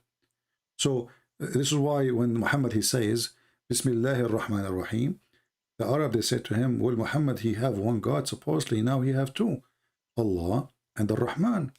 So what Muhammad he said, well, I call him Ar-Rahman, or I call him other name, all beautiful names belong to Allah. Right. So that was like Allah's attributes: Ar-Rahman, No, you see, Al-Hakim, Ar-Razzaq. okay, just wait. Originally, you are from Iraq, right? No, I'm Palestinian. Okay, so the Aramaic people, one of the names they use for God is Rahman or Rahimu, you know? Yeah. Rahimu. So Muhammad, suddenly he decided he liked this name. Suddenly this name appeared in the Quran. Muhammad, he was a messenger for many years. And then suddenly the name of Ar-Rahman appeared. Where was Ar-Rahman in the beginning of Islam? Why Muhammad did not mention it? If now we see in the Quran, in almost every chapter start with Ar-Rahman, Ar-Rahman, Ar-Rahman. But then you need to ask yourself, first time Muhammad he mentioned the word Ar-Rahman, it was in chapter 17, verse 110. That's mean Muhammad he did not mention Ar-Rahman for most of his life. Why this name disappear? Muhammad he copied, he heard, he received a letter. Go and read the interpretation. He received a letter from Rahman al-Yamama. His name is Rahman.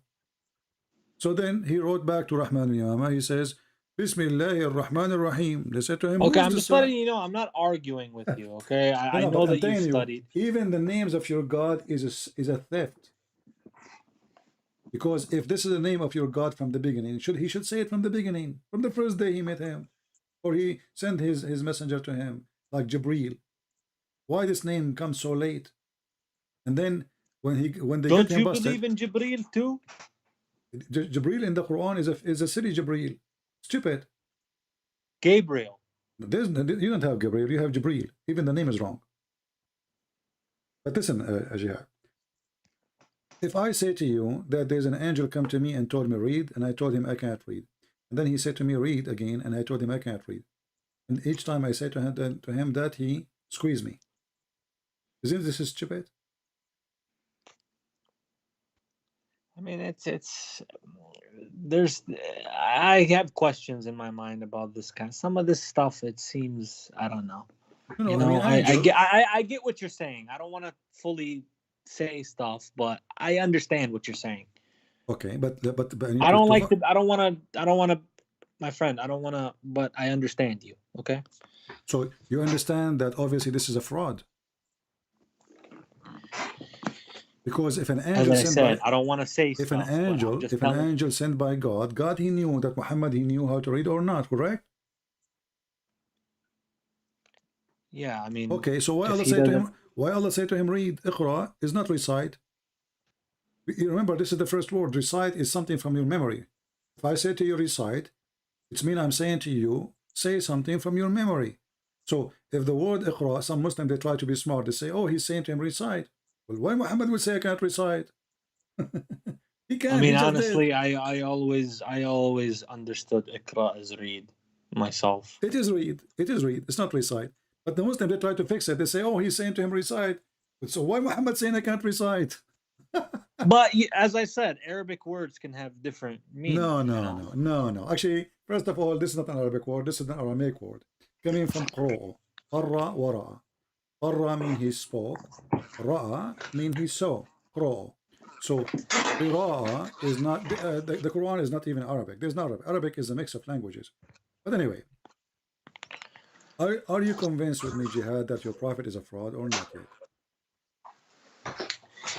You know, this is a public platform, so I'm telling you, you have some good points, and so you are. You are not going to say because it's a public platform, but in your heart you agree Muhammad is a fraud. I said you have some valid points. Yeah, but you agree. Obviously, you are trying to avoid to answer my question because obviously you agree. If that's the inference you want to make, then fine. No, I'm not making. It is what it is. Either you say this is what it is, or you say it's not. Do you agree that the story of Muhammad, that the angel is squeezing him, is a lie? Or you believe it's true? I mean, there's some stuff that I question, sure, but Okay, so at the it's a end of the lie. day, So Muhammad is a liar. You agreed. So now, you know, as long you decide to leave Islam, I'm really happy for you. Actually, I'm surprised. Last time you called me names. You were upset from me. I'm not making any rash decisions right now. No, what All happened I'm to you? I saying, mean, what happened to you? How many times you called me? And last time, especially last time, you were so angry for me. yeah, because sometimes I feel that you have a vendetta against, or it comes from a place of hatred. You Well, know my what I friend, mean? even when you say that, if I have a hatred, as you claim, and I don't, because I don't hate you, why I want to hate you? Well, what is personal between me and you? Nothing. If I hate you, I will close my chat right now. I'm speaking here for many hours. I lost my voice. So if I hate you, Jihad. Why I want to speak to you? Why I want to show you the truth? Why I want to tell you, who cares if you convert or not? What I will get from it? Nothing. But I'm really surprised that you are a person who gets so angry from me, especially last time when you called me last time. And actually, I thought I blocked you because you were very rude to me. You know, I thought I blocked you, but I'm surprised you are not. Did you make a new name? No, same one. This is the same No, one. Okay. I don't think I was rude. I was just telling you about. No, you were. Yeah, I remember you were so aggressive in your words, and even I think you use a dirty word with me. No. I never use dirty words, but sometimes I talk loud. But that's I beside the don't know. point. Who Okay, but cares? I remember that you were very aggressive, and I believe I hang up on you, correct? يعني يمكن حكيت بصوت عالي بس. I think I hang up on you, correct? Did I hang up on you? Yeah. Okay, so what happened now? Why you think that It was really? something about where's the original, but I said something about where's the original Bible, something like that. I Yeah, don't remember. but I'm saying now, what happened to you? Why you were so rejecting too much to what I say, and now you found that many of things I say, I got many good points. What happened? In some things. Okay, but if some things are true, I am saying that means Islam is false anyway. Because it's a struggle, because at the end of the day it's like you want your faith to be strong, and you want to believe that you have the truth, and you want to, you want it, and then here comes somebody who says all this stuff that makes your mind go in circles, and it made me angry. Okay, I understand, but you notice that's you who rejected what I am saying, and you were arguing with me for a long time. For how long you call me now? I mean, how many? A year, 2 years? How long? Yeah, something like that. Okay, so 2 years of calling me and arguing and disagreeing and etc. And now you come to the conclusion that, you know what, there's many things this guy is saying is true. I'm sure a lot of people came to that conclusion. Okay, thank you very much. But if this is the conclusion, that means Muhammad is a false then.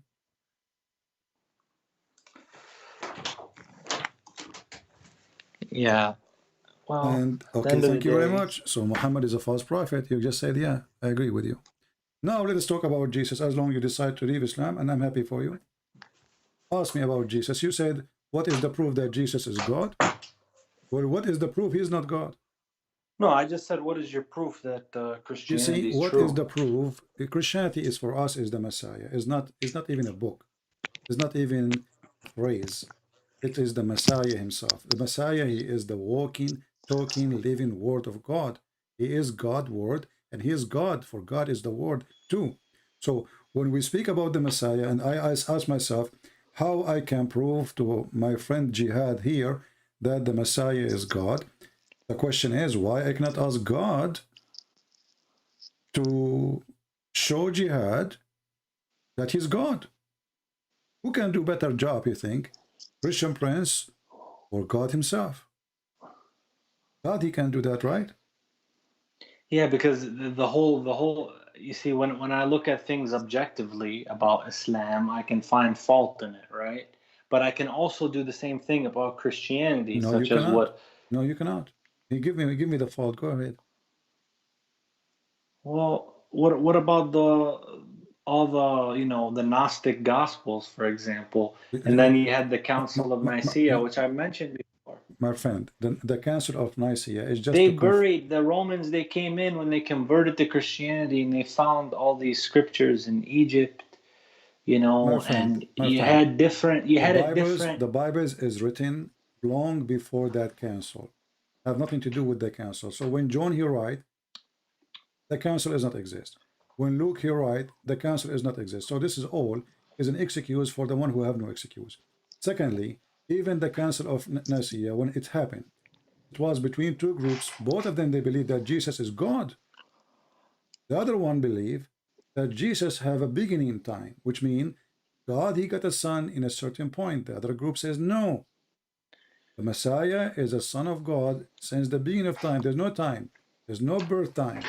So nobody at that time believed that he was just a prophet, and they followed him like a prophet. They believe he's the son of God. No, whoever says that he to you, came as a messenger. No, they believe he is son of God. They believe he's God, and actually they were more, let us say, more aggressive in the belief, to the point that this God, like you see, this is why I say to you that if you go to the book of John, the letters of John, you will see that he says we touch him, we saw him, we hold him, we know him. Why? Because there's those agnostic, they start saying that God, when he come to us in the Messiah, he did not come with real human body like us. He's God. So those people, they believe in him as God. But they are so much against the idea of God coming in the flesh of a normal person, because there's no way Jesus is like everybody. That's why John, he was saying, we hold him, we touch him, we saw him, we know him, we witness him. He's real. His flesh is real. So it was a response for those who start saying those things. But at the end of the day, all of them, they agree that Jesus is God. And actually, the other side is more aggressive in the belief from us, to the point they don't want to believe that Jesus, the true flesh of Jesus, was in the cross. They say, this is why Muhammad, he got his idea that his God, he made them, have a flesh look like Jesus in the cross. So this group of people, Muhammad, they adopted a story, which is very weird. So where did the story come from? Nothing, just because they are being fanatic of believing in God. God, he should be always. I mean, there's no way God will let them take him to the cross. So he must. So they believe he was on the cross, but they believe it was a flesh of God gift to them. Like he did them crucify a flesh, but he is not there. This is what they believe. So they believe Christ was crucified, but they believe that this is the flesh, which is God is not in that flesh. And this is where Muhammad, he come with such a false teaching. This is why we Christian, we rejected them. So those people did not believe that Jesus is not God. They believe that he's God. So they believe he's God, but they believe that the one who was crucified was a flesh. Ones who oppose, because God is so holy, so they have, let us say, they have a higher standard in their understanding of God. That God, there's no way he have a flesh like us, human like us. And then that was just a small group of people that said that, and then the council came just to clear it up, is what you're saying? Well, a smaller group or bigger group, obviously they are demolished. Why? Because the majority of the Christians did not agree with them, and obviously they are wrong. This is why in Nicaea. So none of them maybe you don't killed. understand what happened in Nicaea. It's not like they bring them and they kill them. They have a debate. It was a debate.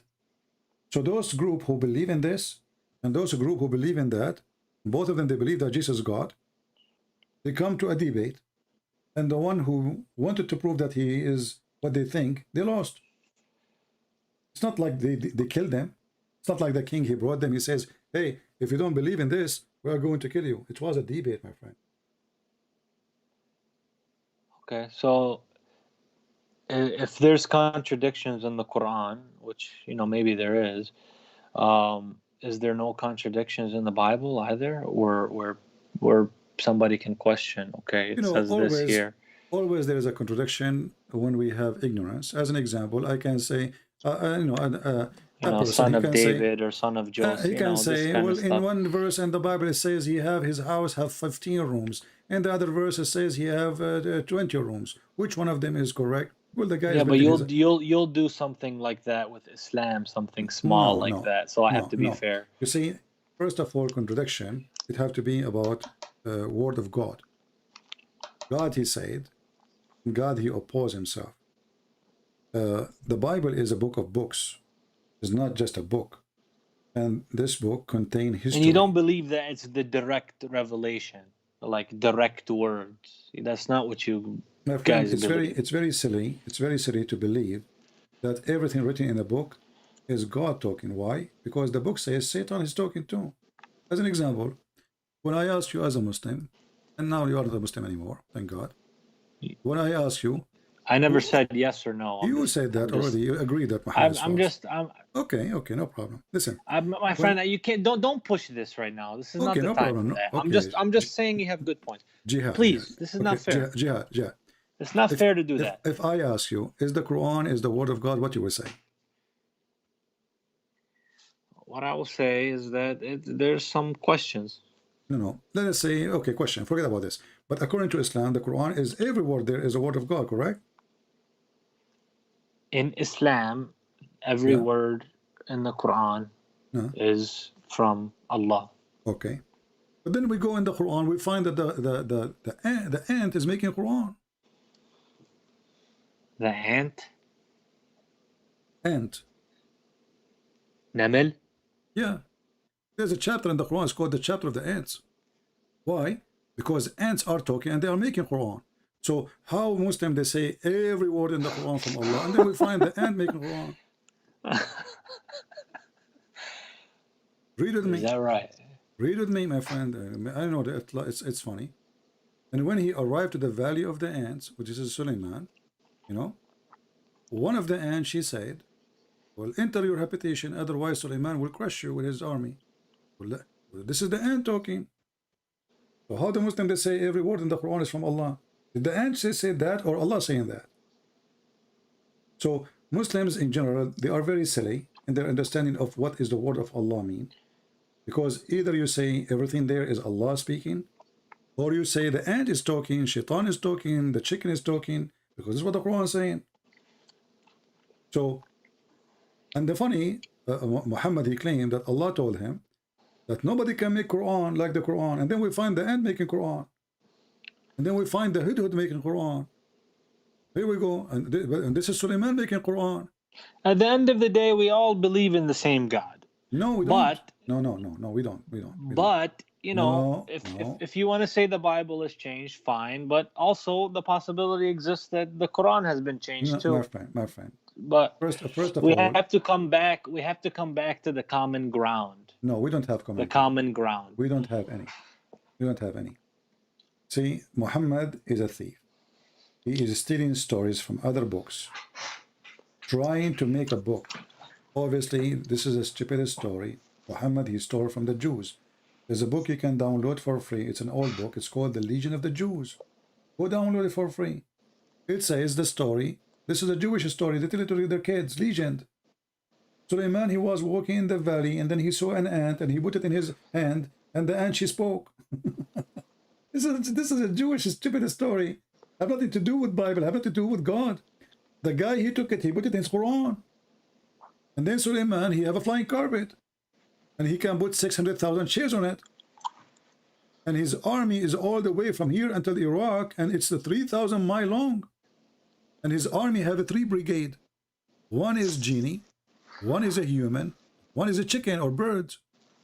That's from the story, you mean? It's in the Quran, chapter 27, verse 17. Yeah, but all those all those stories are the fictions of the Jews, legions of the Jews. Those stories, they tell them to their kids. So the dummy Muhammad, he took it, he put it in his book, claimed that Allah is the one who's telling him the story.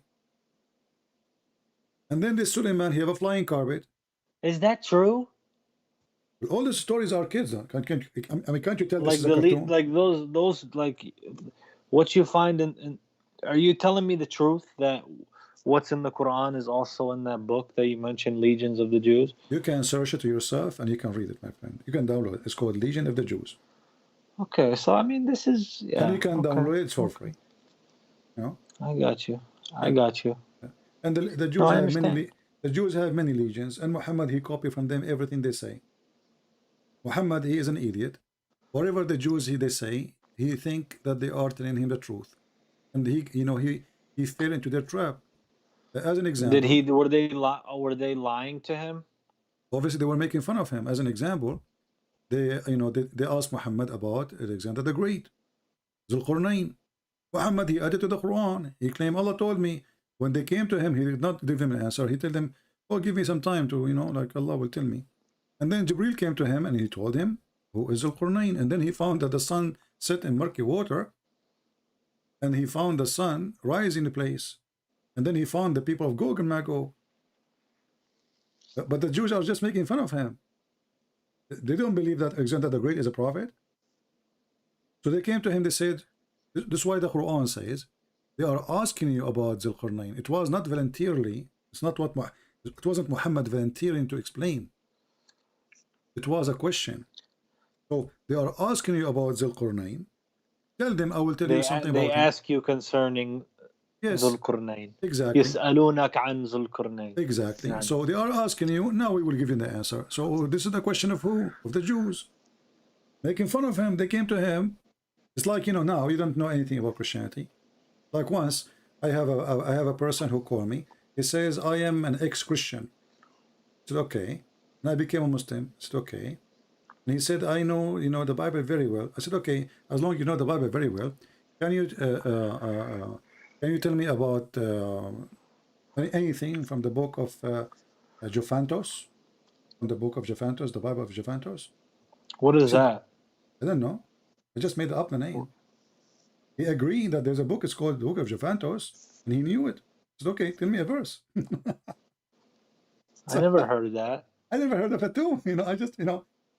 But anyway, I just made the name to show everybody that he's a fraud. He's lying. He's not an ex-Christian. Ex-Christian who said to me, there's no such a book. What this book is about, And here we go, Muhammad. They come to him. He claimed to be a prophet. He said to him, tell us about Zulqarnain, the prophet of Allah. Muhammad, prophet of Allah, Zulqarnain. Okay, well, okay, Allah will tell me. And later, okay, Muhammad, he got the answer from Allah. And now we get the story that this is a story written by a person from Syria. His name is Yaqub. It's a fiction story about Zulqarnain. Actually, he called him Zulqarnain, the man with the two horns, because the Roman, they wear the hat, So the man with the two horns who established for him in the earth. And then he kept going until he found where the sun set. This is in the story. He found the sun set in a spring of murky boiling water. And then the Muslims, they try to fix it. They say, oh, it appeared to Zulqarnain like when the sun set in the ocean. My friend, there's no ocean. It says a spring. Spring. The ocean is not a spring. So they try to fix it. They make it more blind. And it appeared to him, CP, that the sun, it's not Allah saying that, CP. The sun appear in the perspective of Zulqarnain, CP. But the verse is so clear. It says, until he reached the sitting place of the sun. He found it sitting. He found it. No. Found it mean he have his perspective. It says found it. Allah tells us what he found. Allah is lying too? If the find is lie or fake, why Allah saying to us the fake? And why he did not say this is wrong? He's telling us, he's not making a comment saying that this is false. So he found it sitting in a spring of murky water. Allah confirming the find. He is not saying this is wrong. He is not saying this is not true. He is not saying this is appearance. He is saying nothing about it except he found it. Then the Muslim tried to fix it. So all those stories are proving Muhammad to be a fraud. He copies stories and he put them in the book, claiming those are coming from God. Actually, chapter 18 and chapter 27 is the best chapters to prove Muhammad to be a fraud. Chapter 18 and 27? Chapter 18 and chapter 27 is the best. Okay. Yeah. I'll check it out. I mean, I know you have some good points. It's just I just wanted to understand like who Jesus is really about, everything about him outside of what the Bible says. I wanted to get an understanding of that, so I'll keep looking into it. Yeah, but my I hear friend, you. the important is, you see, when you talk to Christians, we argue about if Jesus is God, right? Yeah, they But disagree between each other. no. We Christian, we believe that Jesus. All of us, we agree Jesus is God. There is no Christian ever exists. They don't believe in Jesus God. Never. Never So exist. there was never a time where they just followed him like a prophet. My friend, God is God is the first prophet, because all prophecies coming from God. God is the first teacher, because the first teacher is God. God is the first person to do miracle, because all miracles come from God. God is the first master, for all he is the master of the world. So all those, they belong to God. A prophet, he don't prophesy. Prophet, he don't prophesy. Prophet, he tell you prophecy of God. God tell the prophecy to the prophet. So the prophet is just a delivery person. So people, they have wrong understanding even for what the prophet is. A prophet is not, he is not the one is even talking. He is just delivering word of God. For I do not know the future, neither you know the future, neither the prophet knew the future. It is God who tell the prophet to tell us about something is going to happen, or a warning, or etc. So God is a prophet, because he's the only one who can prophesy. God is a master, for he's the master of the world. God is the teacher, for he's the one who teaches the whole world. God is everything we have. That's why we call him Almighty. So don't fool yourself with those words, because they don't change anything. So Jesus is a prophet, he's a master, he's a teacher, he's God, because all those belong to God. This is why you see in your Quran. So then I can't understand when. So if you want to say that, okay. So here's what I got under. So Jesus went back to heaven, and he's with God, or he is like. So it's just God sending his self down as a man, but then the body is gone, but it's just God, right? Okay. Is what you believe. I will explain to you. Or it's Jesus and God as two things together. That's why I can't understand. We don't believe in 2 things, 3 things, 4 things, 5 things. God is not things, you know. God is God. Whatever. No, it's not 2 whatever. entities, whatever it is. Okay, so let's make it simple. I will give you an example, but it's not really about God. It's about a physical thing. Because some people, they are like Taliban, you know. They will say, oh, Christian Prince is making God like an idolist, like he make him physical, you know. But I will give it to you so you can understand better. When you look at the sun in the sky, what do you see? You see a star, right? Mm-hmm. Okay. But do you feel the heat of the sun? I mean, yeah, to a certain extent, whatever we get. The sun can burn you. What are your first? Yeah, we feel it. We feel it. All right. And do you see the light of the sun? Yes. Okay. But isn't it the sun light is the sun, and the light of the sun is the sun, and the heat of the sun is the sun? Yeah. Okay. Okay. But the sun is there, the light is here, the heat is with me. How that can be? So if the sun can do that, and it is an object created by God, can God be the Father which is in heaven? The sun, which is the light of the Father, come to us, the Word of God, and the heat, which is the Holy Spirit, which is going to warm our life by belief. I did see somebody make a good point. If somebody says that God is all powerful, then why can't he do anything that he wants to do, including, Well, here we go. We gave you a proof that the God who made the sun, if the sun can do that, which is created by his own, why he cannot be that? Why he cannot be there and here and with us in the same time? Why he cannot be exist with us in spirit, which means invisible. Why he cannot be with us visible, and why he cannot be in the other place in the same time. He can. So either we believe that God is almighty, and the second you can say he is almighty, it's meaning everything he can do, or then we should not accept him to be God. The God who cannot be what he is or he want to be, then he cannot be God.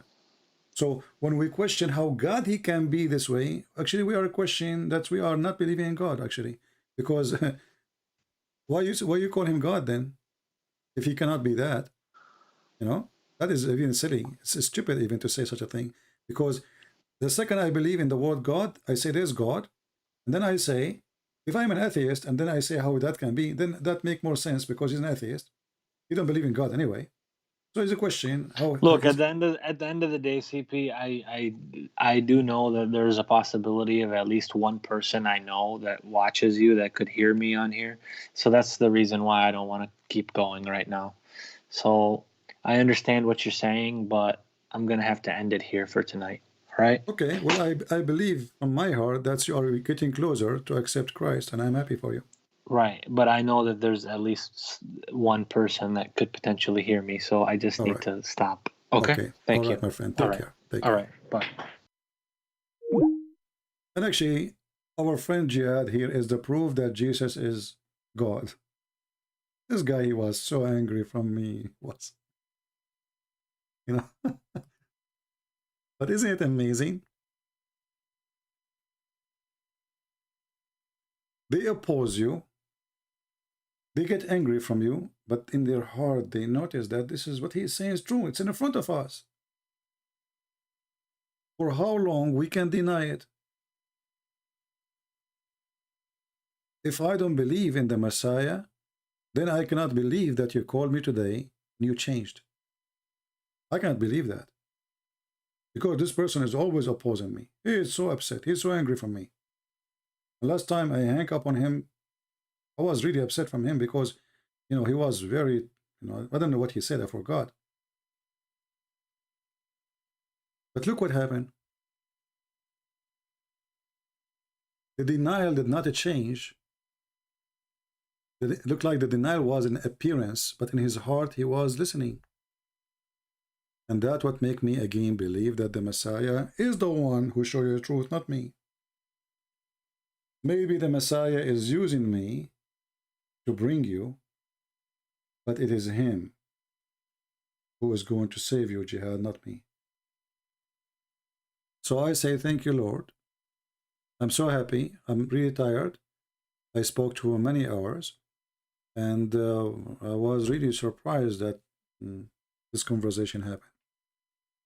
You know, Jihad today remind me of a person he used to open a room in a chat room in PalTalk, almost for 3 years, and he's a doctor from England.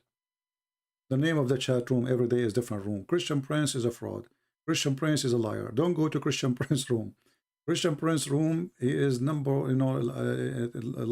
one liar.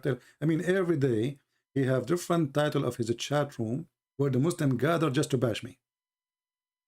Every day for almost 3 years. And then one day he come to the chat room. We thought it's a fake name. And then he wrote something in the chat. I saw it, but I thought maybe somebody's, you know, sometimes people, they copy name of somebody, try to make it him saying it. So I thought it's somebody fake. There's no way he would say that, because he was saying, this guy, he's saying the truth. Islam is false. And then people, they start, you know, texting me saying, this is his real. We look at his name. We look at his profile. This is the real person. So I said, okay, well, if you are really what you are, take the microphone and speak. He took the microphone. 3 years this guy is bashing me. And he's a doctor. And then he come to the conclusion that Islam is a fraud. And the second he announced that he is out of Islam and he accepted the Messiah, the Muslims, they start calling him names. He was fake. He was faking it for all those years. He never been a Muslim. This guy is paid by Christian Prince. They made him Satan himself.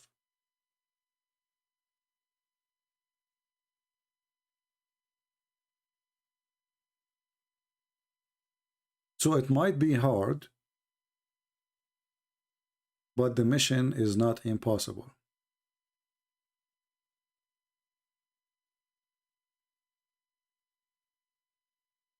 And this is why I say I want to take calls from Muslims only. So, you know, people who they are, you know, they have questions, they can ask us, they can debate us, they can argue with us, and people can be the judge. What we fear, you know, especially if the person is not filthy, he don't have a filthy mouth, he is just willing to talk and discuss, and he is trying to prove us wrong. What's wrong with that?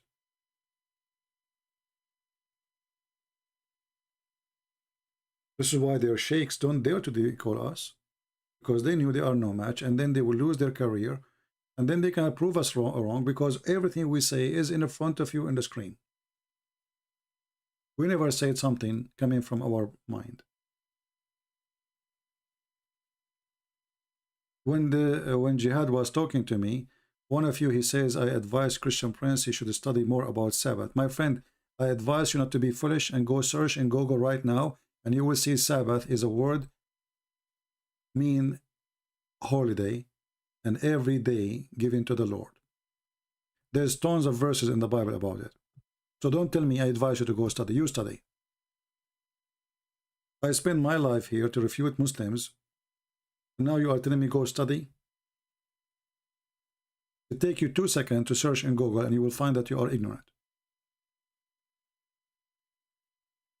One of the meaning of Sabbath is Saturday, but the major meaning is Day of the Lord. So any holiday the Jews they have is Sabbath. Any holiday, any day is designated for the Lord is Sabbath. Even if it's Wednesday, even if it's Tuesday, even if it's Friday, even if it's Sunday, it is Sabbath. And actually, you see, I don't get upset from somebody who is a Muslim, he's ignorant about our belief. But what makes me more upset is a bunch of kids who they come here and suddenly they became the scholars. When they can refute themselves in 2 seconds searching in Google, just search it before you open your mouth.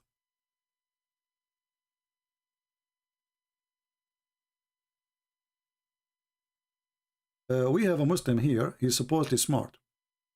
Let us show you what he said. And this is an example, by the way, of how people they are, you know, it's like a childless, but it's okay. It is a privilege for us to use the stupid ones in order to educate the smart one. And this is an example. Please show me the Holy Trinity and what is mean when Jesus says, my Father is greater than I. My Father is greater than all. Only the Father is a true God. Here, O Israel, your God is one. Jesus is liar. Well, you are already certified idiot. You see, the word one in the Hebrew is echad. That's why the Bible says the man he leave his parents and he will marry a woman and they become with her echad. So echad is a unity, is not word mean one person. So you are a stupid fool who do not know what you are quoting. Secondly, when Jesus he says, my Father is greater than me. I mean, how stupid you are to think that a person, he is the Son, he will say that the Son is greater than the Father. Did you ask yourself why he called him the Father, you idiot? Because the Son, he approved the authority of his Father. When I say my Father, obviously my Father is greater than I. Otherwise, why I call him Father? I will call him brother. And when Jesus speaks about why he is great, he speaks about for God he humbled himself, he took the image of a man. So God he humbled himself, and now Jesus he announcing what you see in front of you is the humble image of the glorious God. So my Father is greater than I. And then when he says, my Father than greater than, I mean, he's just making blah, blah, blah. But just Jesus, he just said, my Father again. And you say to me, what is the Trinity? Each time Jesus, he said, my Father, he is saying, I am the Son. Show me the Trinity. In the same time, potato. When Jesus, he asked the Jews, what say you of Christ? They said he is a son of David. He said, well, if he is a son of David, then how David called him my God? Say it to my God, my Lord. Say it to my Lord. So even the Old Testament prove you stupid, idiot. And again, if you go from the first verses in the book of Genesis, you will see that God and his Spirit. And then you will find that Isaiah is speaking about the birth of the Messiah. He will be called Emmanuel. God is with us. Why the Messiah is going to be called such a name? Because he is God who is with us. People are silly, but sometimes you need a rag to wipe your shoes. And you know, when a person, he says to you, the Bible says God is one. The Bible says God is Echad. Echad is not one number. It's not a number. It's a unity.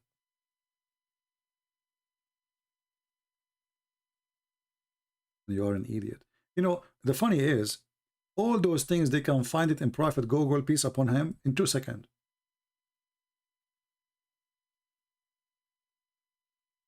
Just go right now and search in Google, Echad, in the Bible. You will find tons of articles even made by the Jews. Don't listen to the Christians. And you will see Echad is not about one as a number. It's about unity. That's why the man, when he marry a woman, they become Echad. Which means they become one as unity, not one as a person. And we find that right away from the first chapter in the Old Testament. If you go to Genesis chapter 2,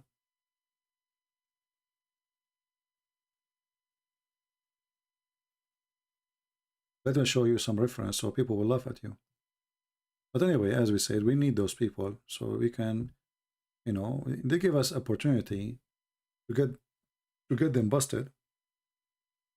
At the same time, the Christians will learn, which is good.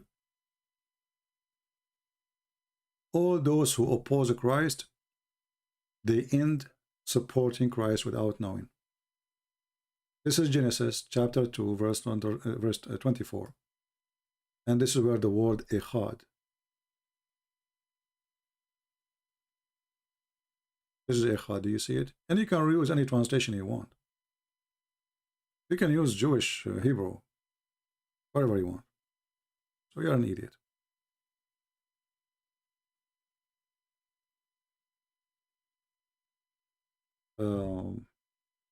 Anything else?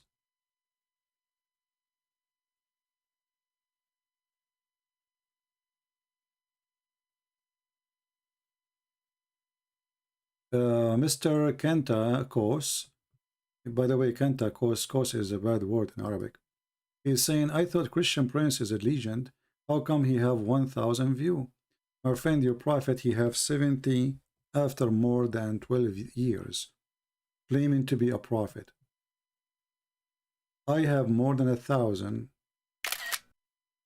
going live online. And I am not a prophet.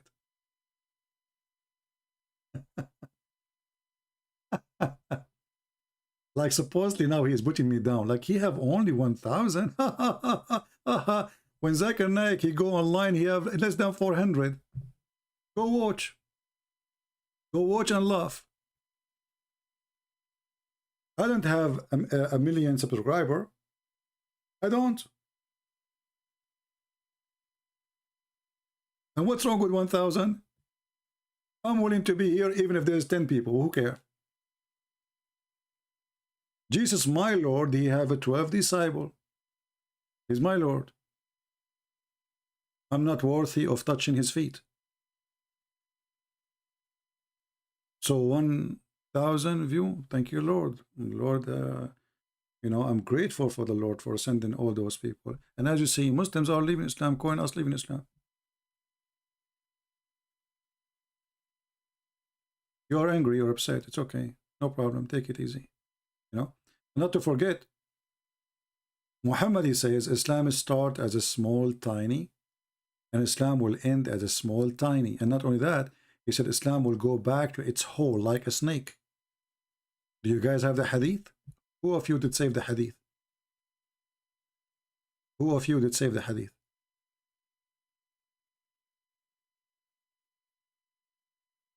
What is the meaning of 6 kalimat? Well, you know, the 6 kalimat simply is like they're saying the shahada, they say the kalima at-tayyiba, the shahada. You know, I mean, it's a verses from the Quran. There's videos in YouTube about it.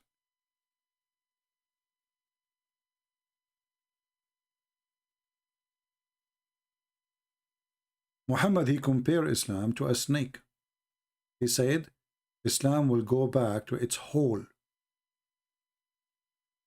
to its own hole, like a snake, going back to its hole.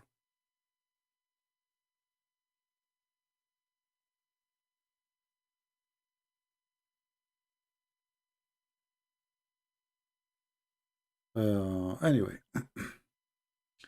do we have any Muhammadan?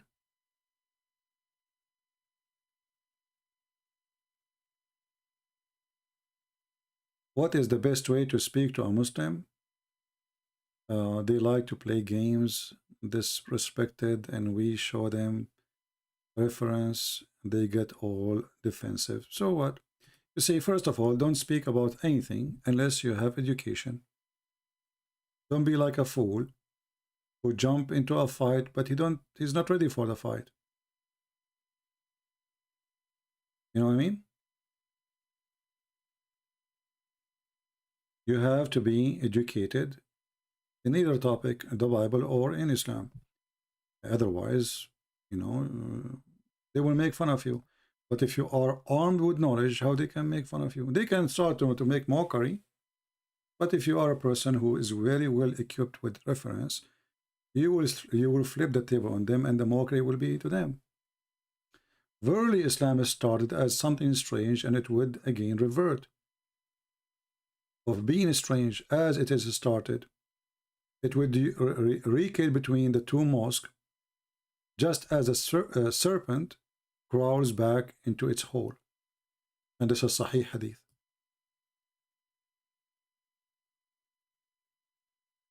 Islam was small. Islam will end small. Who said that? Muhammad. And we are working in it. And if you are a Muslim and you say it's not true, that means you just admitted Muhammad is a fraud. Choose one. Which one you accept? Either you accept what Muhammad said to be the truth, or you say, oh, he is lying. Either way, we are winners. So choose one. Even Muhammad in different hadith, he described that the faith of Islam is the same as a snake. And I find it very strange that a person who claims that he is a prophet of God, he described his faith as a snake. I find it very strange.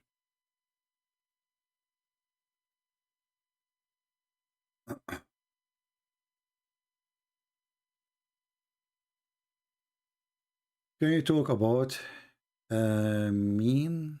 I don't know what they mean. Can you post the word for me in Arabic?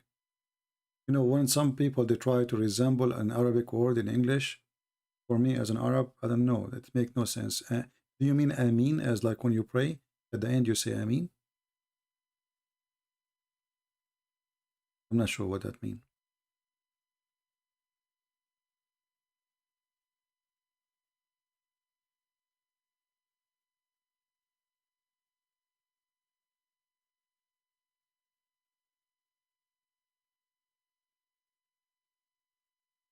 Do we have any Abdul want to leave Islam, want to call us?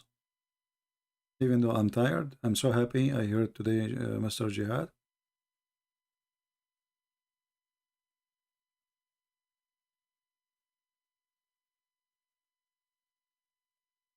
No, the sixth kalima is Islamic because the shahada is of the sixth kalima. This guy is stupid. He don't know. This guy is just a kid. He do not know what he's talking about.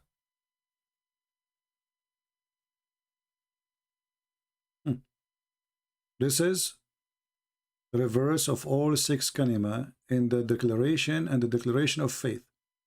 So when this guy, he said this is not Islamic, that means shahada is not Islamic.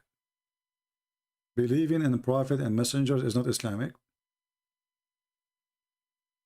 I mean, this guy, he's a kid. He say whatever he want. But you can search it. People will see. This is very well known. How in the world this guy, he's saying this is not Islamic? Very stupid. I mean, when you are a kid, you can say whatever you want. And you know, the funny thing about Muhammadan, as an example, if I say something and the Muslim, they don't like it, the Muslim, they make tons of videos about Christian Prince lying, but when their brother is saying something stupid, they don't make a video to refute him, unless it's very hurting, like what Yasser Qadi, he said. That we have holes in the narrative. No? Do we have holes in the narrative? They get so upset. How you say that? Especially it came by questioning him. It was them. The Muslim, they brought this Sheikh. They insist to get the answer from the Sheikh because he is teaching them supposedly. And then the student, they make a revolution against the Sheikh, the master, because he told them something they were not expecting him to say.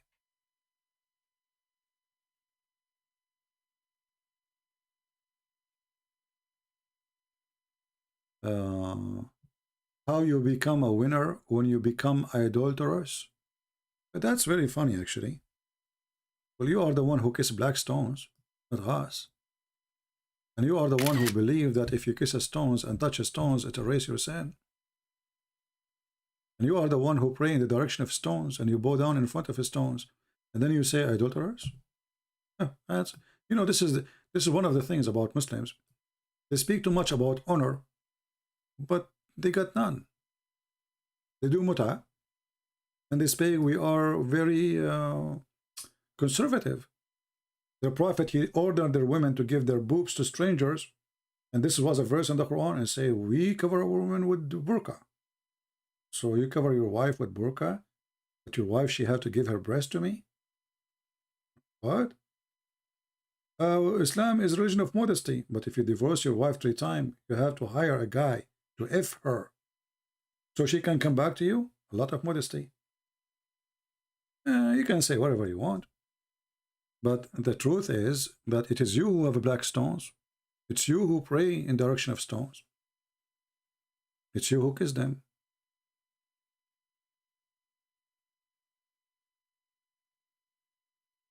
Anyway, you know, if anyone is coming here to troll, we will block you. So you want to be an adult, you want to speak as an adult, you're welcome. But if you are just a troll, you know, we can just block you and, you know, you can deal with it. You will be upset then, right?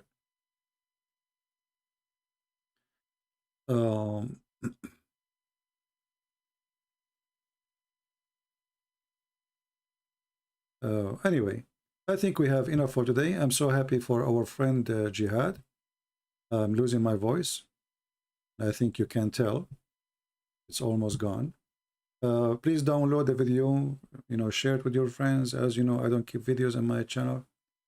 And in the beginning, I stopped the chat because we don't want the chatters to be here. That's why we have less number from the usual number, because there's many people, they come just to chat. I don't care really for the chatters. I care for people who they are coming here to learn. As simple as that. And as you see, Islam is not a religion to debate. It's funny, it's stupid. You cannot debate stupid thing. Just put the stupid thing in the table and people will crack down. If you remember, when Muhammad Amimi Hijab, he made an interview with this guy from Canada, he did sing the Quran for him. The guy, he asked him, I don't understand why you did that. He said, well, we Muslims, we believe if this Quran, the Quran, if you recite the Quran, that have a special impact or special effect. So, Mimi Hijab, by doing such a stupid behavior, he proved again the Quran to be stupid. Why? Because the chapter he was quoting, it was this one. And he was reading for him the verses after it.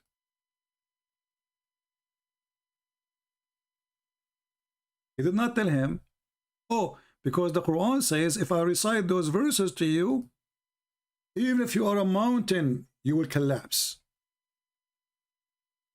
Had we sent down this Quran on a mountain, verily, this mountain will collapse. He will bow down. He will cleave asunder. He will fear Allah.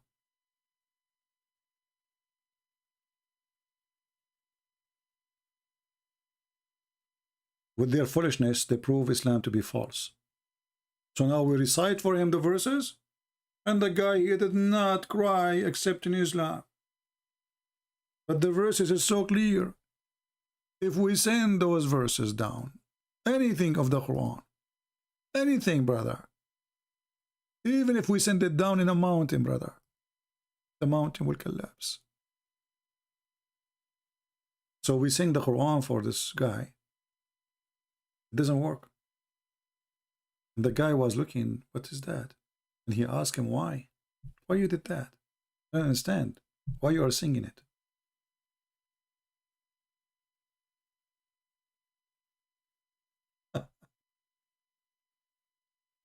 And here, you notice, the God of Islam is stupid. Because if the Quran is saying the truth, then this Quran, anyone hear it, he will collapse. It was a big failure.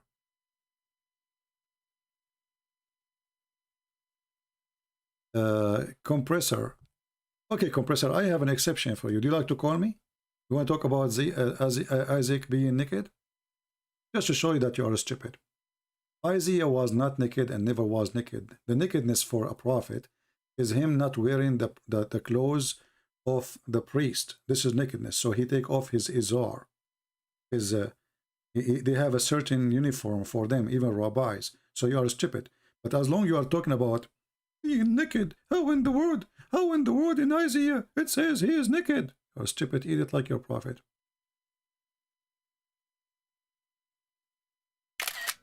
Let me show you what your prophet, he said. How Allah, he loved to see prophets naked. And then you will say, I don't want to talk about this topic no more. It's okay to be naked prophet. What's wrong with it? So the Jews, they accuse Prophet Moses that his penis is not functioning and he have a sexual disease.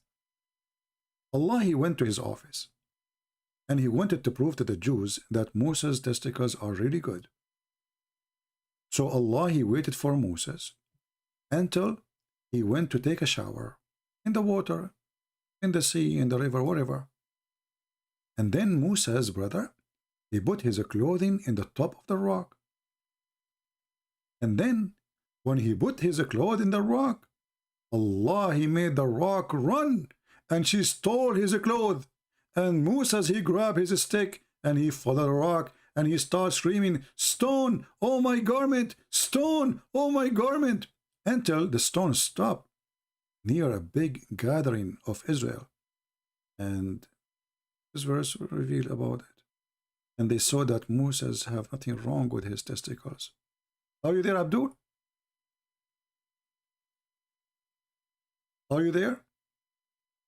So as long it's funny, it's stupid to see a prophet, he is naked. Well, the Bible nowhere says that he was really naked. The nakedness of a prophet, it says there actually, that he take off the clothes of a prophethood. You are a coward and you are a liar. Here we have a real naked person. And he is forced by Allah to walk naked. Read carefully. Amongst the tradition narrated by Muhammad, Messenger of Allah, on the authority of Abu Hurairah, the father of the cats, that once one of the people of Israel used to take they used to take bath naked. Look, what the heck? They take bath naked and they look at the private part of each other. Look, what the heck? The Jews, they do that? Moses, peace upon him, he took bath alone. Oh, okay. Privacy. By Allah, he said, nothing forbid Moses to take a bath along with us, except he have a scorcher hernia. He, Moses, once went to the bath, and he placed his clothes on a stone, and the stone, brother, moved, and on it his clothes. Moses run after it, saying, "Stone, oh my clothes! Stone, oh my clothes!" Here you notice that Moses is a real Jew. He's not really wondering how in the world the stone is moving. He's worried about his wallet. That is very understood. Like imagine, Moses is not even surprised that the stone is moving. He is just worried about the clothes. It's like, I think at that time it was normal stones, they run away with the clothes. Otherwise, how come he did not surprise, with the stone running? Is it normal at that time to see stone running with the clothes or something? You notice that Moses here is not wondering how in the world this happened. All what he's worried about is his wallet and his credit card. But he's a Jew, what you can say. Then Moses ran after it, saying, "Oh, stone! Oh, my clothes, stone! My clothes! Oh, Bani Israel!" And Bani Israel had the chance now to see his private parts. What the heck? Where is the Abdul? Kus? Mr. Kus, are you there?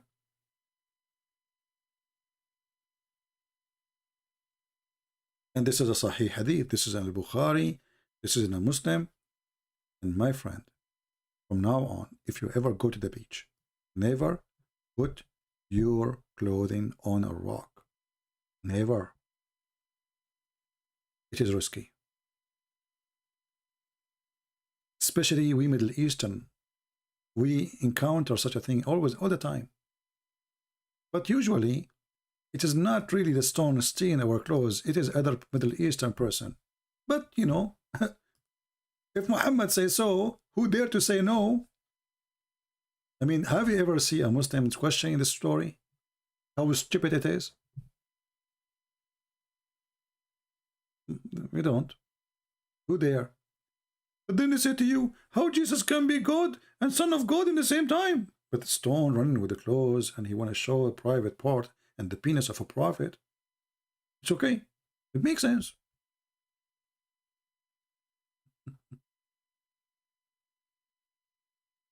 And when the Muslim, they ask questions about the Old Testament, I have one answer for you, a bunch of Abdul. If the Old Testament is bad for you, as you claim, like the guy, he says, talk about the book of Exodus, chapter 21. So why are you stupid prophet, he approve it? Huh?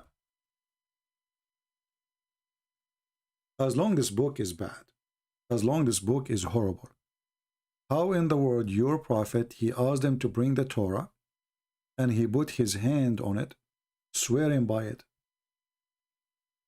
saying, I believe in thee and the one who sent thee. He did not put his hand over a verse, he put his hand over the Torah. What a bunch of Abdul you are. In the same time, Abdul, as long you are making fun of the book, how come you stupid Quran saying, مُصَدِّقًا لِمَا مَعَهُمْ, believing in what they have with them, not was with them. So a bunch of Abduls, they forgot that because Muhammad was a thief, he was trying to convince the Jews and the Christians, he was agreeing with them in anything they say. But then when they refuse, kill them. Takbir. Confirming what is with them. Do you see it, Abdul? So how your stupid book confirm what is with us, and you are coming to question what is with us? Are you questioning the Quran? You are. But because you are ignorant, obviously none of you knows what is written in your stupid book. It's too late. It's already confirmed in your book. I do not need even to prove it to you. Do you see it? Confirming what is with us, not what was with us, what is with us. My friend, I love the Chinese. I learned from them a very important sentence by reading books about them.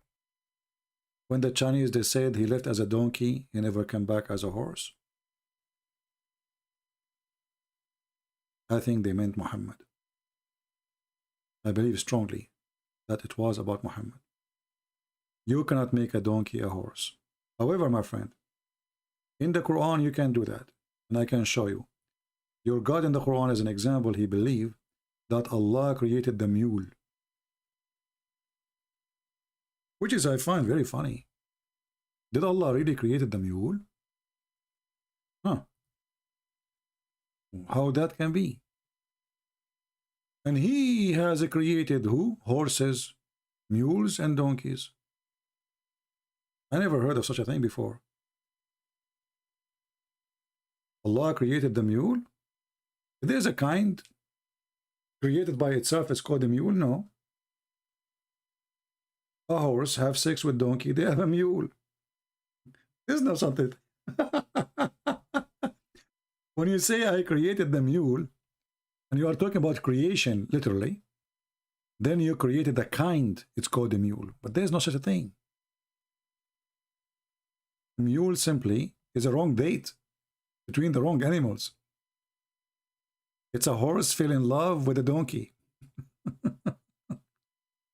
So the one who wrote the Quran here is the mule. Allah created the mule. That's a good one. That's a very good one. No? Anyway, I think we have good time for today. And let us see how many of you will download the video, download, cut it pieces, chop it. I don't like them to be so long, but what we can do. It tends to be a very long night. And it's a good night. Especially we heard today our friend Jihad giving us a good news. So I want to say, guys, thank you for being here. May the Lord bless you all. I pray for our friend Jihad to see and to announce himself, even to himself, not to us. I mean, I understand he have a family, he have people who, you know, maybe he's afraid to be in trouble, etc. We know what Islam is about. But we pray for him, regardless of anything. We pray for all the Muslims to see the truth, and the truth will set them free. I remember one thing, one very important thing. Don't hate the Muslims. Hate the lies of Muhammad. Hate lies, hate Satan. Muslims are poor people, they've been lied to. They need someone to save them, not someone to hate them. If we hate them, we become like them. We became like Muhammad. If we hate them, we follow evil. We follow Satan. Aka Allah. Don't hate them. For God, he loved the world. He sent his only begotten Son.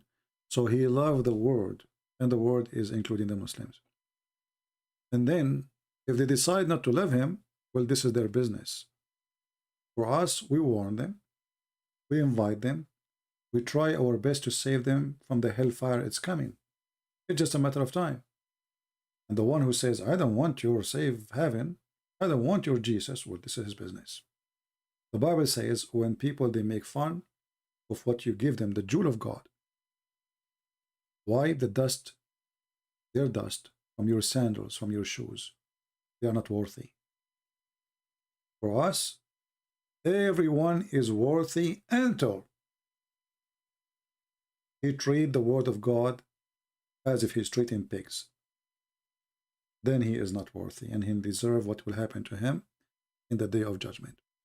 So we pray for the Muslims to see the truth. We pray for our friend Jihad. We pray for his family.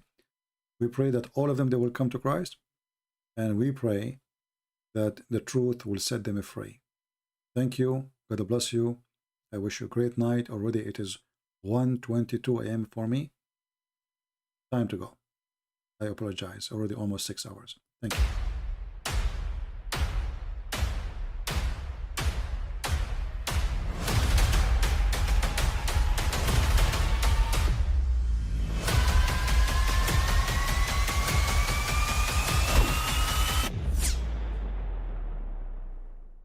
But I mean, again, he doesn't know who Gabriel is, right? Because he didn't come from an Abrahamic faith. The people of Mecca were pagan. Quran is mentioned, if this book was from other than God, they would have found in it many contradictions. If a book is without contradictions, that has no bearing on whether it comes from God or not. I've had phone books that are inerrant, but I certainly don't think God gave them. That we believe without understanding. The brother asked a very important question, that most of the scholars say that listening to music, watching movies, and most of the television programs, they're haram. So how can we have fun? Let me tell you, brother, at the outset that having fun is permitted in Islam as long as the fun is halal fun. That the standard narrative has holes in it. The Prophet tells us because Satan or the devil sleeps over our nostrils. Those who oversleep and not pray Fajr on time, Satan urinates in their ears. I really do think Jesus was crucified and that he really was dead and buried. He thought that he was a son of God in the sense that he was specially chosen by God. I think Jesus really did think he was going to be the Messiah, the future king of Israel. I mean, that is, after all, why they crucified him.